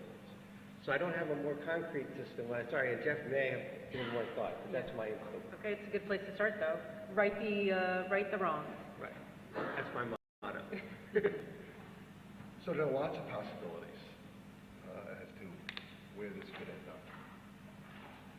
One possibility is that it ends up in a system which is what the relief in our cases would lead to if we won all of our cases, which is that the NCAA economic regulations of compensation are all enjoined.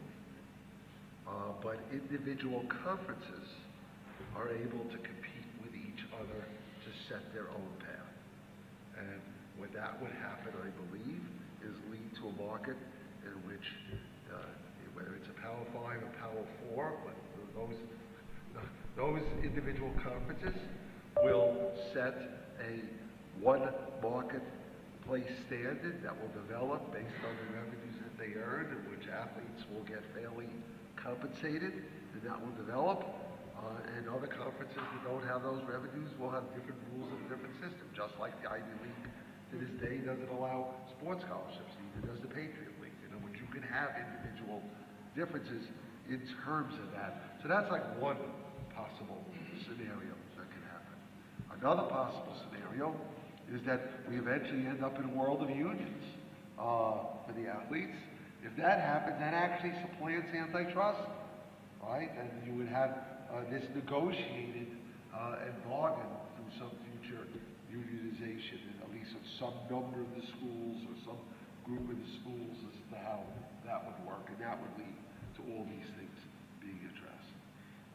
Another possibility is that this all gets settled in our litigations, in which we agree on a new system with the NCAA. There are proposals out there by President Baker, which would compensate the athletes, do it in a variety of ways, and support women's sports, and do other things. And there are systems that could be negotiated as part of a settlement of these various class actions and things. That's really up to the NCAA, right? They'd have to decide that they actually could agree on what it is they would agree to, that we would agree to, right? And then the court would have to approve it all in the system. So that's a possible way this could all go. The NCAA would also say that they see a possible way through Congress. I think that is the least likely way.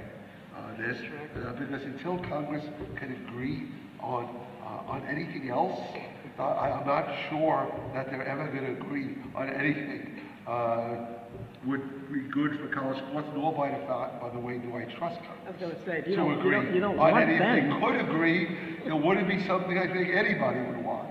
So I think that's the least likely path for resolving this. But there are a lot of different paths, and one of them, or some combination of them, are going to come to fruition. If the NCAA was smart, and they may be evil, but I don't think they're stupid, they'd probably do want a negotiated deal, right? I can't speak for them. Sure. Yeah, just to add to that, I think, when you talk about the NCAA and taking a proactive measure and creating a model that the membership has come along and also been a part of what that looks like, would be ideal. And then also just to add to that, and what that model looks like is clarity around the rules, competitive equity. Like, those are the things that we're hearing a lot from leaders across the country, from coaches, is just how to understand the do's and the don'ts, the clarity around what this looks like. It's a little bit different now, right? And so as we're helping a lot of schools navigate how to approach the changes that are coming, and they're very much one-off changes. You think about last month, Tennessee-Virginia injunction. That changes what that looks like in terms of recruiting inducements, right? And so schools are now trying to think through, what does this look like what does this look like for us today? How do we approach this, right? And so I think some clarity around what that looks like and structure is what is needed, but I think you just highlighted just the potential ways that we might come about that, yeah. And each outcome would have different settings. And it changes every day. Yep. I think just the day before yesterday, there's no more waiting period for the transfer portal. Yeah. Whether you do it 1, 2, or 3 times, that's a direct result of antitrust litigation by the states, not by me, but the states citing our cases, have achieved that because they wanted a preliminary injunction to strike down the transfer portal rules, and the NCAA looked at it and said, you know what? We're getting rid of the transfer portal rules, and so that's now happened. And guess what? It won't destroy college sports. It won't do anything except make it fairer for the athletes. Go ahead. And also to add to that, we're also looking at institutional involvement. Like at some point, institutions were hands off. Now we're looking at D1 Council, Board of Directors that will vote here shortly about institutional involvement and institutions being able to be hands-on and facilitate, deals for athletes. And so we've seen just the evolution of the landscape over time, and I think you're absolutely right. I actually agree 100% with that movement. Yeah. There wouldn't be collectives if the rules didn't prohibit the institutions from being involved in providing the NIL payments. The only reason the collectives were formed was to try to comply with the ban on that. And everyone's looked at it and said, maybe that's not a good thing. It would be better to have the schools directly do this instead of this bizarre system of having private groups do it, right? Well, that's and that also then eliminates the attempt to use the collectives to avoid responsibility for Title IX compliance, right? So that helps all the way around. Yeah. I mean, one thing I think is also important, and I understand we're all focused on intercollegiate athletics, and that's why we're here. But I think particularly given where we are, it's important to emphasize a key piece not get lost, which is the importance of education. And I'm sitting here listening to these panels talking about, college athletes who don't know how to read. When I talk about fixing the righting the wrongs, that's wrong number one. And it's got to be, when we're looking on changing the system or fixing the system, is how do we fix the system so that stops happening? And so we actually make sure if these are college athletes, they get a college education and benefit from it. And that's where the NCAA could do a lot better, Charlie, right? So for example, the NCAA purports to have a rule that they passed a number of years ago, which said athletes could only put in 20 hours a week for their team. Okay? That rule's in effect. Are you kidding? Okay, that rule's in effect. The NCAA then does surveys, which they admit shows that the athletes put in 45 hours to 50 hours a week for their teams. By the way, in season and out of season. Doesn't change.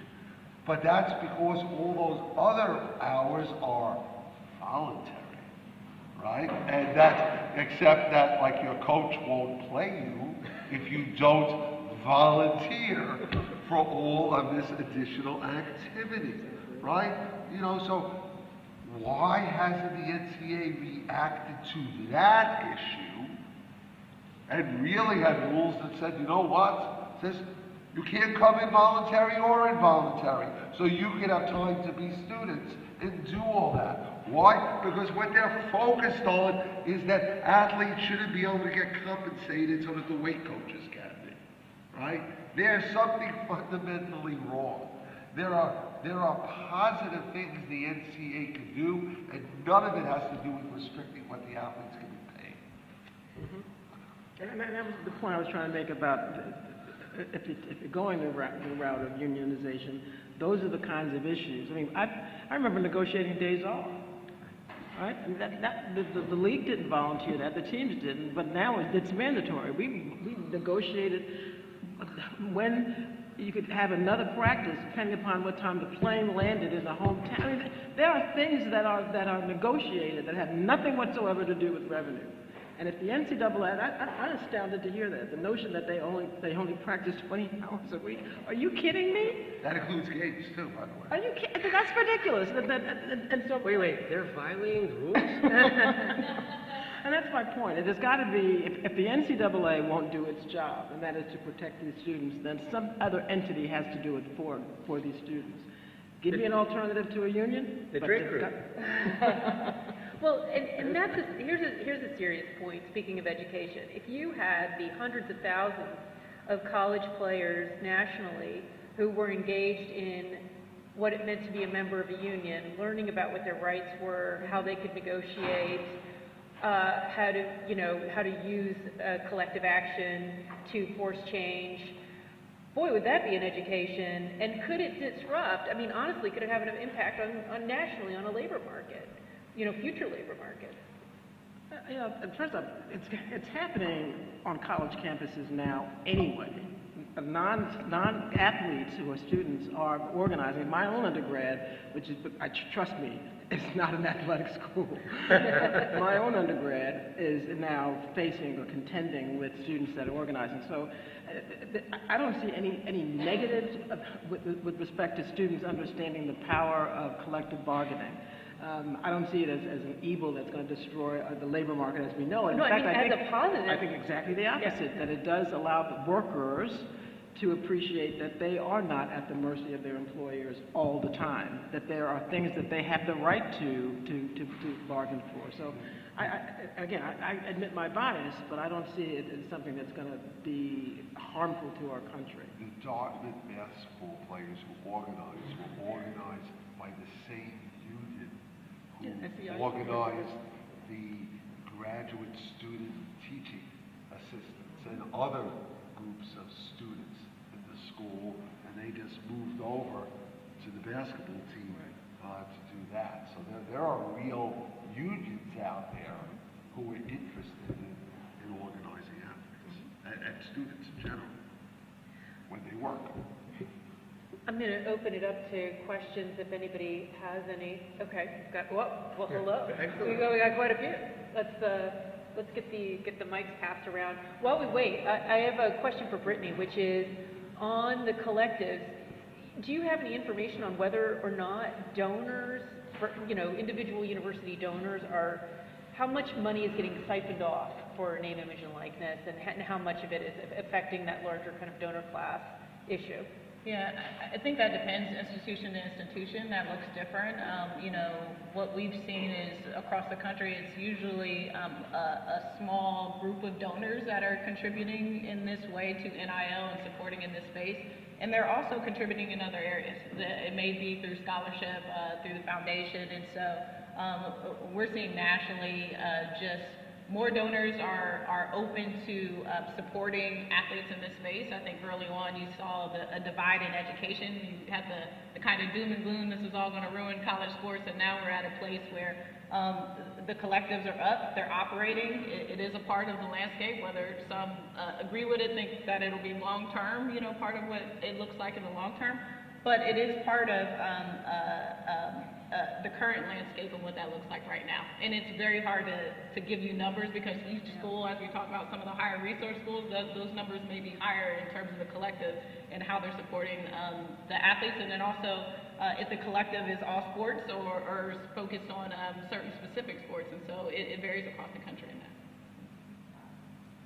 Yeah, quick question. So obviously there's various tiers, those top schools and then Division 2 and 3 and so forth.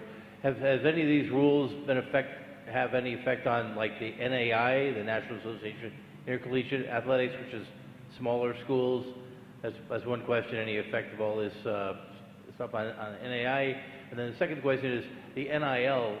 I think I've read somewhere that maybe like high school students are getting involved in NIL. If you're like the biggest star in Texas football or whatever. So comments on that, please. So the answer is for the NAIA, I think there are rules that allow NIL. That there isn't that much NIL money available, but if an athlete can make it, they can make it. And by the way, there's other kinds of NIL that you don't even think about, right? Which is that, you know, now athletes can be social influencers, and many of them are good at that, and they go on and they develop a real following and earn money the same way other students can, and you can do that, I think, now in the NAIA. It has nothing to do with collectors or anything like that, but just changing that system has been a good thing, you know, for those athletes. But a lot of these other things follow the revenue. So if there's no revenue, it doesn't have that much of an impact. But they should have the rights anyway. So to the extent that they can be influencers or whatever they can do, they should be able to do, right? There's no reason to deny them that. In terms of, what was your second question? High school. Oh, high school. So yes, this is there's a state law issue here. So because the NCAA no longer disqualifies you if you receive NIL, then that used to be the barrier. High school athletes who wanted to play in states are allowing it. So yes, in those states that allow it, there have been some high school athletes who've been able to earn money, which is really no different, if you think about it, than, you know, young tennis players or golfers who started, you know, playing professionally at 16 years old or something, earning endorsements. Why shouldn't a young basketball player be able to do that if there's a market for them to do that? So yes, that's there.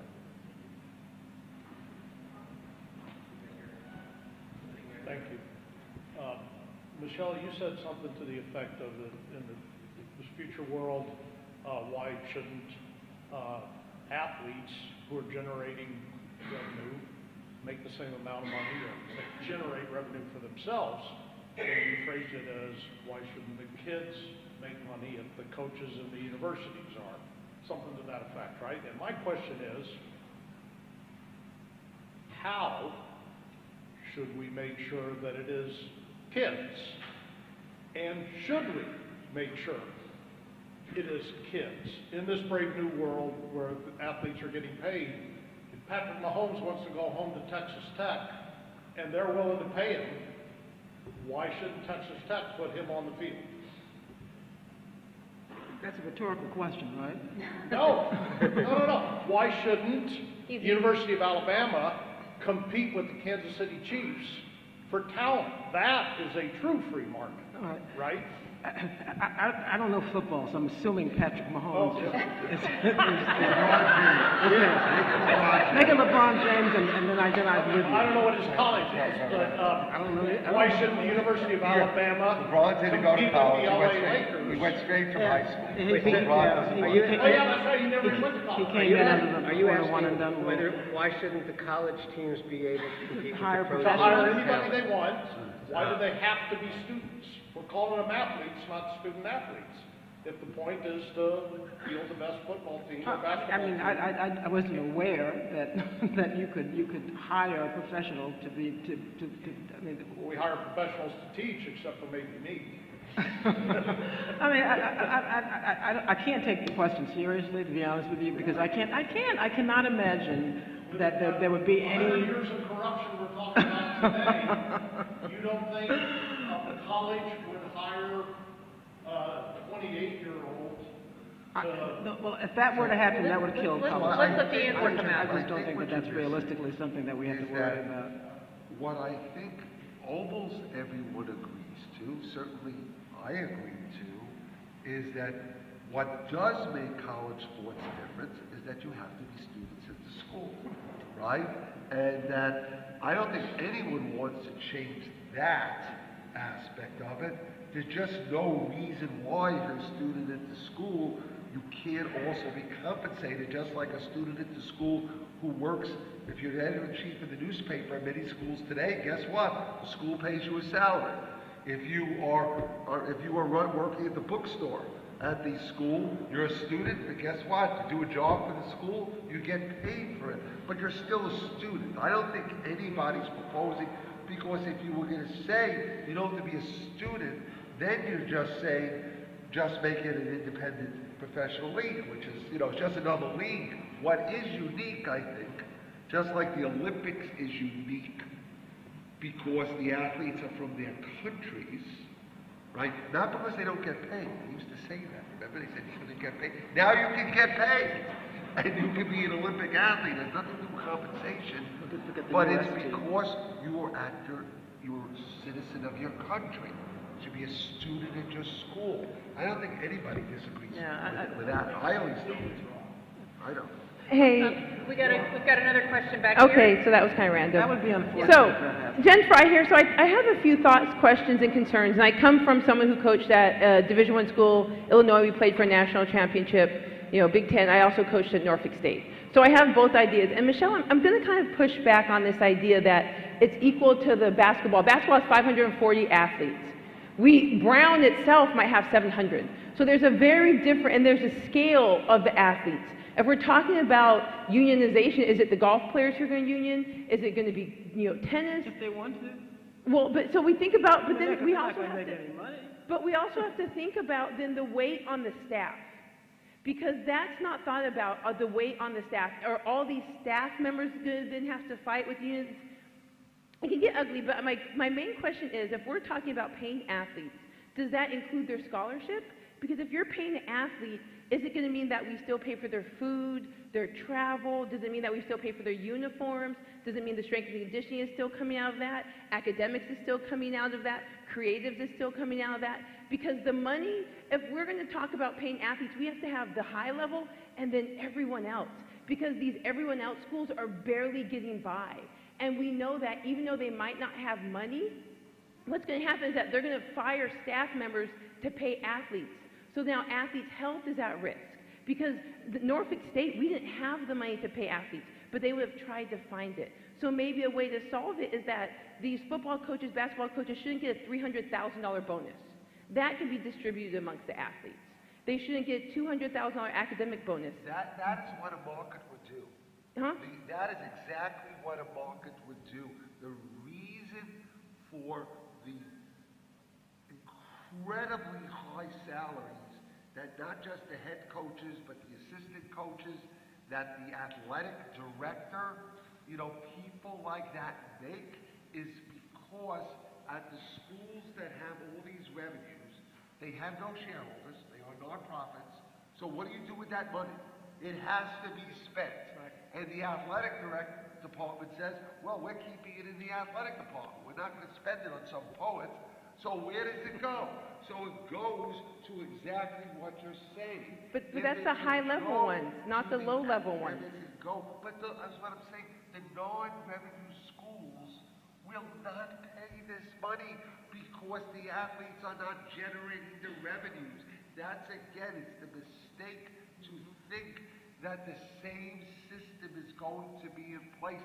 Just like in the Ivy League, they don't give out any sports scholarships. It will not be the same everywhere. It will be where you have massive revenues being generated. That will be one result.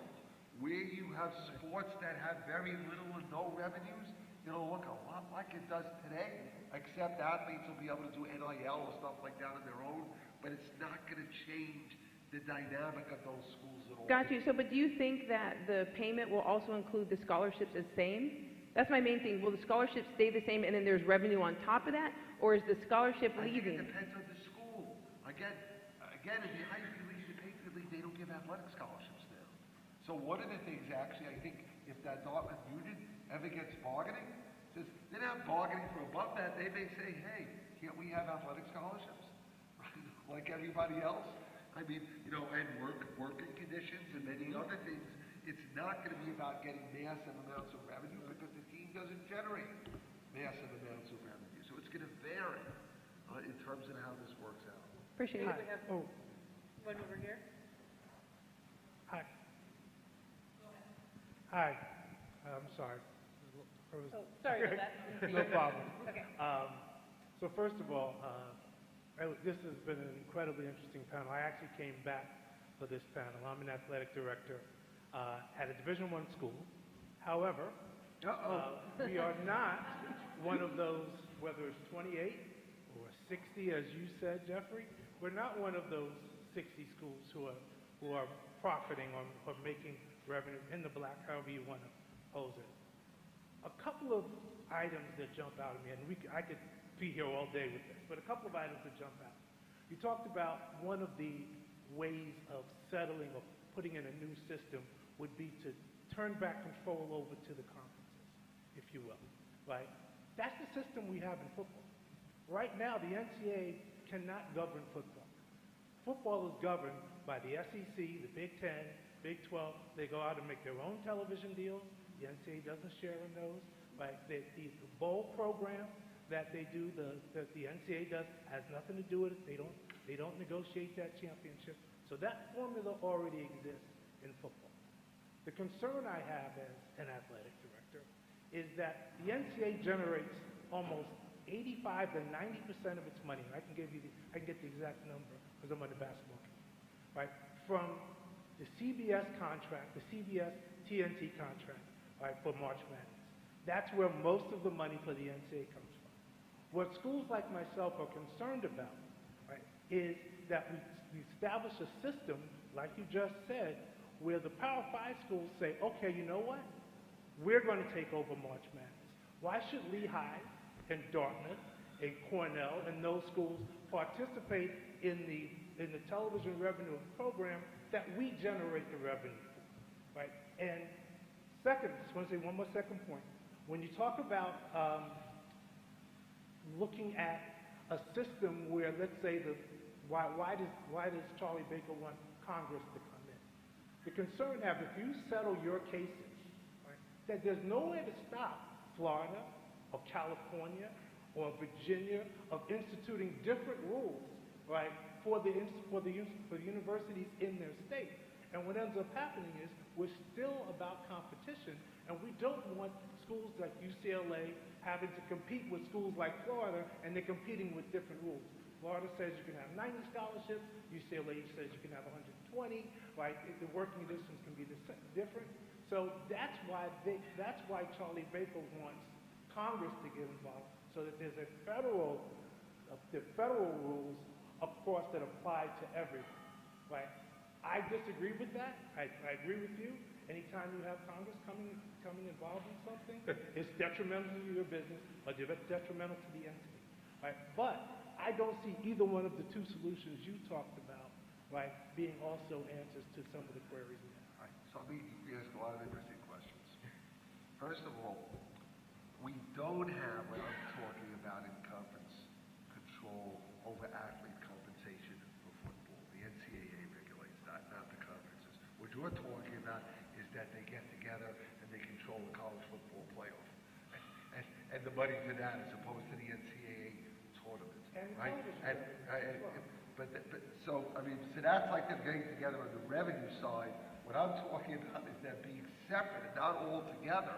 You know, under my system, the SEC and the Big Ten can't agree on how to compensate their athletes. They compete against each other in competition would decide the answer, not their collective voice. And that's one thing.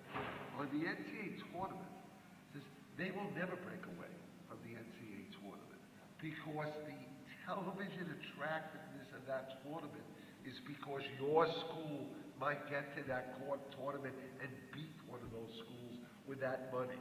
That is what attracts the eyeballs. That is what has the value to it. So unlike in the college football playoff, which is a different animal, that's not what that's about. The NCAA tournament is about because in any game, any school can beat any school. That's what sells that. That's the value.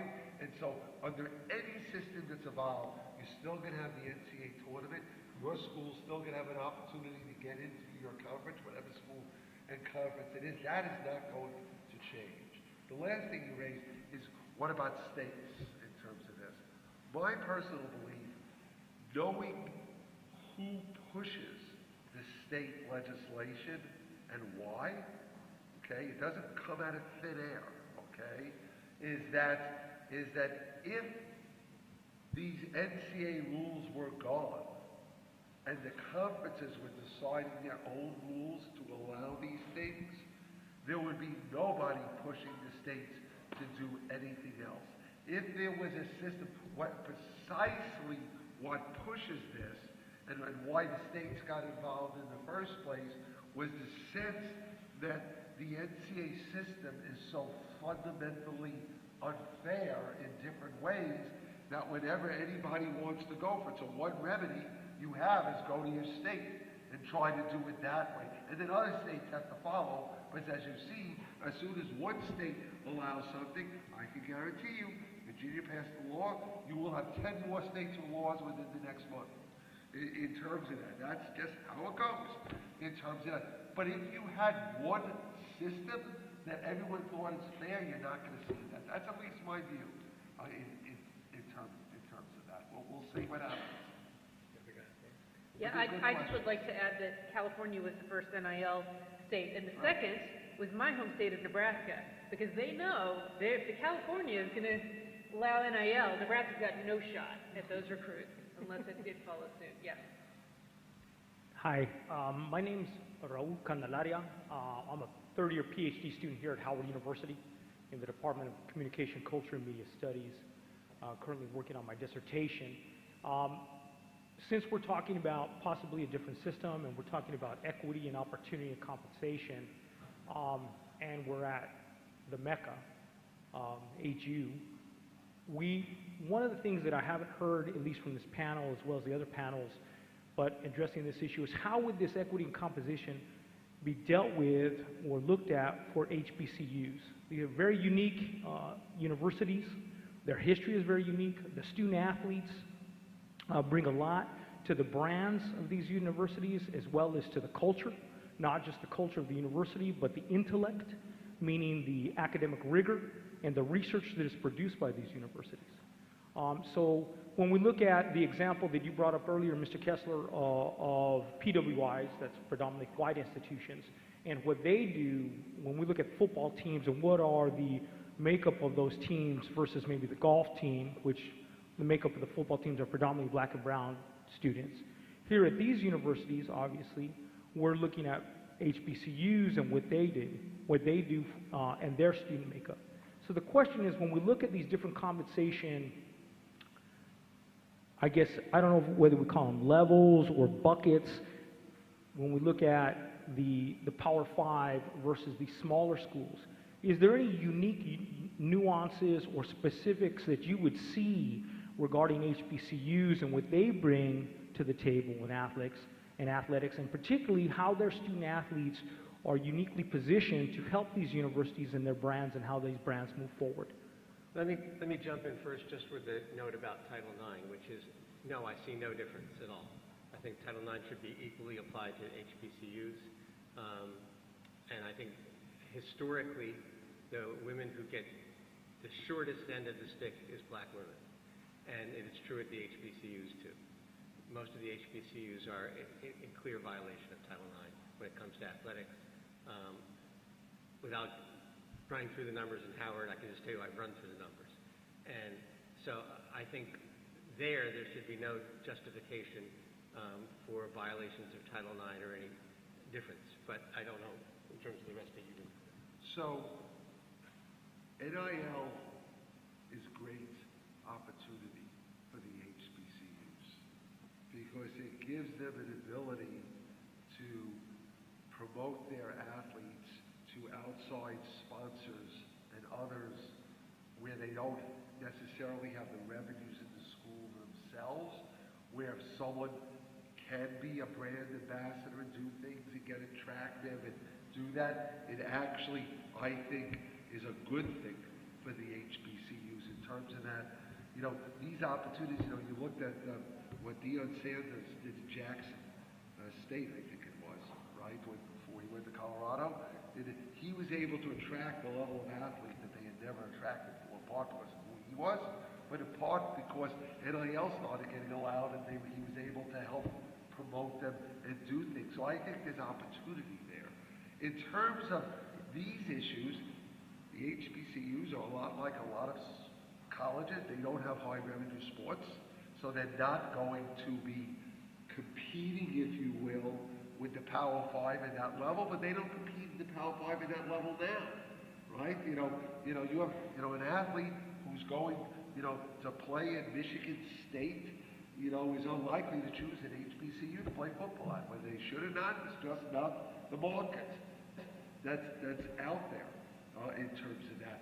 But I think more freedom and more opportunity, and in my model, the conference of the HBCUs would decide their own rules as to what to do, what's right for them, so it all fit together in terms of that.